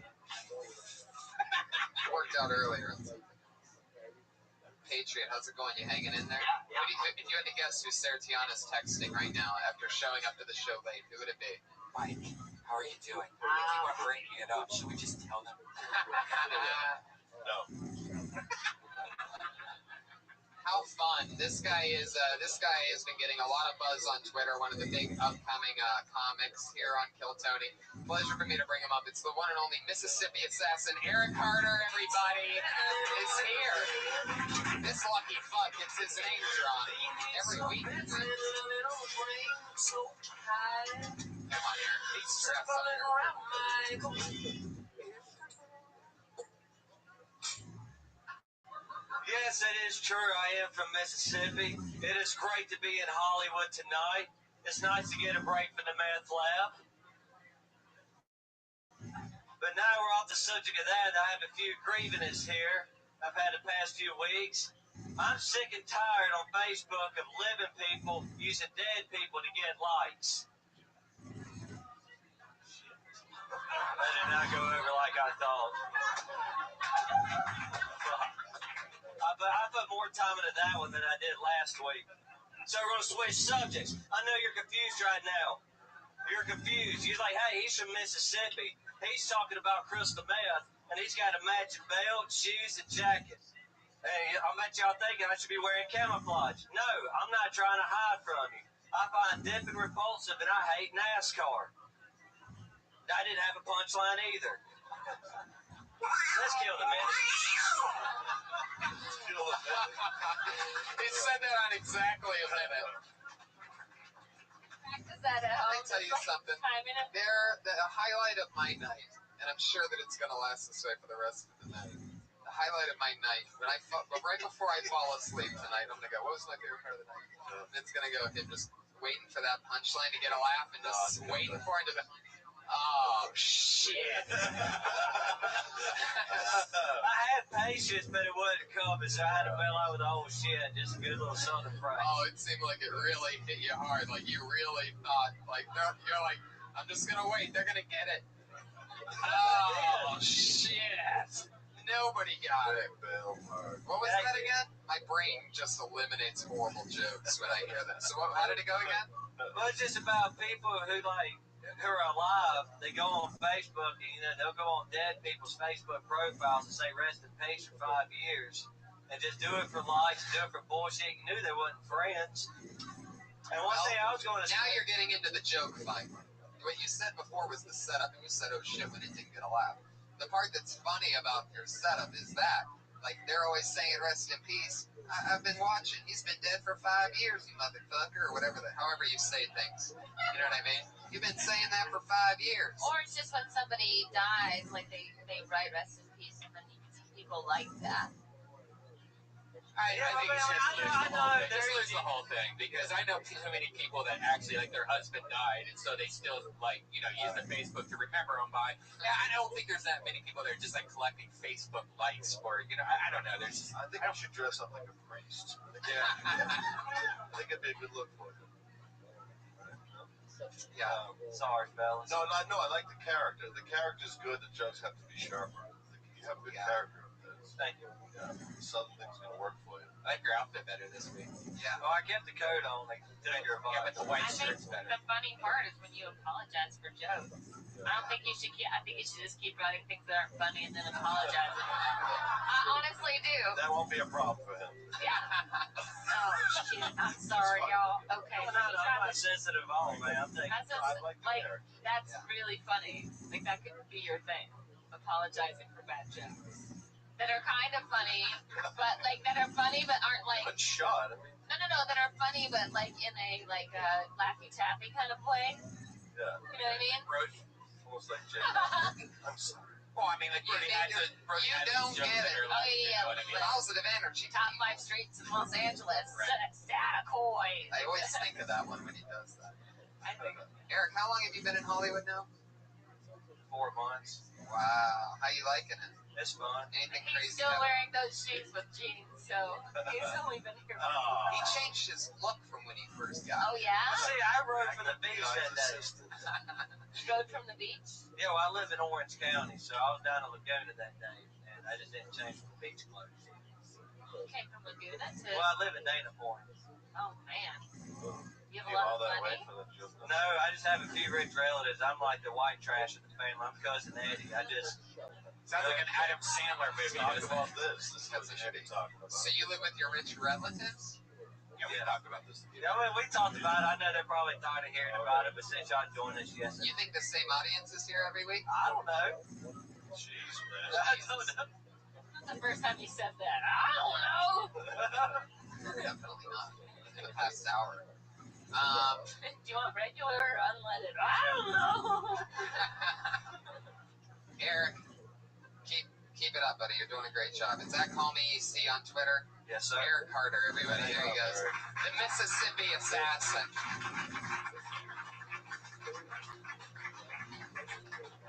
Fuck yeah. Well, do one more? One quick one. We can do one super quick one. Super quick. One more super quick. Jesus, somebody really wants to get up. Put your hands together for Demetrius Smith, everybody. Here he is. Demetrius Smith. Oh, he's coming. Here he is. The little blind spider took the wheel. All right. So I had to take my car to the shop, so I had to resort to the city car, the LA transport. So I go to the bus stop and I see this kid sitting on the bus stop and we're in front of a gas station, and this crackhead comes by and he asks the kid, says, "You got $1 I can borrow?" The kid said, "I don't have no dollar." Crackhead goes to the gas station. He comes back about 2 minutes later. He says, "Hey, little fella, you got $1 I can borrow?" The kid saying, "I don't have no dollar. You ask me again, I'm gonna slap you on my economics book." Crackhead goes to the gas station, comes right back. He said, "Hey, you got an economics book?" The kid said, "No." He said, "All right, you got $1 I can borrow?" It's like an actual joke. That's a street joke. Yeah. That's a street joke. Street joke. Did you tell a street joke that you got from like a forwarded email? No, I did. It's original. I did that one because he said go quick. That's true. Okay, that's respectable. You write a lot of street jokes like that? I write some street. I actually write jokes about my life, so I just twist them a little bit. That's fun. Yeah. Is that real? Yeah, it is. Street jokes are always an interesting thing because it's a long setup for one punchline. Depending on I mean, I've just heard that same joke a lot, but with different props. So right. Right. Yeah. Oh, yeah, Grapes. definitely. Got any grapes? Got any grapes? Oh, yeah. Okay. Right. You know. Have any raisins? No. Okay, got any grapes? No, like it's the same joke. Can't do that. It's good though. It was fun. You know what? We needed something short to fill in 40 seconds. I mean, is that true that you really had to take the bus? Yeah. And you saw I really that? had to take my car to the shop. And you really had to stop at the bus. Okay. Yes, sir. And that's really what happened? Yeah, I just added a little bit to it. I just twisted it around.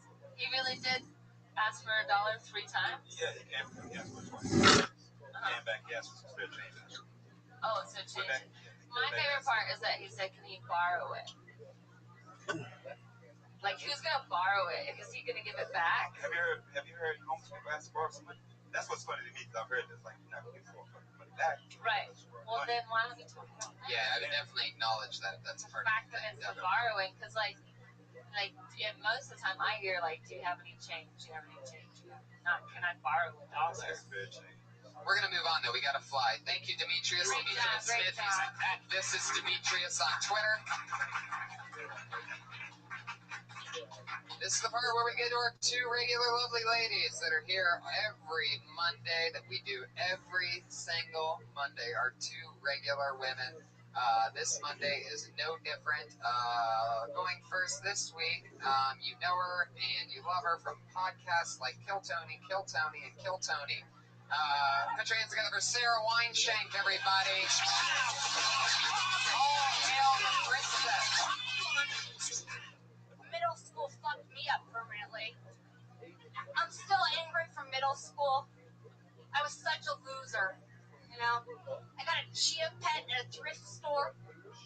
to 8th grade, asked my teacher if it could be the class pet. She said yes. It was a lamb chia pet. That's what I was into. I wasn't even embarrassed. I brought it in like it was a normal thing. Like, can this be the class pet? It's fucking ridiculous. I always had a polo shirt with like stains all over it, pizza stains. My good friend screaming was Gouda Girl. She was like obsessed with cheese. She spat when she talked. We tie our shoelaces together and scurry about during recess. That was my reality. I saved a manatee. I saved all my allowance to mail in for Save a Manatee. And then I was pissed because Gouda Girl and I both saved the same manatee. And I was like, I thought I was going to get my own fucking manatee. Needless to say what? I'm still angry. Oh, that's funny. You have such a funny delivery. You're so different. Middle school fucked me up. Yeah. She's always very passionate about silly things. That's what I know. I just feel like it's there somewhere. You should be like, I'm glad that's all changed. Yeah, you know what I mean? Like, right. Glad I'm better now. Right. You know, and then like if you said she adopted the same manatee, like I wanted to be an individual. You know, like I think like that anger of like middle school fucked me up. Like in the every 20 seconds you should have a beat. Like I'm glad it's different now. Yeah, but I'm not like. When you get back to Gouda Girl and she does whatever, you sort of lost me on the manatee, but it doesn't matter because whatever she does with the manatee, that's the same as what you did with the manatee. There should be a callback because that's so funny to the cheese part. Not only did she do the same thing as me, but she did it with a block of Parmesan in her hand or something like that. You know what I mean? Making a callback to the fact that this chick, for some reason, is so obsessed with cheese. Yeah, and like so gross.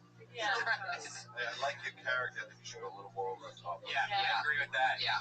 Everything you do, you have one of the best deliveries. You have a character which is like there's certain comics that have characters. Like Brody's a good example where like he plays himself, but he plays it so over exaggerated, and you do such a good job of doing that it's really hard to pull off. Yeah, we'll put it to the next 20% more, and it's a fucking firework. Yeah, you don't even need jokes. You can just talk. With good jokes and character talk. Yeah. And you're going to get better at jokes as you go on anyway. Better jokes. More jokes. Right, but I don't want to just tell them like cheesy jokes. I'm trying to talk about if they're funny, it doesn't matter. It doesn't matter. When you're telling the truth, it sounds like a joke. Right. As long as you're still talking about the stuff that you're passionate about, it'll always organically get punched up if you're doing a lot of spots during the week. And also, up 20% on the thing. Yeah, take a risk with that character. And also, if you're both saving the same manatee, like that seems like a real but it's also like it's my manatee. I have a fat cow in the ocean. You get your own fat cow in the ocean. And then also just like it's kind of like two girls wearing the same thing to a party. Right. Yeah, that's my manatee. Yeah, save it. Get your own cause. Do twice the amount of sets that you normally do when you're on your period. Stop it. Patriot, did you have something you wanted to say? I got an impersonation I can do of Sarah. Wait. You want to do it right now? Me? Yeah. Okay. Which one? Wine Shank or Tiana? Wine Shank. Okay. Oh, shit. Went to Rite Aid to get some Q-tips and a Twix. Q-tips and a Twix. Patriot, stop it. Left with a flu shot. Where's our missiles? Waiting to see if I get latent autism. There she goes. It's Sarah Weinstein, everybody. Bring in the thunder and the lightning. And she's at Princess Shank on Twitter. Please follow her. It's always follow her. I would totally follow. Please follow her. Not to our coffee, but anyway. And as always, the other regular here, put your hands together for it's Kimberly Congdon. Hey guys! I want to talk about something that I'm tired of. I'm tired of getting fooled. And ladies, you know what I'm talking about in relationships? I'm not getting tricked anymore, because it always happens. I start dating a guy, we're fucking doing cute shit, we're picking filters together on Instagram, and then all of a sudden I'm like, hey, my cousin's having a wedding, and he's like, bitch, we're not dating. You know, like, okay. So I've been getting really suspicious. I went for drinks with a guy the other day, and we were drinking wine. I came back from the bathroom, and he had a brand new glass of wine waiting for me. I came back, and I was like, that's so polite. Thank you so much. But it's also kind of rude. drink it and order me a new glass of wine. And I was like, what if he did roofie it? And I just drugged him. I'm gonna get him back. I'm gonna rape this motherfucker. I'm gonna do it. I'm gonna fuck him. And in the middle of me raping him, I'm gonna, give him the good stuff, the stuff my mom taught me. And he's gonna wake up and be like, yeah. There you go. Reverse psychology rape joke. Kim, you're back. That was great. Yeah. Thank you. You're gonna roofie me. I'll roofie you. That's what's up. I'm about roofies. You can go more into that. I think you have to set it up more about the things that you're Instagramming, like we're picking out filters. Like you need to describe more relationship things that you're doing, and don't say the word fucking in front of it because it sounds like you're saying fucking. Oh, okay. You know what I mean? Gotcha, yeah. We're fucking Instagram. We're fucking like that little beat sounds like two things and not one. I wanted to get into detail about how guys want to date girls and they do all this fucking cutesy stuff, and you're like, feel like you're together, and they're like, no, we're not dating. Yeah. It's so serious. Yeah, but you need to really, and that's why you have to really amp up the setup. Yeah. Because then that makes him, if you ask him for to do something more simple than going to a wedding with you. Right. Because that is definitely like a dating thing. Yeah, a little serious. Like, hey, do you want to go to a movie? Whoa. We're not together. Right. You seem a little too sweet for rape jokes. Yeah.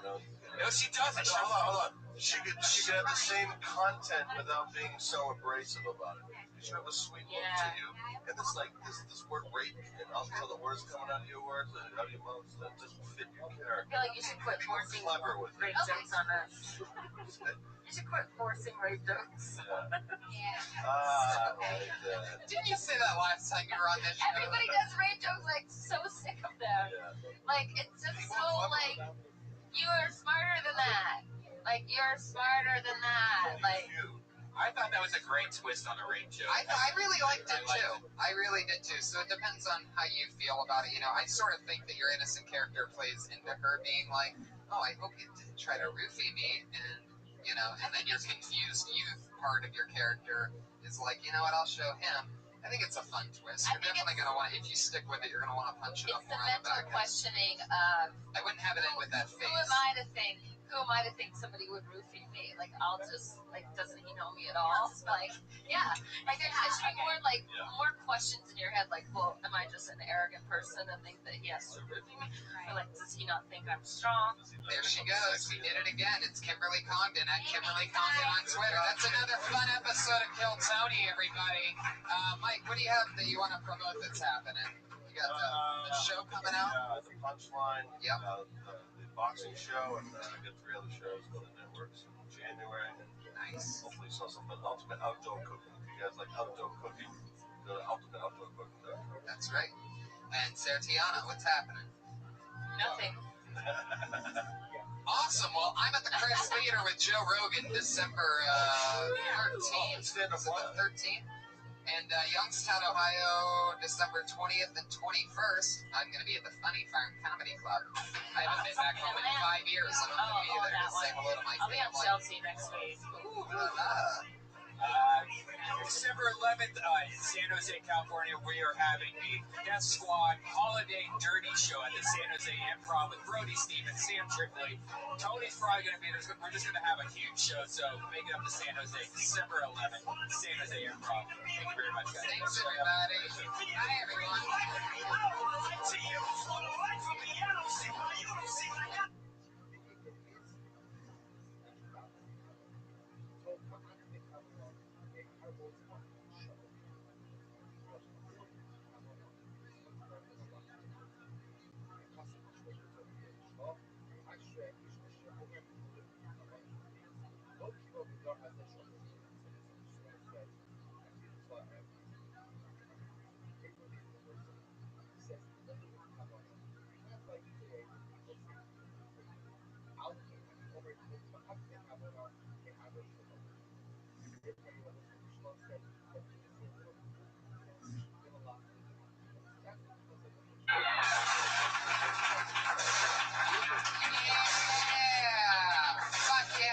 Hi, how are you? Yeah, it's like a live audience in here. How's everybody doing? Happy Monday to you. Here we are, settling in for episode 27 of Kill Tony. How exciting. An internet sensation. I think we have our first true internet star that we created, Eric Carter, this week. I saw your Twitter blowing up, right? People are going crazy. There you go. Hopefully you'll get picked out of the bucket and we'll talk about it in a bit. Fun weekend in crazy college football. We're Buckeyes, Brian and I, and most of you probably aren't interested, but it was a crazy weekend on that side of things. So very fun. And what else? What else did we do? I was in San Diego. I got to open up for Joey Diaz. Awesome. Fun time. I love San Diego. Powerful Joey Diaz. Yeah, Joey, one of my favorites. I'm working on creating an episode that we do at the Ice House so that we can get Joey Diaz and Joe Rogan on as the guest. Yeah, we'll have that. We'll have to have that outside of the comedy store. Yes. Both said they'll do it also. Yes, they're both totally in. We just gotta throw them a date. That shit. And I guess we're also in talks of taking Kill Tony on the road. Yes. So if you are in a city that has a pretty strong open mic, tell your comedy clubs to get in touch with us because we've already got a couple places that we're starting. One's in San Diego, I believe. Rumors of perhaps Texas, I think it was. Canada. Oh yeah, Toronto also. Could be in the making. There you go. Some claps for Toronto. Claps for Kill Tony. As always, ladies and gentlemen, one of our favorite people in the whole wide world, our head of security here at Kill Tony. Put your hands together for the one and only Iron Patriot, everybody. There he is. He was only making some of those noises. The Iron Patriot, the superpower that he is. How's it going, buddy? I took it easy, Tony, this week. I watched the Cowboy game on Thursday. That was good. They beat the Raiders. And, Dallas, so that's exciting for you. Yeah, I wanted to talk to you on Saturday. I watched the video of Ice House Chronicles. Okay. And I was looking forward to see that because I wanted to see Kimberly and Sarah on HD, and I wanted to hear them talk. But it was a crazy episode. You were so close to not being creepy for a second. Then you said you wanted to see the girls in HD. You can see them in real life, which is way better than HD. Yeah. You see them every Monday. We're talking about two regulars on this show. Yeah, but I had to wait a long time to hear Kimberly talk because Brody was out of control. You know, I've seen Brody on 10, but this was Brody on 15. If you guys haven't watched this, you gotta see this. And I love Brody. I think his show's gonna do good. I know his mother's having trouble. She's in the hospital. She's getting out soon. But it's like no matter how much He's talking about the great Brody Stevens, everybody. New show on Comedy Central every Sunday at midnight. The first episode started last night. I'm not even fucking with you. My butt vibrated. I just got a text from Brody Stevens himself that is just two emoticons, a thumbs up and a praying hands. Wow. So that's what kind of guy we're dealing with. Pound sign simulation. Right? That kind of positive energy, literally. Just got that text from Brody Stevens, who has a new show on Comedy Central every Sunday night at midnight called Enjoy It, one of our great friends. And he was a little excited on the Ice House Chronicles. Yeah, it's like no matter how much attention you guys gave him, he needed more. He wanted you to pick his brain. Yeah. You should have killed him like a cannibal, carved out his brain, and then started picking on him. Say, is that good? What the fuck? Wow. Yeah, but you had two good jokes that I like, Tony. You had two real good ones. You said that you wish you got the memo that it was going to be the Brody show, and then you also called him Thai-sexual. That was very clever. You like that? Wow, you're literally quoting jokes from a podcast on Friday night. Yeah, I like it. You are a machine. Yeah, but I looked on the video. It was 1 hour and 5 minutes before Kimberly got to talk, and then she only said 2 sentences, and it was right back to Brody again. How many times in slow motion jerking off did you watch those 2 sentences? You know I'm just saying, Kimberly, come on. What's the whole HD thing about it? Well, it's just I like to see people that are on the show with me, going ahead and getting on other shows. Did you like pause it at all and stare at them or something? No, I just watched it. It was funny. I watched it to the whole end. It was great. If you guys get a chance, check this out. It was very, very fun to watch. It's one of the crazy things that I remember about you, because I recently went back and listened to a lot of episodes. At one point, Natasha Leggero was a guest on the show, and you said that you saw her on something on TV, and that you paused it at the right moment to be able to know that her left middle toe on her left foot, he noticed, curled in towards her big toe. Well, no, I saw her on the show, when you said that, she goes, "What are you talking about?" She took off her shoe right here.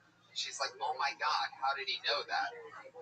This guy looks at girls' feet so closely in HD, slow motion, DVR, whatever the fuck, that he told Natasha something about her foot that she didn't even know about. Well, see, I actually saw her feet on WikiFeet, that website with some of her feet.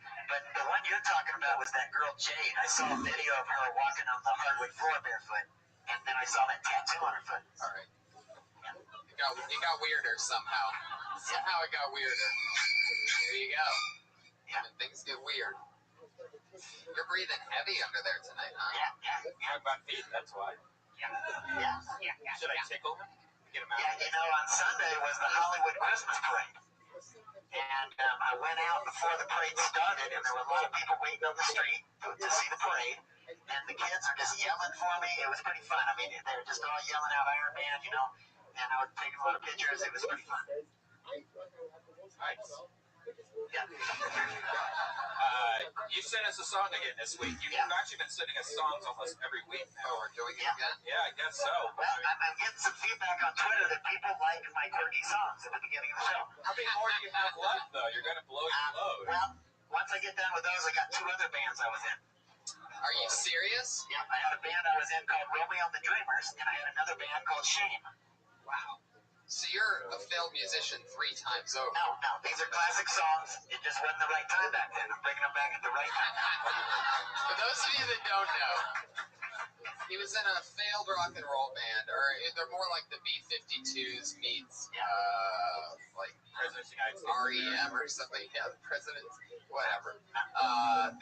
It's like a combination of a bunch of mediocre bands. And it was during the grunge era. And it was like B-52 style music. You can't categorize it. It's got its own sound. Well, it's happy. What he's saying, it's happy during a time of sad. Yeah. When being sad was cool, you're like, right now, we're going to attack with positive songs. Yeah, I grew up on the Beatles, Literally, he grew up on Beatles.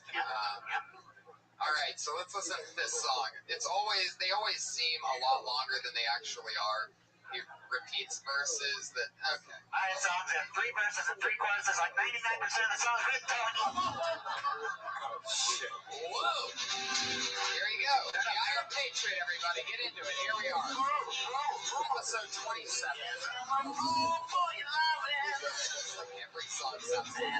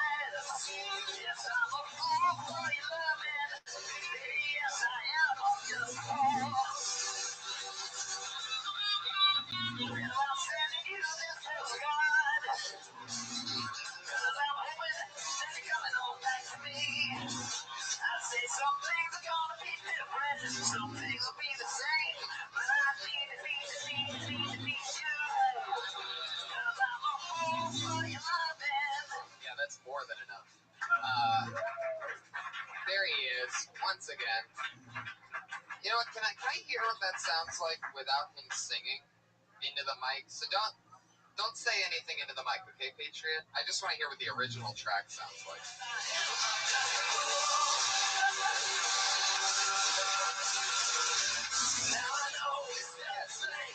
That's you without the robot.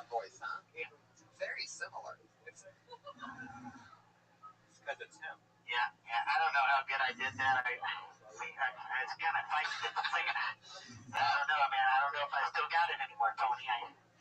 That was 20 years ago when I sang that, so I don't know. I don't know if I still got it.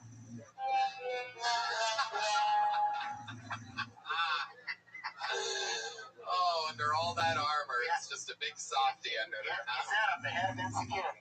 There you go. That's right. Yeah. There you go. It's a lot funnier when I say it, Patriot. Yeah, you know, I try my best. So, like, when you wrote that song, I'm guessing that's called Fool for Your Lovin'? Yeah, I've been a fool for love many times. The worst story I can tell you was back in 1998. I worked at a place called the filling station. I was a waiter. I was in love with this pretty little petite girl that was half Mexican, half white, named Jennifer. Gave her $2,000 to move into a place. And didn't even get to soothe on the couch. Wait, you didn't get to what on the couch? Didn't get to do any soothing on the couch. You know, you say guys are pussy whipped. This was even worse. I didn't even get no pussy. I was just plain whipped. And I was in love with this girl, and she broke my heart. But I think everybody's been a fool for love at times. You ever been a fool for love, Tony? No, definitely not. No. Come on. He's not being honest with you, because I think we've all been fools for love. Yeah. It's like a woman did this thing to me. You know, I just do whatever they want me to. Yeah. Wow. That is. So how long did you live with her? No, I didn't live with her. I was working with her at the filling station. And, you know, we hang out a couple times. And, you know, it might have been the cocaine. Wait. I tell you what, when you get a girl on cocaine, you think it's gonna be good, but it's not bad. It's not good. It's not good. It might have been, huh? Oh man. Wow. Yep. Well, that's the Iron Patriot, everybody. You guys ready to see who our guests are tonight? It's always fun, always exciting. I'm so lucky to have so many hilarious friends, and tonight's no different. We always have two guests on. Put your hands together for this week's guests, everybody. You know them, you love them from things like, wait, who do I want to bring up first? I don't care. Oh, wait, that's right. Okay. But no, I have to think about it because then that decides who's next to me. What did we say earlier? Who's first? Okay, you know this first guy from Chelsea lately and other fun things. We're going to for Justin Martindale, everybody. He's a paid regular here. He's a big deal on TV. And my other pal, it's Sean Halvin, everyone. The Texas Rattlesnake, one of my funniest friends. Creative mind. Hilarious. Here they are. They're both from Texas, everyone. Literally, they are both from Texas. As is the Iron Patriot. Did you guys ever come across the Patriot before he became the Patriot? Yeah. And he was just a proud American? No, but I do love that song. Yeah. You like it? Yeah, I'm not from there, but I lived there for 28 years. That's what they all say. Justin, I did some reading about you today. Oh, did you? I want to talk to you. Before we get the show started, I want to say some things. You're from San Antonio. You started comedy in 2008. You came to the Comedy Store in 2009. Mitzi liked you so much, she made you paid regular right away. Very impressive. You opened up for Whitney Cummings. You even went on a cruise and did some comedy. Now, what I want to ask you is, sometimes you write for the fashion police for Joan Rivers. Now, what do you think Joan would say about my outfit? That you were the Iron Patriot. Boo!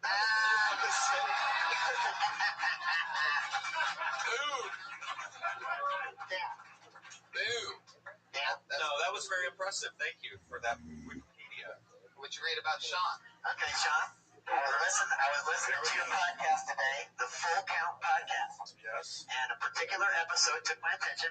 It was the one where you were talking about Motorhead. Now this guy Lemmy, he's quite a character. He's got two roots the size of garbanzo beans on his face. He plays the bass guitar like it's a rhythm guitar. He's lived in the same apartment for over 20 years in West Hollywood. Rent control, $900 a month. Right. Now, have you seen this documentary? I saw the same documentary. Yeah, in 2010. It's a great one. and I learned a lot. Did you have anything else to add to that? What's that? I love that. I love that you mentioned everything Justin's done in his career for the last 5 years. You started on Sean, and you just go off on a tangent about how much you know about Lemmy from Motorhead. That was interesting, Pedro. Did you forget what we were doing here for a second? Yeah, I just wanted to have the talk man to man about music because. Yeah, it felt like we really connected right there. Yeah. Nice coin star you got here.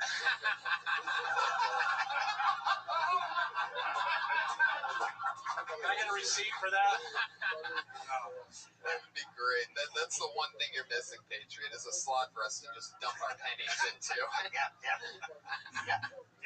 you heard of his band when you guys lived in Texas? Did you live in Dallas? Yeah, I lived in Dallas. You know, they just had the 50th anniversary of Kennedy being assassinated. That's what I've heard.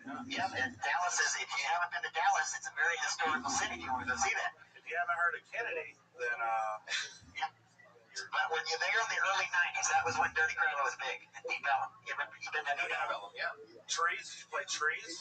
We did. We headlined at Trees on a Saturday. That was one of our biggest nights.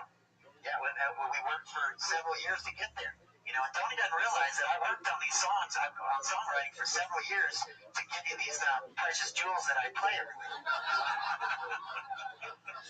These precious jewels. Yeah. Every up for X Factor or anything like that? I don't know. I haven't thought about that. If you haven't seen him without the helmet on, I can tell you he has a great face to be on The Voice. I can do without your sarcasm, Tony. Really, really smart if you guys think about the joke I just said. That's me saying that he's ugly underneath the armor. It's a great face for The Voice. I didn't get anything, so I'm just making sure. I do like the songwriting skills, though. If you never written a song, just put I in front of everything. I went to the store and then I got some pancakes. You're like, this fucking song. I'm a fool for your love. I broke my heart in two. I bet if we sat here for 20 minutes, each with an iPad, we could find literally 100 songs that have almost those exact lyrics in it, right? Yeah. What? He's like, that's where I found them. Was Leonard Skinner one of your influences? Yeah, we got a little bit of influence there. I like that band. I like it. That Freebird video on YouTube, that's a classic video. Yeah. Not the song, the video. Well, just, I like them. There's a lot of mixture in our music. It's a combination of everything, you know. And then my own style for me. Wow. Yeah. A little creaky tonight. That suit's making a lot of noise over there. It's moving around. Really good, Dave. It might be time for some oil.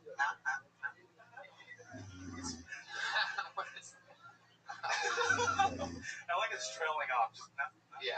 I'm trying to figure out what's going on next. Thinking of it. Oh, okay. Yeah, we know. We're really good at that. Fuck yeah.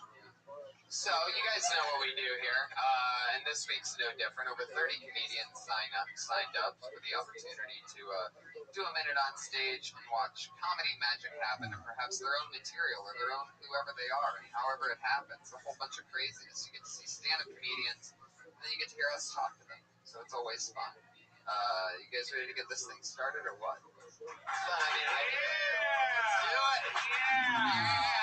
I've been doing comedy with you guys for years, so I know that we all have fun opinions on different perspectives on things, so I know for a fact this will be exciting.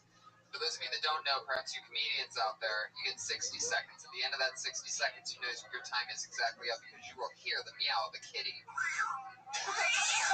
It's going to sound like that.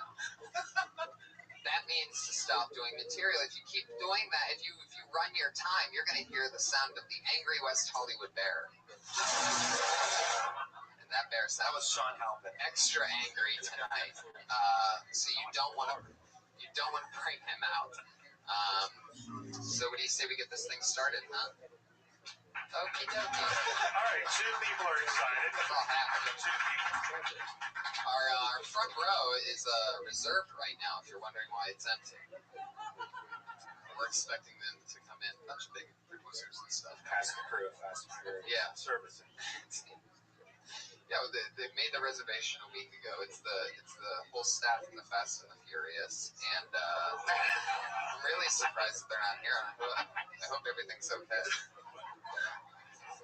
wonder what they're doing. Yeah. You know they have a new movie coming out and everything.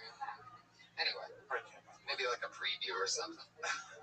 Anyway, your first comedian tonight. Put your hands together for Skylar, everyone. Skylar.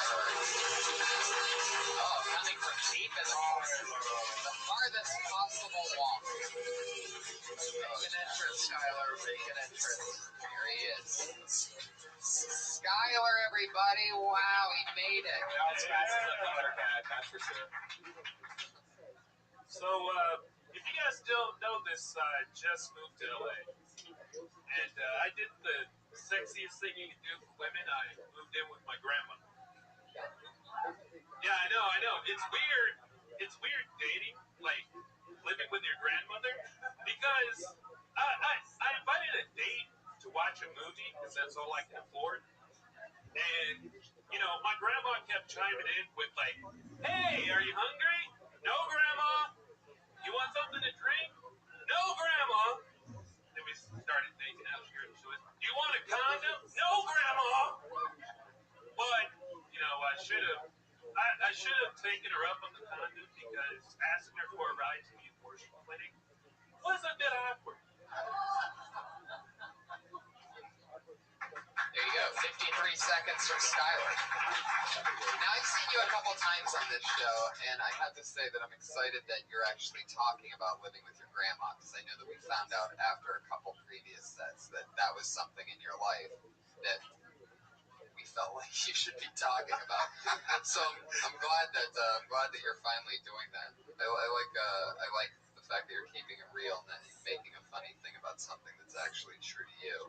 And so anyway, what I'm getting at is that I sort of like it a lot. And at that part where asking her for the ride to the abortion clinic, I would say something like, because, you know, I should have taken her up on the condom because I think she might I don't want her to end up being a great grandmother or something like that. You know what I mean? I don't even know if that's funny right now, but I like the flip that you did, definitely, though.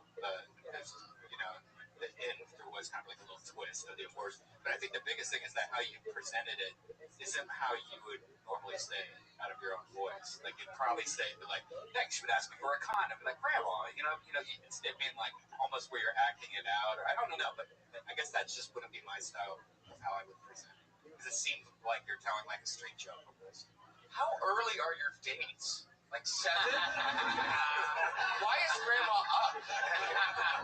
Why is she up? Make sure it's like 10:30, 11 o'clock. Grandma should never be asking for condoms. I thought you were having sex with Grandma. I thought you were like my girlfriend. And then Grandma was like the Anthony Perkins and Psycho thing. You're like, oh yeah, my grandma. You know. Something along the lines of like, yeah, I mean, maybe you need to have later dates. You know, make sure, or start drugging Grandma. Like, put her out. right, something. That's great.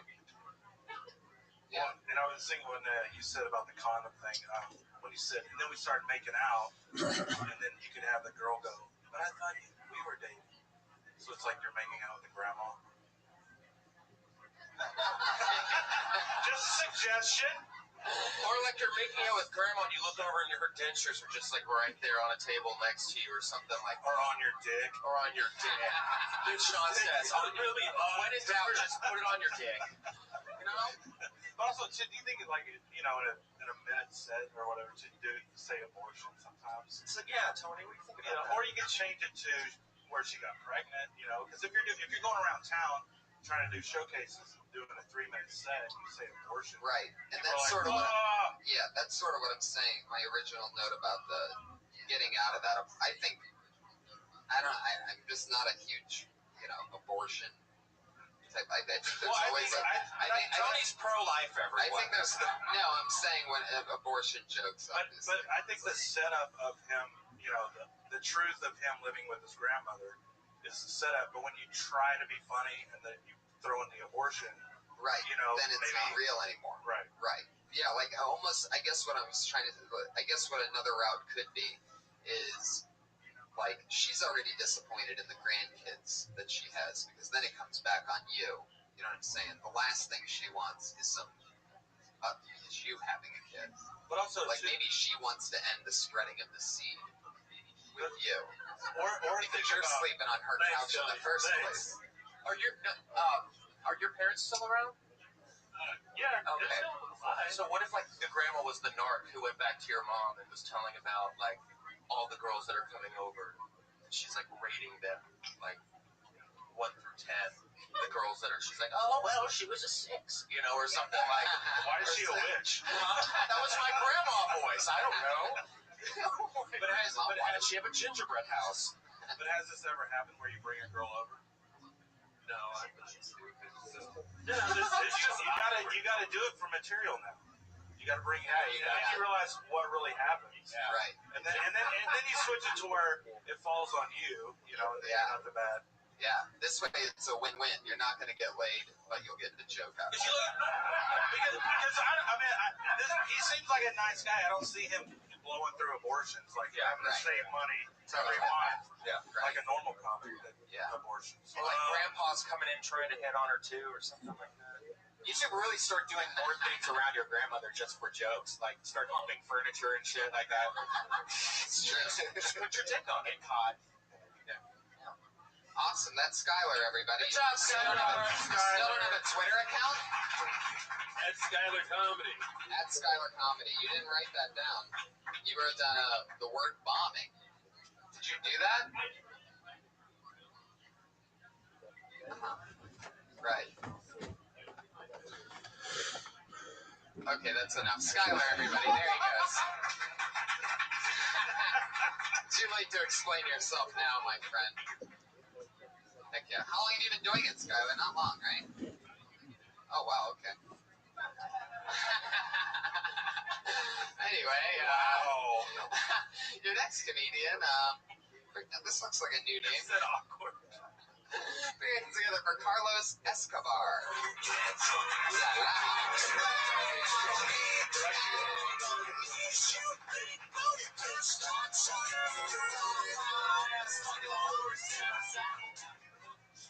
Doing mention you're a big Ohio Buckeye fan. Very cool. We just had a college football rivalry game day yesterday. A lot of UCLA Bruin fans. I love that rivalries and their mascots come out. They get all crazy, like the USC Trojans. They hate the UCLA Bruins. I attended the University of Phoenix Online. Our mascots are the online predators. Our rivals are those bitches at the Maranello School of Beauty. We have a fight song at our pep rallies. It goes, we go to school to get our online degree, but when we're doing our homework, we get distracted by pornography. Online predators, fight, fight, fight. Thank you so much, everyone. Yeah, there you go. It's funny. First thing that popped in my mind, I don't know if this is like too cheesy, but since they don't have a football team, maybe something like that. We don't go to bowls, we just smoke them. Something like online fucking.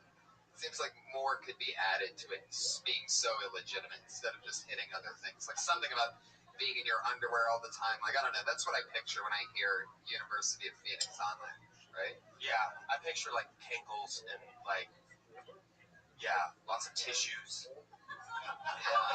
Definitely lots of cats. A lot of cats. A lot of open windows. Which is involved. Yeah. More open windows than. Maybe you guys don't even go to a game, like your game is in the chat room or something, like you just heckle each other online and just talk shit online to each other, just back and forth.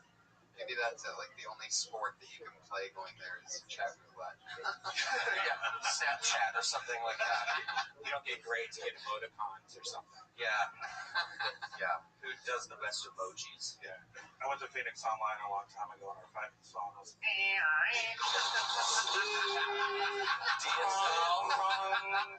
Dial up. Yeah. It's hilarious. Wow. There's a lot to play. That's a fun joke to play with. Yeah. You really went there, huh? I guess you don't really go to the. When you went, I guess that's the one college you actually went don't even online go and did to. it. Yeah, they have sample dental like school. Sounds exhausting. Yeah, but why would you pick campus? You just pick online. You have to go to the campus. That's why you do Phoenix. I'm more online, I guess. I'm more a hands-on kind of guy. That sounds great. Wait a second. You're Then why do you go to like a regular college? Have bad grades. They have a campus for the online. Yeah. They have several campuses. Diamond Bar. They got one in. What's Diamond Bar? They have unicorns and shit too. You have heard Diamond Bar. Did you ever go to the campus? I did. What? It's like a shit. Diamond Bar, It's an office building. It's like a storage unit. It's an office building. They just changed the placard on the front. So one day it's insurance, next day it's school. Welcome to school, everybody. So is it basically just? Are you sure that the campuses for University of Online aren't just like internet cafes or? They had a snack cafeteria. Oh shit! Easy, Sean. Easy. That's what makes it legit, right? Hey, that's when you know. It was a microwave, and the guy sold like soda sandwiches. There was a riot on campus. 7 people got banned. There's so much material that's derived from. Play with it. So where did you take your test just online? You never had to go in at all? Yeah, it was open book or open Wikipedia. Yeah, you just cheat like Google. Yeah. A lot of Scribe.com. Yeah. All you did is just get a Scribe.com account and just. What did you get your degree in? Business administration. The future. It's amazing how hard. Like it makes me honestly just so jealous that I grew up when I did, because I used to have to work so hard to cheat off of other people, and to think that I could have had an iPhone in my hand the whole time. Well, we used to do the TI-81. Remember? You just sit there in that calculator and you had to like write it out. Or I had sex with my teachers. Oh wow! Did you really do that? Yeah. No. Did any of you guys get molested by your gym teacher? Okay, thank you so much for coming. Carlos, that's really funny. Take some of that stuff. I especially love your fight song one. That's so funny. Yeah, that was a good fight song. Great. You can follow Carlos or tweet at him at CEELOSESCO. Very, very good. Whoever your marketing manager is, you should fire them, Carlos. Celosis Co. Or Phoenix Online. Say Carlos?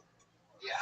Yeah, it should just be like carlosonline.edu or something. I hate when people make Twitter things like so complicated. Right. But it could just be like Carlos likes pie. You will remember that way more than like CELL. Anything you have to spell out doesn't make any sense. Don't put numbers in. No. He's in business administration, you guys. Oh. Is that what it was? He's being clever. Right.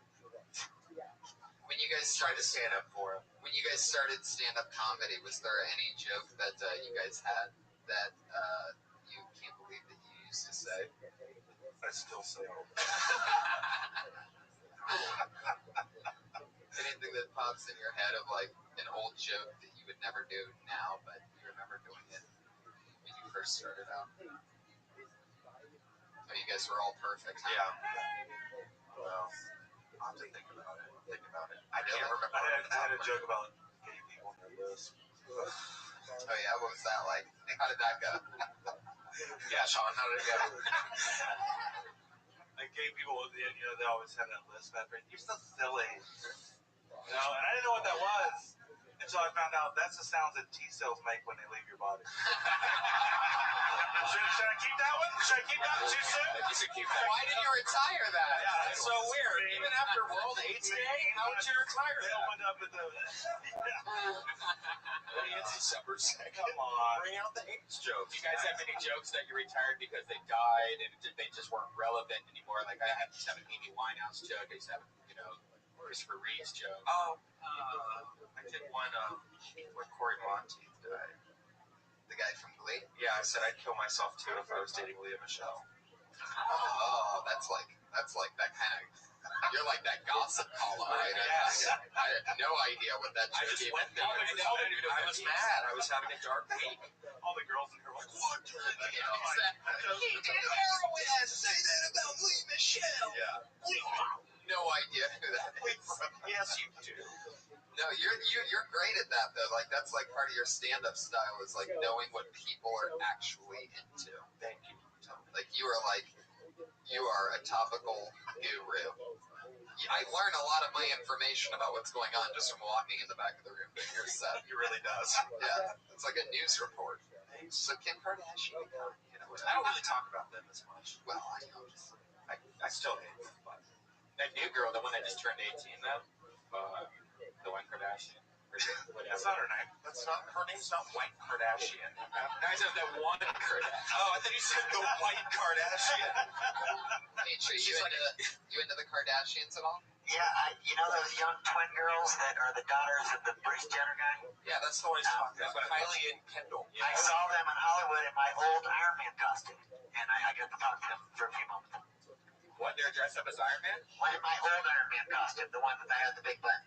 Why were they dressed up like that? No, they were there for some event, and they walked by, and I talked to them a second. I said I liked their show, and it was just a small exchange real quick. Yeah. Did they try to mace you or anything and it didn't go through the suit? No. Fuck yeah, Patriot. Are you sure? Are you sure it was them or was it just tourists? No, it was them because the mom was there too. Oh, then yeah, she's a beast. Yeah. Patriot, I'm amazed that those lights never go out. Yeah. I charge them up every time. I got the Duracell chargeable batteries. It's a good thing because 20 years ago I would have been spending a fortune on batteries.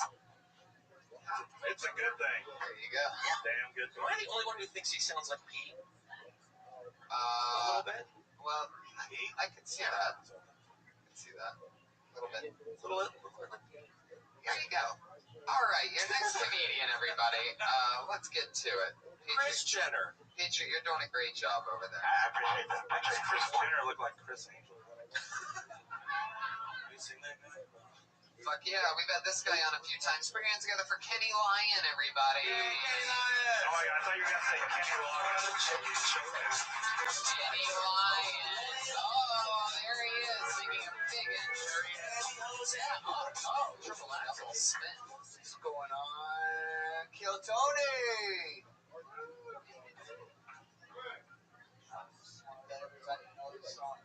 Horrible beats going on the world right now. He is dying.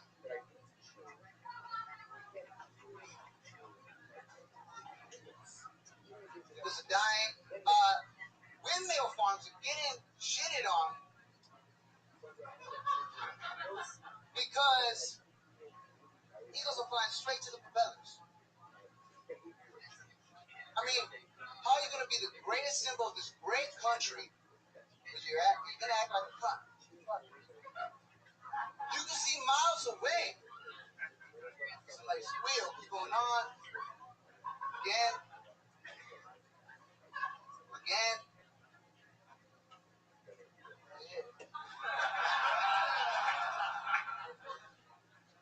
think I'm done. There you go.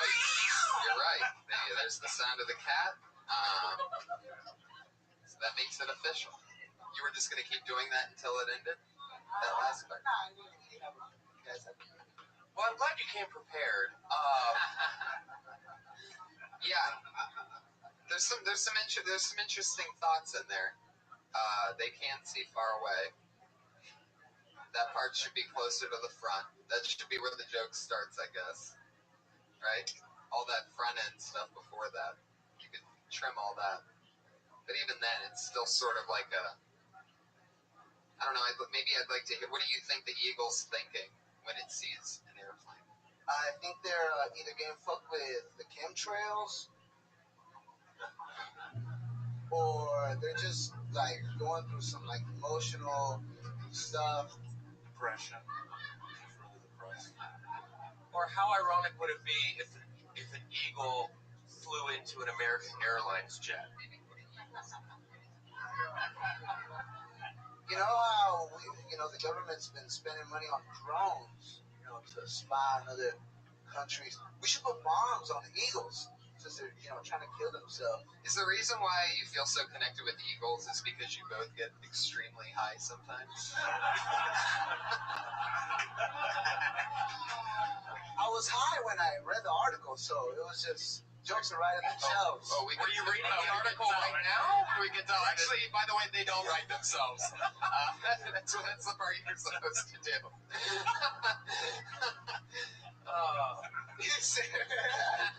They don't just write themselves. It's not that easy. It's so funny. I just like jokes that that personally affect you. Like, how's that? Yeah, it's observational, but how's it? Electricity bills are going high as fuck. I mean, the windmills are supposed to make us go green, and eagles are just fucking chemtrails. Why even argue with this guy? You guys, chemtrails. He's right. Black helicopters. I say you just commit to what you really have going on, and that's fucking being stoned as fuck and talking about and getting lost in it and shit like that. I think that more paranoid route of saying that the government's killing eagles, I don't even know what you're saying, but it just sounds funny. Like a conspiracy. What's your conspiracy stoned out, just fucking? Because I can tell you sort of know what's funny. So if you just go with it and roll. What's your background? Both of my parents came from Guatemala. Heck yeah, you had to think about that for a second. Where'd you grow up? Here in Hollywood, born and raised. See a lot of eagles here in Hollywood. I see a lot of trannies. Talk about that. No, trannies.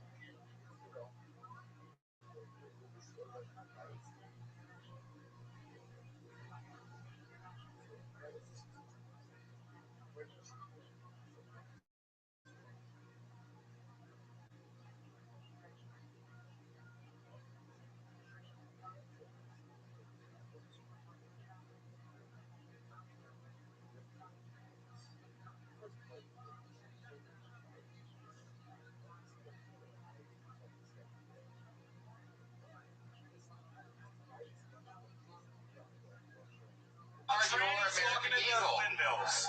Trannies walking into American Eagle outlets. They're not leaving because the music's so good. Yeah, and they stay there. It's a fucking party in here. I got shoulders. Fucking look at my dick. But why wouldn't you talk about trannies? I do have one. Because I love America. I do have a bit, but I don't get booked that often, guys. And these open mics are starting to get a little too costly. Yeah. $3. Fuck. Some bullshit. What's $3? Some rock paper. Marty's is $5 for 5 to 11, which is, Chemtrails. I just got fired from my job. I got fired from $10 boutique, man. Oh my god, you worked at that place? Yeah. I was holding the sign. Iron Patriot, we saw each other. Weren't you on the board? Yeah. Right? Oh, there you go. Were you inside the store, or you're out trying to get people in? What? Are you're in the store working? No, I was with the sign. You heard me yelling. I was trying to. Oh yeah. You ignored me. Wow. No. Was that after you were on Kill Tony? Nah.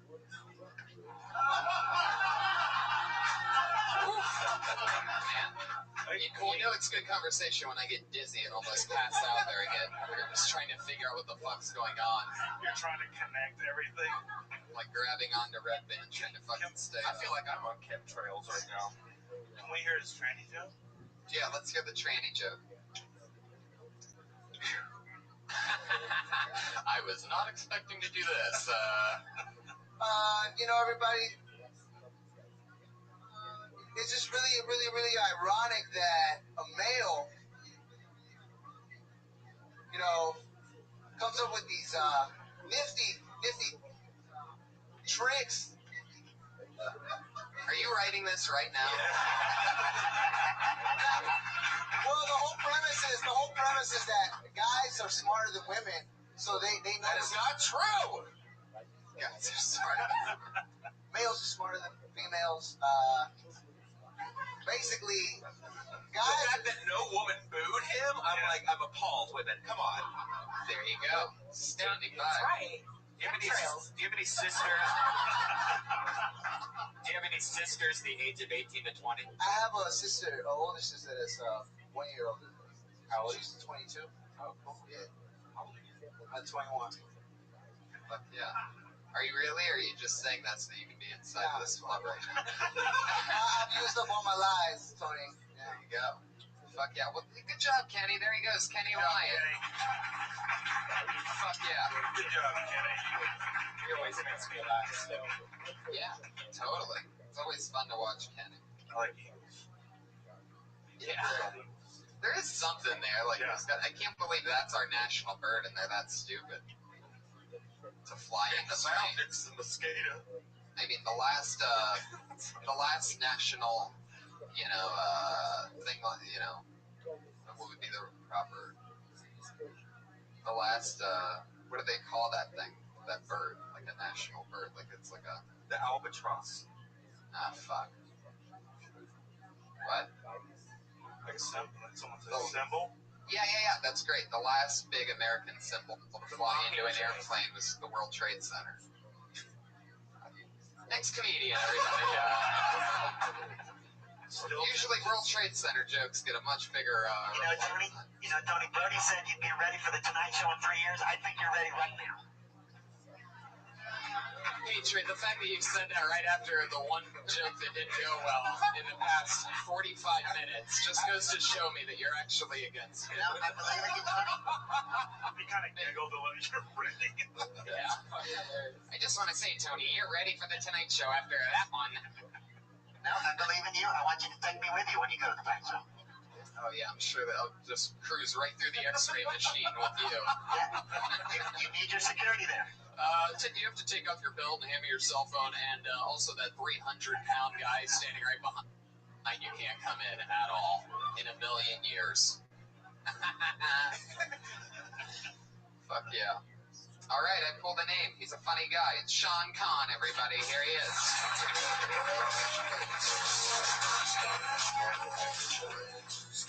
You know, for Kenny Lyon, the man who just proves that men are smarter than women. I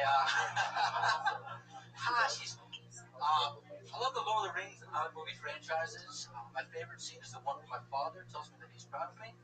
Oh, wait, I'm sorry, that's a different fantasy.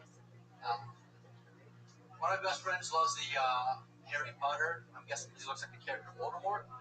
Let me explain that. My friend is an albino. He's actually a black albino, which is the only interesting thing about him. Because that means he can sing the Ebony and Ivory duet as a solo performance.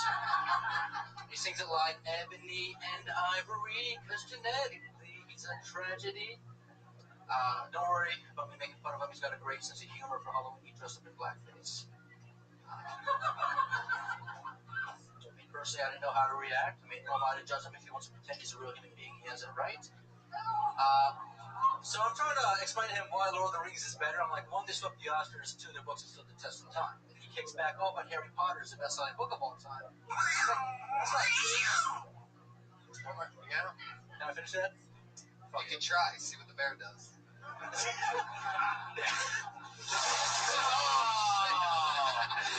There you go. Scary bear. That doesn't sound like you're starting a car. He's ready for NASCAR. Sean, as always, extremely funny. I'd like to hear more about having an albino black friend. Like, he probably gets to pick and choose when he's what, you know what I mean?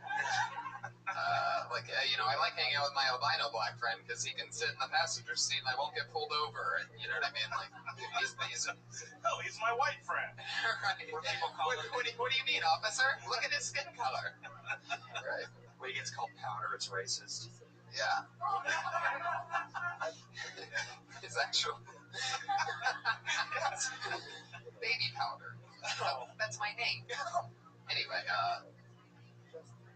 yeah, that's it. That was good. I thought there was lots of...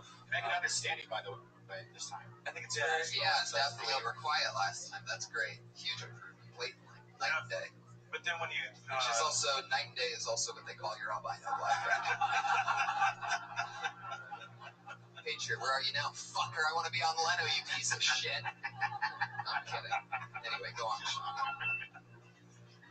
Now, when you talked about your dad saying that he's disappointed. Can you do an impression of your dad?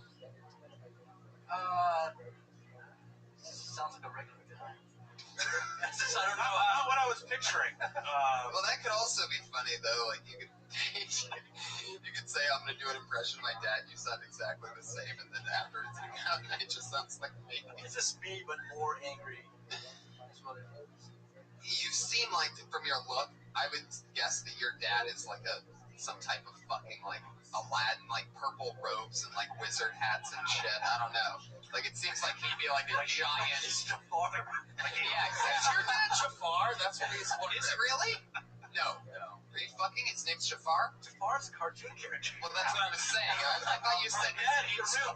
I'm like, I fucking nailed it. What? No, okay. No, Thank you. Yes, I his deserve name is actually Muhammad, which is even more scary. Yeah, okay. I'll take that as a win. Thank you. You got it. Mohammed Jafar. Yeah, Mohammed Jafar. Oh, he's sitting on a carpet Indian style right now? Okay. Are you an online gamer? Weird. What does that mean? I don't know. He was like, when somebody gets up here and they're like, so the Hobbit, And he's wearing a Hobbit t-shirt. I'm assuming he plays World of Warcraft. How does it feel? That's not. Don't. No, take that I personally. play Final Fantasy, but not There you go. Yes. 6-1. So Final Fantasy, are you in a league or? No, it's just But you're like a different kind of nerd. Like, it must feel really good to be like the buffest guy that's ever worn a The Hobbit shirt. That's not a girl. Yeah, right. Yeah, normally it's... That's not a girl. You know the kind of girls that wear Hobbit shirts. Right. They're not exactly the most fit. You know what I mean? They're a little bit thicker. It looks like they had a hearty breakfast. They're all very single, though. Very single. Oh, Now you own it? All the women are stupid. Yay! Hobbit girls. No, Hobbit girls are the cutest. They're the best. Yeah, totally. Nerdy, like, fun. Like, they're into shit type of things. That's fun to me. They're into wicked magic and. Well, if they're into that part, that's weird. You ever do a magic spell on somebody? Strangest question I've ever asked anyone, perhaps. I said that with a complete straight face. Like, hey, maybe you've done a magic spell before. Yeah. And I was sort of looking at both. Have you done a magic spell on anyone? Oh, you're not even going to dignify that by lifting the mic to your mouth. I see how it is. Okay. I've casted a spell or two. Really? How'd it go? I played Dungeons and Dragons. You guys didn't play that shit? Keep it going for our one-person laugh track, by the way. She's holding it down in the middle of the crowd. I absolutely love her. You've been there all night, just firing it off. Give it up for her Coke dealer, wherever he is tonight. Sean, great job. Yeah, it was good. I'd say stretch out. I'd love to hear more about an albino black guy. It's all great. I'd say stretch that part out. Something about, like, maybe, I don't know, all that stuff that I mentioned before. Magic and your dad's Jafar. Yeah, I would talk about Talk how about you your do. dad. Do you have a joke about how your dad's named Muhammad and, like, anything about that stuff? Because I really think you give that type of appearance of Aladdin. It would be something that people would be interested in. Yeah. I don't. I have this little stuff about my family. It's just like, like talking about them. Right. Gotcha. Why not? There's something there that they don't talk about. I saw child abuse jokes in it. Yeah, see. Not like we're Kevin getting Hart, somewhere. but like a fun family. It's just all like depressing material. Wow. So they're probably not talking about you either. Oh my god. Probably not. Yeah. I look how jaws are dropped.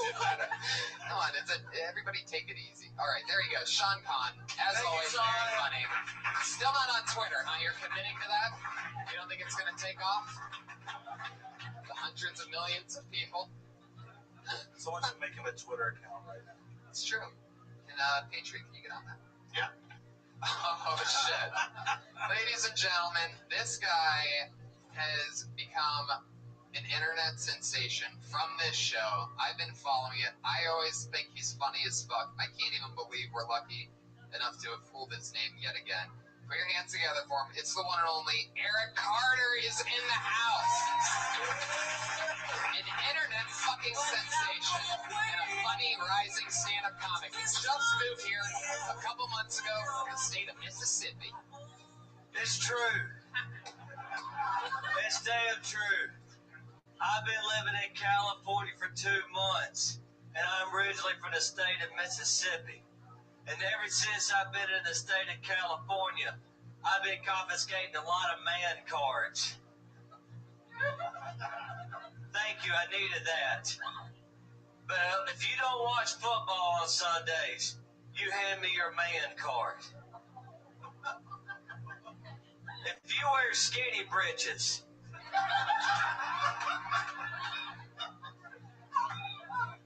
you hand me that man card. If you eat this fucking garbage called tofu,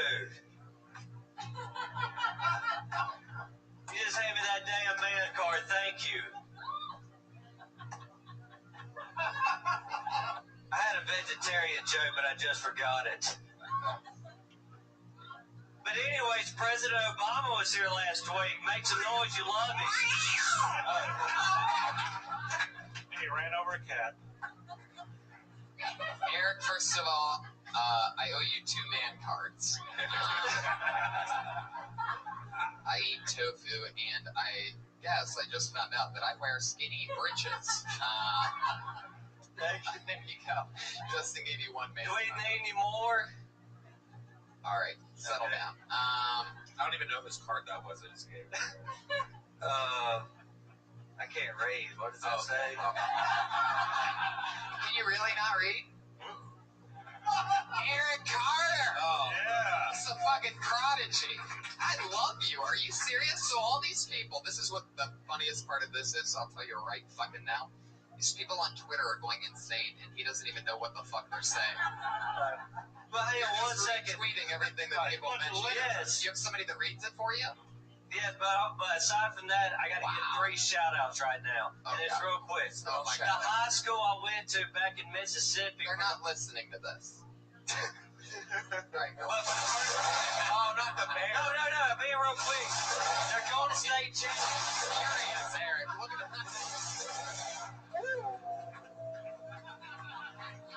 Look what you did, bro. Is that awareness? Shout out. They're going to football state championship. There you go. What's the mascot? What's the mascot, Johnny?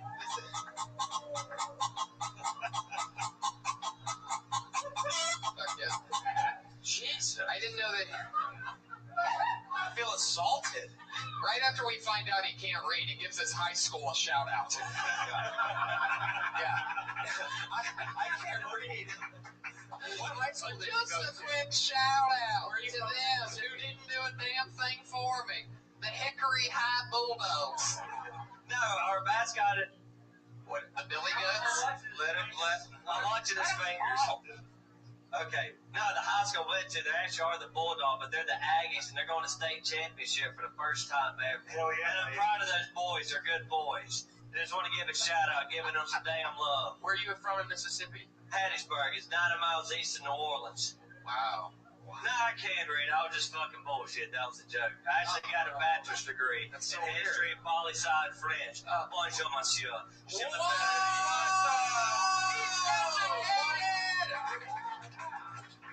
Valedictorian. Enchanté, monsieur. Oh, all right. So I'm guessing that's your extent of French that you know.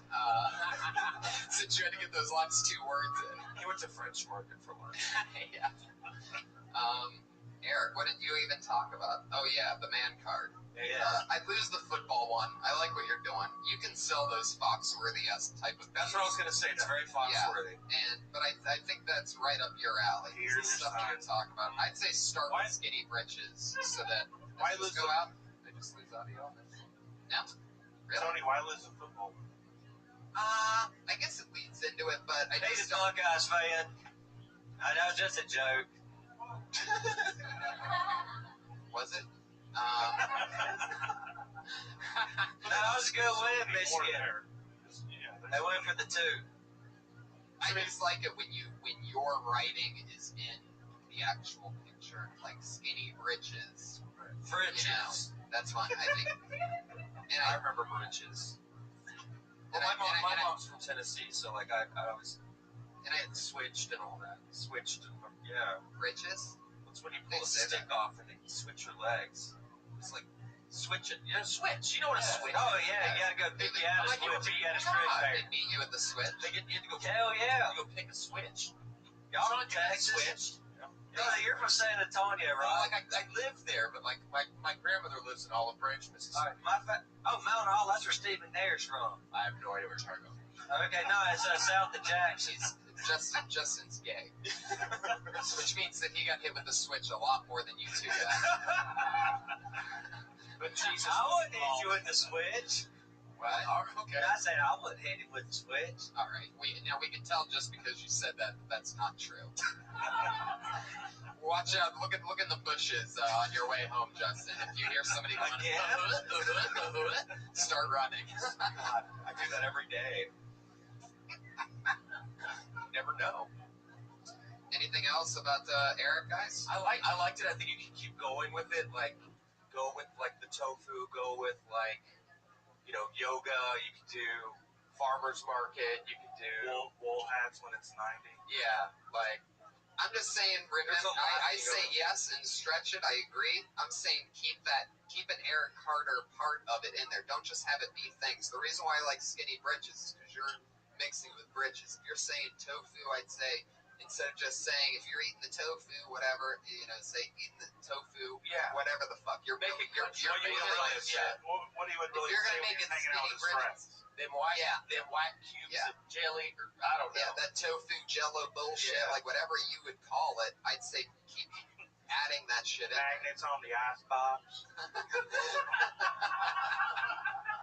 Them sippy cups. Yeah, sippy cups.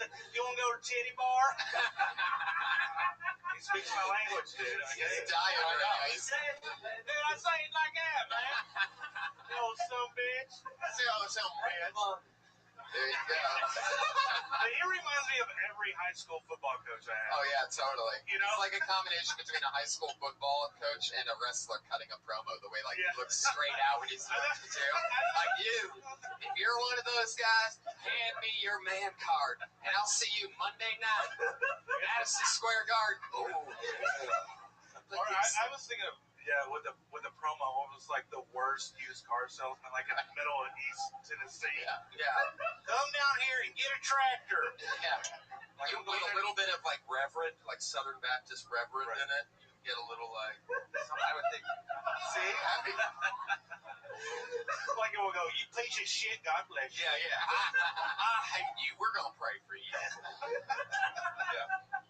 I love it. Eric, you're a destroyer. Eric Carter, Good job. Thank you. Blowing up. I love it.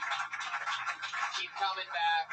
Keep doing what you're doing. Keep writing. You're a monster. And he dressed up for us. Yeah, he always does. He He's put always on a belt. dressed. He always dresses like he's going to church. He'd be a Southern preacher. Oh, yeah. Yeah. Fuck yeah. Patriot, you've been watching Eric Carter for a while. Yeah, I think he has a lot of potential. The man card thing was good, but I think he needed something to really close it off strong. True. He was close. I agree. You have any ideas what that could be? Like what's I was trying to think. It's a fertile ground out here. We're in West Hollywood. Fertile ground. Fuck. Eric Carter is Call Me EC on Twitter. He's got a lot of fans. It's very exciting to see that happen. And so keep it going. Eric Carter one more time for funny. Several bitch. Oh, some bitch. It's always fun. Oh, this guy's interesting. Put your hands together for GT, everyone. You know what that means? There he is.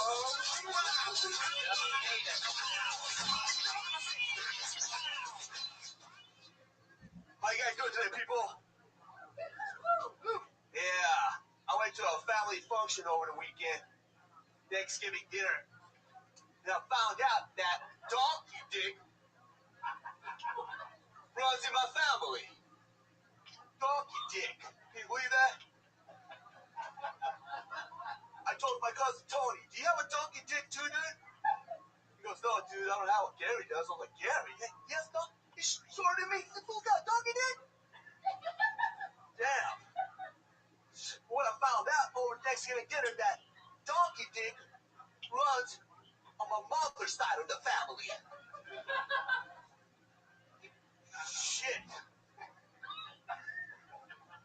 I'm an entrepreneur. I'm a businessman. So that's why I'm gonna be the first Armenian dildo model. I'm gonna have my own dildo out there. Saved by the pussy.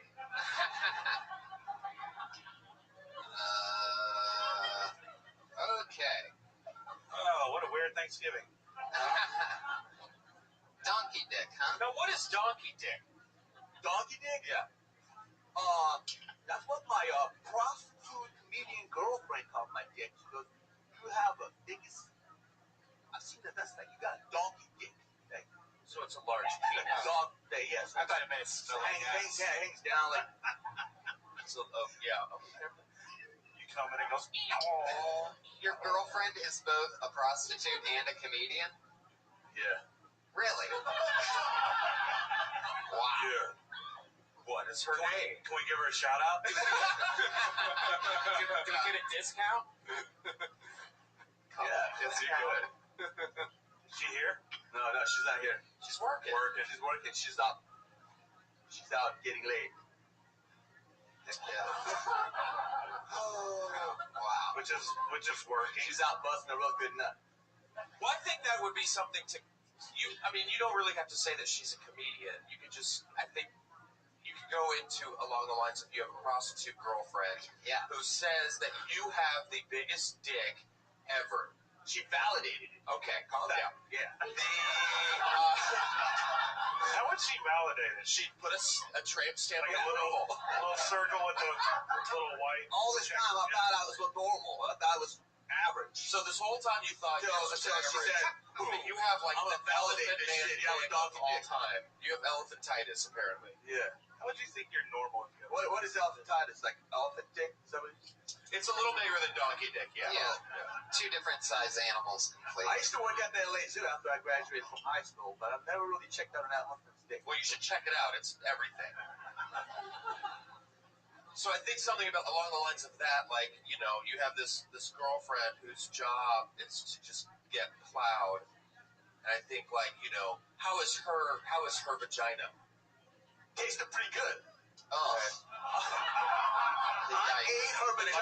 like donkey vagina. Does she have donkey? It's really sensitive. It's really sensitive. Is it like throwing a hot dog down a hallway, or is it like just? I mean, is it? You went down on her? Like, what is that prostitute's vagina? Is that just like a latex casserole, or?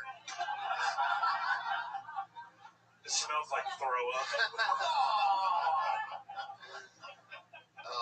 And like Selena Gomez perfume. Ricotta cheese is coming out. It's just like fucking a you wanna have slow glitter drip. Like you want to have sex with her and she comes home and she's like, "Oh, I put a hard day's work in." Yeah. Hey, baby, made a lot of money today. Sweetheart, I'm a little tired. I'm going to bed. Is that a glazed donut between your legs? Oh, God.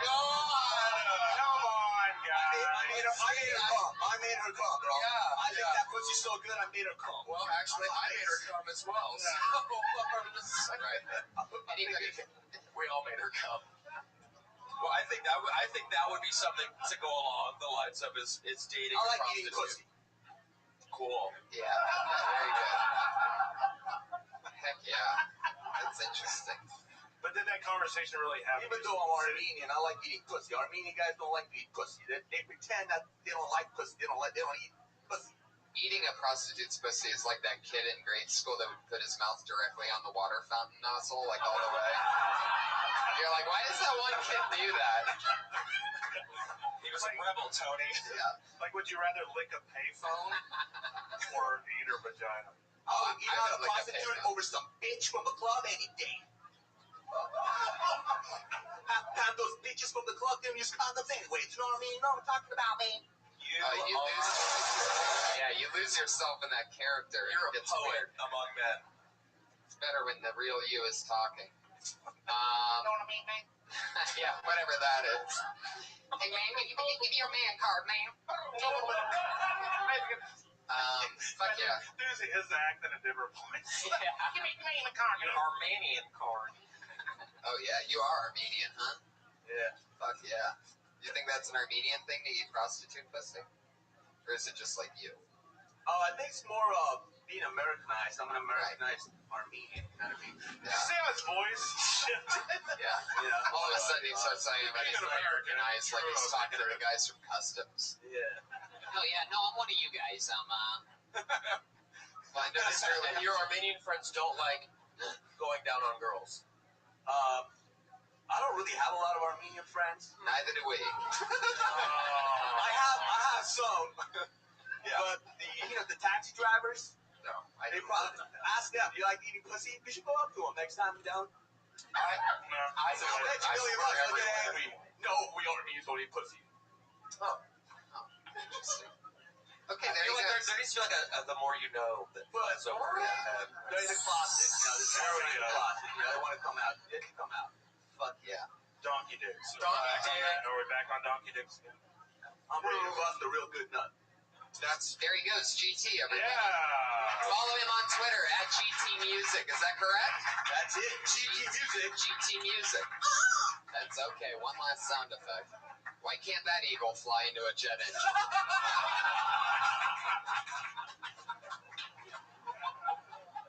Fuck yeah. GT Music obviously has a second career that's going as good as the comedy. GT Music. I'd love to hear one of those songs. You ever hear GT's music? There's a music guy, Dirty Crapper. Okay, your next comedian goes by the name of Ori Amir, everyone.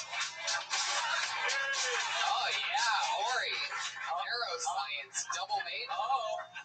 Almost dropped it. Wow, this guy's got charisma. Yeah, as you can tell by my accent, I'm a neuroscience professor slash model. And let me tell you, brains are so funny. I mean, have you ever noticed how gray matter is different than white matter? Me neither, I'm not a racist. And what's the deal with the cerebellum? I like her sister, Margaret Bellum. So funny. So funny. My dream is to become a professional model and an amateur neurosurgeon. This way I can just cut brains for fun. Jump, left amygdala, right amygdala, la la la la la la la. I only practice neuroscience for the singing. So, my girlfriend doesn't appreciate it when I say, "Boy, honey, you have a really nice brain container." Though she does, don't pay.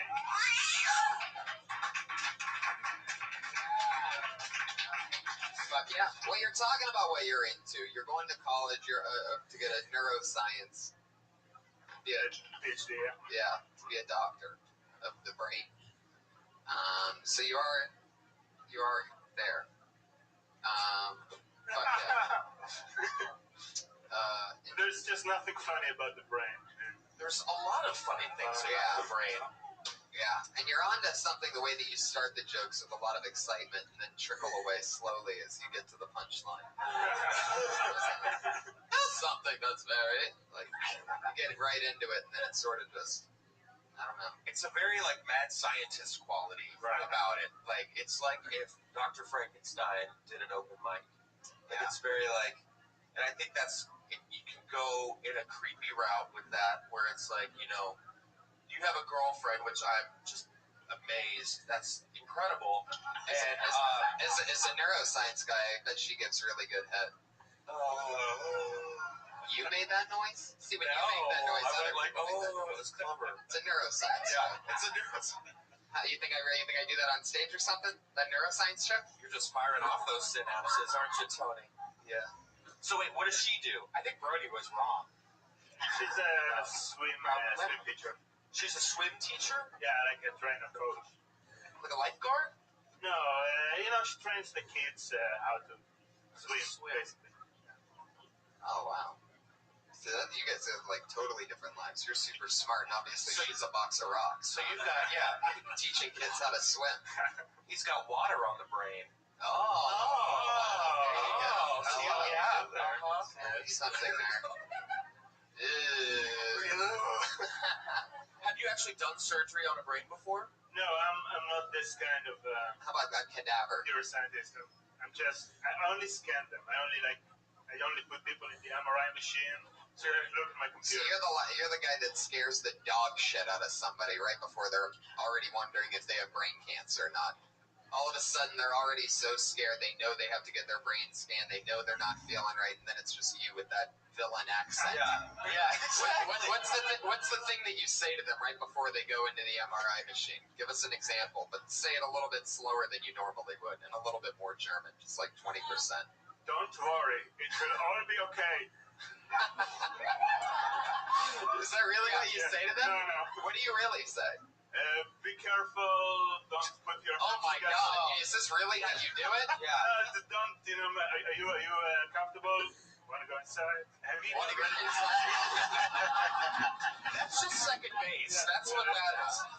I think that's funny there. Like if you want to go inside, that's so German. It's almost like you're keeping a. It's weird when the patient's Jewish and you're so German, and you're like, hey, you should go inside the machine now. Everything will be okay. Yeah, I was gonna say, like that, like going in. Right. With that German. It's just a quick little trip, you know. Good evening, patient Steinberg. You can trust me. You will slowly be tied down and go into this machine, and you will disappear for a few minutes, but you will come back, I promise. You can trust me. It may get a little warm. You might smell something funny. That's just me farting in the other end of it. Or even like saying, like giving them like what you were saying about when you go in, like the last words they hear before they go to this MRI, just be like, I hope you believe in God, or something like, oh God, right? Like actually scaring them just to like see what they do. That's really what's great about what you're doing, because that plays on. I can't be the only one that would be deathly afraid and that sort of pictured that moment of like having to get a test run. And I think delving into things like that. I was actually hoping to scan your brain sometime. Oh God, really? Is that true? If I come by where you are, can you do that? Scan mine. I might. So at UCLA. Let me know. Hit me up. I'd love that. I want to see what the fuck's going on. Yeah, my saber may die soon. I want to see if my beliefs are confirmed and I have an oversized ultra electric brain. Oh yeah, let it get quiet. I was here just cancer all over me. Got that donkey brain. Yeah, the brain of a donkey. Fuck yeah. What if he combined it with Wizard of Oz and said, if I only scanned the brain, and it was somebody that got too late and died of cancer because they didn't get scanned early enough. Don't ever give advice again, Patriot. That was your one chance at each show. It's my lab assistant, actually. I love it. There he goes, Ori Amir, everybody. He's on Twitter, Ori Amir, O-R-I-A-M-I-R. O-R-I-A-M-I-R. Ori Amir. He's got an interesting perspective. Can you speak French, Ori? No. Wow. To think that there's something that he can't do that Eric Carter can. Isn't that scary? So there's one little thing, but maybe it's just the 5 words that Eric knows, but... All right, so we are in our final portion of the show, making our smooth descent in, and every week we have 2 regulars that go on and are always doing a new minute. It's always fun. We get to watch them grow every single week. Always a blast. It's no different this week. Put your hands together for your first regular. Her name's Kimberly Congdon, everybody.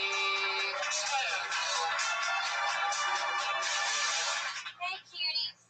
What's going on? 4.5 months ago, I dropped out of college to do stand-up comedy. I did, and it was really scary because college is important to my family, and everybody's like, you don't need college once I came here. It's not important. You're doing production. It's fine. But I disagree, I think school had a lot of core values and, things they taught me, Like, when you're in college, they teach you responsibility. Like, if your friend drinks too much, you don't offer them more to drink. Give them a bottle of Coke to level them out, When your friend's night didn't go as planned, you always have a plan B for her. Because you don't want her to get pregnant, in fact. Loyalty. I don't part of loyalty. Fuck! I don't know. That's it. Thank you. There you go. Smooth 55 seconds from Kim Congdon. 30 seconds of it was build up though. I was looking at the watches because I was noticing that you were telling a story. Yeah. You don't need that much build up. Yeah. Yeah. What was it even about? Somehow I forgot. It's like everyone in your chairs are stones. We're just all just People are telling me college isn't important, and I was just saying the stupid things that you don't actually learn in college. Yeah.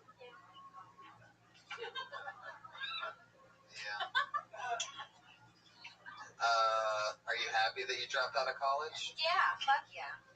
Why? I'm excited about it because I'm doing something I want to do without paying for it. Paying for tuition and stuff. Because there's no major in comedy. That's what I want to do. Right. So I would have paid to do something else. And you went to Florida? University of Florida. Is there anything that makes that college different than other colleges? Yeah. Yeah.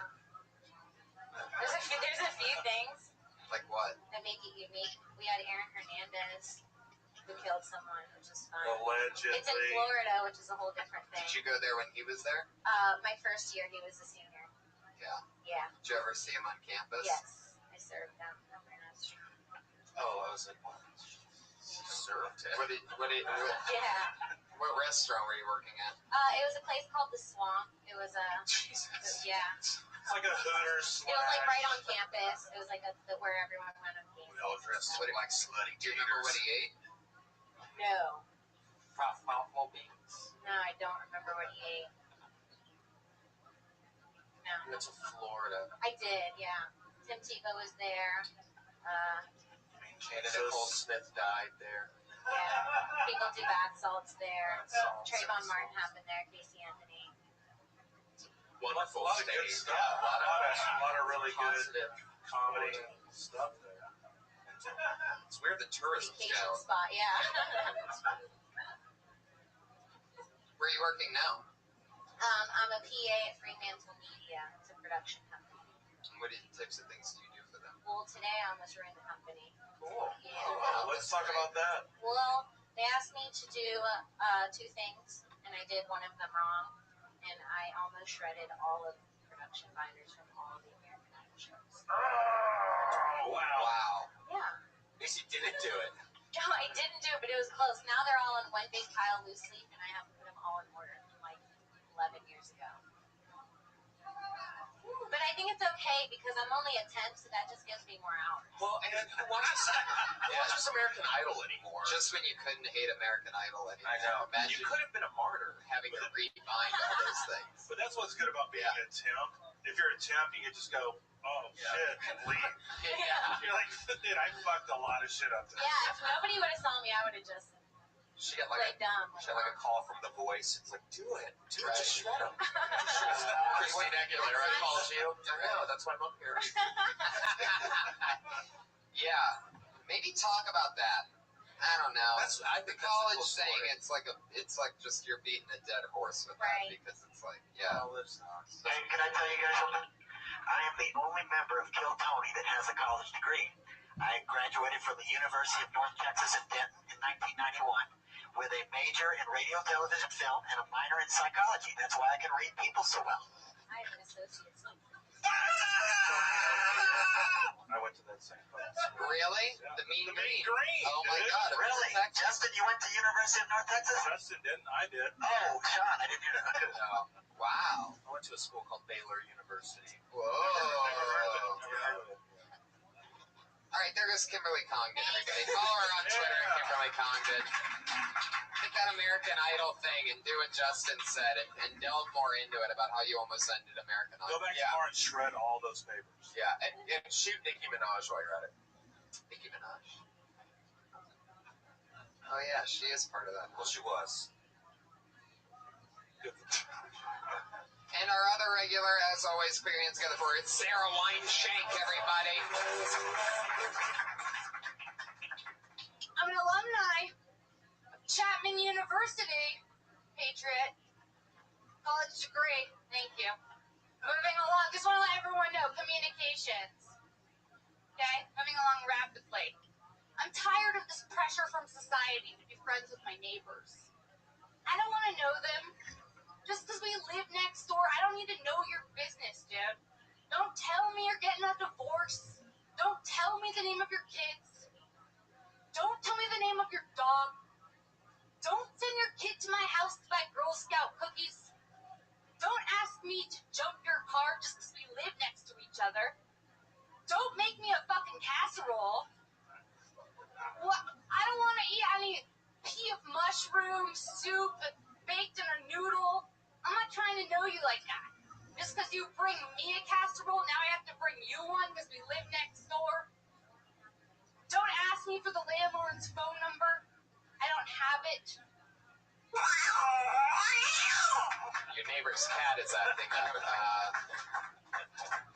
You fucking hate your neighbor. Yeah. Okay.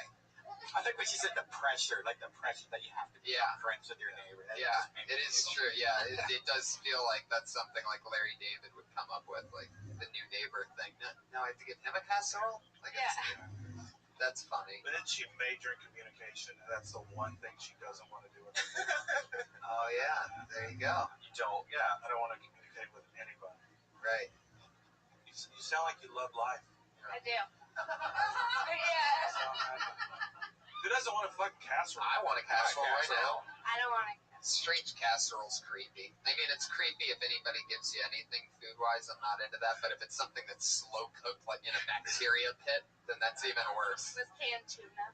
Is this a guy or a girl neighbor? Just any neighbor. It's obviously a tranny, by the way. It's a tranny neighbor. Someone lives above me, someone lives next to me. Like, and if they live above you, that's still a neighbor, technically. So you just want to live in solitude. Yeah. So you're walking to your apartment, someone goes, "Hey, you want a casserole?" And you're like, "Fuck yeah!" Slam the door. In hell. Oh, wait. Cookies. Holiday cookies.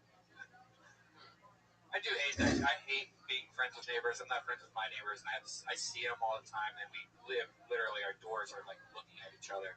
And they, like, fence in the back. You know, like they dress up like warlocks and shit. You know, they're like huge nerds. They seriously, they Renaissance all day long, like a Ren fair. Yeah, and I just know my ex-girlfriend accidentally talked to one of them once. I'm like, oh great, now she is friends with them, so I broke up with her, so I don't have to worry about that. But I hate neighbors. I don't want to know them because I think everyone maybe talk about how, you know, everyone's made that mistake of actually talking to a neighbor, and then that's the worst shit ever because they just open again. Yeah, like oversharing. Yeah. That tell you too much. I hate when I have a girl neighbor and we're walking down the hallway together, and then she goes to her apartment, opens the door, locks it real quick, like I'm gonna rape her. Like, come on, you're not that hot, you know. And then I raped her. Am I right? That's just a deadbolt. I have a powerful leg. Goodbye, door. I've heard my neighbors have sex, which is very strange because they were terrible. And I at sex, they were terrible at sex. Like you could tell what was going on. Yeah, well, not like position wise, but you could just hear like it was just like the moaning was really bad. Ooh. Like there was like it sounded like they were in their late 40s, early 50s. Just, It's so good. Yeah, and I never saw my neighbors, and I was always afraid of what they looked like because it happened so frequently that I actually started like picturing like what they looked like. It's like a neighbor edition of The Voice. Yeah, it was the moan. It was the moan. And then Christina Aguilera turns around. You actually meet them, it's just two guys in wheelchairs. They're not even fucking, they're just trying to pick up the cup that they dropped on the ground. And I'm like, they're totally having sex. They're like, I dropped my apple. My pudding cup is on the ground. They're just trying to hear some I wish I had a neighbor that could come over here and help me right now. My battery's dead. It's like, this is so hot. I can't breathe into this tube. All right, there she goes, Sarah Weinshank. Good job, Sarah. Yeah. She is Princess Shank on Twitter. Kimberly Congdon is Congdon with the C. Princess Wineshank. Princess Shank, Shenk. And Kimberly Congdon with the C are our two regulars. The Iron Patriot, you're at Comic Patriot on Twitter. Need to get a passport, buddy. Need to get a passport. There are rumors of Kill Tony going international, and it is time to prepare. I'm ready to go, Tony. Let's do it. Fuck yeah. Halpin and Martindale, thank you guys so much for being part of the show. You guys have this coming up that you want to promote. You guys are on Twitter. You got podcasts. Twitter, the Full Count Podcast on the Network Studios. And I'm also on Twitter at Sean Halpin, SHAWN, HALPIN. And I'm at Just Martindale. And I've got some stuff coming up soon. I'll talk about it right now, but I do. You guys are two of my funniest friends. Thank you so much for being with me today. Sacramento, December 13th. I'm at the Crest Theater with Joe Rogan. December 20th and 21st, I'm in Youngstown, Ohio at the Funny Farm Comedy Club. And, some other crazy stuff happening. Come see a Kill Tony live sometime in Hollywood. Mondays, free, 8 o'clock in the Belly Room. And tell friends about this show, people. You're getting it for free. Red Band's nice enough to not play commercials before this. So go tell friends how much you love the show that you listen to and tweet about. And then you get your word of mouth advertising out there. And this way it'll always be free. Brian. Death Squad 30 show, San Jose, California, December 11th. It's going to be me, Sam Tripoli, Brody Stevens, and a bunch of other comics are going to be coming up there. Also, the new Death Squad sticker is at shopsquad.tv. Check us out at deathsquad.tv, obviously. Thanks, buddy.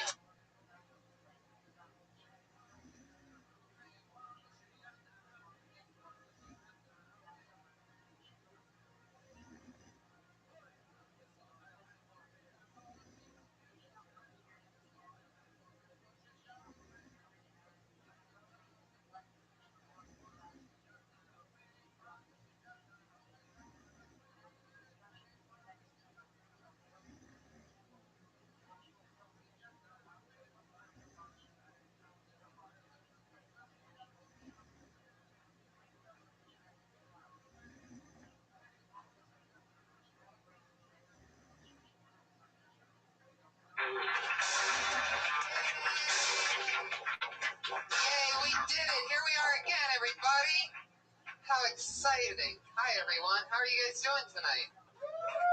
Yeah. Oh, yes. How awesome. Fuck yeah. It's all happening, people. I'm surprised you're here. I'm happy you're here because for a while I thought it was going to be touch and go from the first night this happened. You mean Thursday night? Yeah. Yes, Thursday night. I'm sure most of you, how could you possibly know? But Thursday night I got home after a fun night here. And I was taking off my patented skinny jeans, and it's so cold outside that I've been wearing a pair of long johns underneath my skinny jeans to reinforce keeping me warm. Those of you that know me know I'm about 125 pounds of pure steel and muscle. And I had them around my knees, and just like, you never think of it, I'm just pulling that pant leg off, but it was really hard. And instead of just pushing my pants down farther, I just kept pulling because I'm like, it's going to fucking slide off any second. And pah! My lower back explodes. The pain was so extreme that in that moment, my vision turned into these two little dots. Never had that one happen before, where all of a sudden you're looking through like construction. You can't see anything. It's like very fucked up. That came back though. So there I am yelling. And, were you screaming? I've never had tinnitus before. Yeah, and I've never really screamed before. Even when my car got ran over, even when my leg got ran over by a car and my leg snapped into two pieces, I was laughing when that happened. This, I was screaming, yelling at 3 a.m. in my kitchen at the top of my lungs. Well, kitchen, living room area. It's so funny because I have the opposite with my jeans. Because you have like hipster tight jeans on. Sort of. They're not really. They're just a little bit leaner. You know what I mean? They're not really. Yeah, but see what happens was when I unbutton my pants, my pants fall to the ground like faster than gravity. Right. Yeah. Like I pretty much have pants on that I could jump a few times and they'll just fall right off. Yeah. Have you ever worn baggy jeans ever? Yeah, I used to wear baggy jeans. When it was acceptable to wear jeans like that. I mean, I'm just talking boot cuts. I'm not. No, I know. Yeah, I mean, up until just a few years ago, I was wearing a looser fitting type of jean. But I threw my back out, and that was crazy. So I had bed rest all day Friday because the nerve that I blew out, the sciatic nerve, which is located behind your upper hip and can extend all the way down to your foot. In some cases, luckily, mine didn't run down my leg. In a rare case, it just stayed right there, very localized. And after one day of bed rest, after all the comments that I read on my iPad that all said, there's no way, everybody's just like, 2 weeks in bed was the only thing that did it. Doctor said 2 weeks in bed, 2 weeks in bed, 2 weeks in bed. Fuck you. Next day after one full day and one full night, which is the first day and night I've spent in bed in literally like closer to a decade. I fucking, what is that? Patriot, are you eating something? What's going on over there?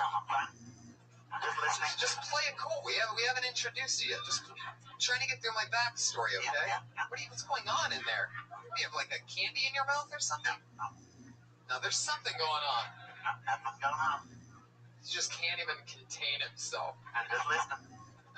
What's it? He's probably thinking that you're 29. You shouldn't be pulling out your back. Well, yeah, I know, but this type of injury happens all the time to anyone, even super athletes. They call it I found this one, they call it, the muscle that I tore, the nerve, they call it the dog shit nerve, because most people, this is a crazy fun fact, and it sort of shows you the weird, awkward thing that I was doing when I pulled it. They call it the dog shit nerve because most people tear this nerve looking at the thing when you think you stepped in dog poop, the thing you do when you look at the bottom of your shoe, that motion of cupping your leg up makes that thing just go pow, and it'll just give out once in a while. Then you never know, there's no controlling it. But what is crazy is the one day of bed rest that I had, because I don't smoke cigarettes inside my apartment, a couple days before, I went to this vaporizer place right across the street from where I live and talked to a guy. Instead of just going to a convenience store and being like, all right, I'll try one of these, and then hating it after 40 minutes, I talked to a guy, I'm like, pack of Camel Lights pretty much every day for 10 years. What are we doing? And he's like, bobbity-bob. So I have been cigarette-free for 4 days for the first time ever. Thank you. We'll see how it goes. Yeah. I'm taking it one day at a time for sure. Now I'm more amazed than anyone. Now you're addicted to nicotine juice that you're going to be forever be sucking out of a pen. Right, of course. If I lived a fear-filled life, that's exactly what I would think. Luckily, I'm already weaning down on the nicotine juice as of yesterday. And I'm already at the equivalent of less than a pack of cigarettes. Great. Thank you. Well, I'm glad you're here. I'm glad I'm here. But let's talk about a man whose back never tears. Our head of security is here once again. It's the Iron Patriot, everybody. There he is, venting all of that inner energy that he was holding back during my... I will lead these new Avengers into battle against anyone who would threaten our way of life. I am the Iron Patriot. Tony, I'm sorry you had a bad week. And on top of that, the Spartans beat the Buckeyes. That must have hurt you real bad. Oh, wow. Okay, I guess we're going straight into that. Well, I'm proud of you, though. You're trying to make an attempt to stop smoking. And that's good. Bring up the Buckeyes right away. It's not the first time this week I felt stabbed in the back. Well, enough about you. Let's get Already stepping on my lines. Very good. Just vent it all out, Patriot. Just go off on a rant here. Okay, enough about you. Now we're going to talk about me. Okay, I've been continuing to make my screenshots from my TV show and film appearances as a background artist. And I found the one that really excited me this week. I found a shot from the TV movie Citizen Jane. I was sitting right behind Meatloaf. And I don't know if you know this guy. He's a very interesting character. And he was born in Dallas in 1947. And I want to ask you guys if you know this. In 1977, he made his major label debut. Can you guys remember what the name of this album is? It sold over 34 million copies. No. No, don't help him. What, you know Rabbi? Of course I do. Okay, well, he said it's Bad Out of Hell. And also, he's in an iconic film that came out in 1975 that still gets showed in many theaters across the nation at midnight. Now, you know what that film is? Rocky Horror Picture Show. Yes, Red Band. Wow, look at that. It's amazing what Meatloaf's Wikipedia page could tell you. No. I still probably have rice in my asshole from going to many of those shows in Columbus, Ohio. Yeah, that is a big one there. They play it a lot out here too. Now, Redman, maybe you can answer this too. When you know when he sings that song that came out in '93, I would do anything for love, but I won't do that. Yeah, what was he talking about? What does he mean by that? What is that? What won't he do? Probably a lot of the things that I've heard you talk about doing in your past. Letting a dog lick chocolate off of his penis. I'm going to tell you something, though. My dog, Buffy, has been dead for over 20 years. You, on the other hand, have a dog named Trixie Vixen. Sounds like a porn star. Got its own Twitter page. I've seen a picture of you snuggling with this dog like it was your girlfriend. So you don't need to talk about me anymore. My bestiality days are way behind me. Patriot, I can't believe you would compare me taking a picture of me sleeping next to my dog while we're both sleeping, and you're comparing that to letting a dog suck chocolate off your dick 20 years ago. We don't know what you do behind closed doors, though. He's right. He's right. It's got a good point. You don't know what I do behind closed doors. That is true. That might have been how you fill your back out. Oh, no, he did. I love it. Meatloaf. Yeah, Iron Meatloaf sent us another song. Yeah, I wish Meatloaf could be here now because I know he would love the Dirty Crowd. I have a question actually, Patriot. Last week you mentioned that you were in multiple bands, not just the Dirty Crabber. Yeah. Did those other bands have the same kind of sound as the Dirty Crabber? Kinda, a little bit different. I'll get to that in later episodes, but the first band... All right, whenever you want, I guess. The first band, I was in high school, and I started that band when I was a sophomore. It's called Romeo and the Dreamers. We had this song, One and One, and maybe we'll do that later, but after that, in the late 80s, I had a band called Shame. And then after that was Dirty Crabber. But all those songs have different fans that are from those bands that remember those songs. Did you say fan or fans? Fans. Right. You have, first of all, how many people do you think are big Dirty Crabber fans out there? Pre-Kill Tony era of re-promoting this band from the 90s. I've been sending that music out for 20 years, so who knows? I mean, it's stretched across the globe. I mean, it's in the underground, I'll admit. Just because you mail copies around the world doesn't mean that it's stretched around the world. But I'm just saying, it's traveled. The music's good, and that kind of buzz always spreads. It's been I don't know. I'm unaware. I don't know exactly how many fans are out there, but I know they're ready to unite and bring back the Dirty Crabber. What's the song you sent this week? Is this Dirty Crabber? This song is called Go Insane. He sent another song in? Yeah.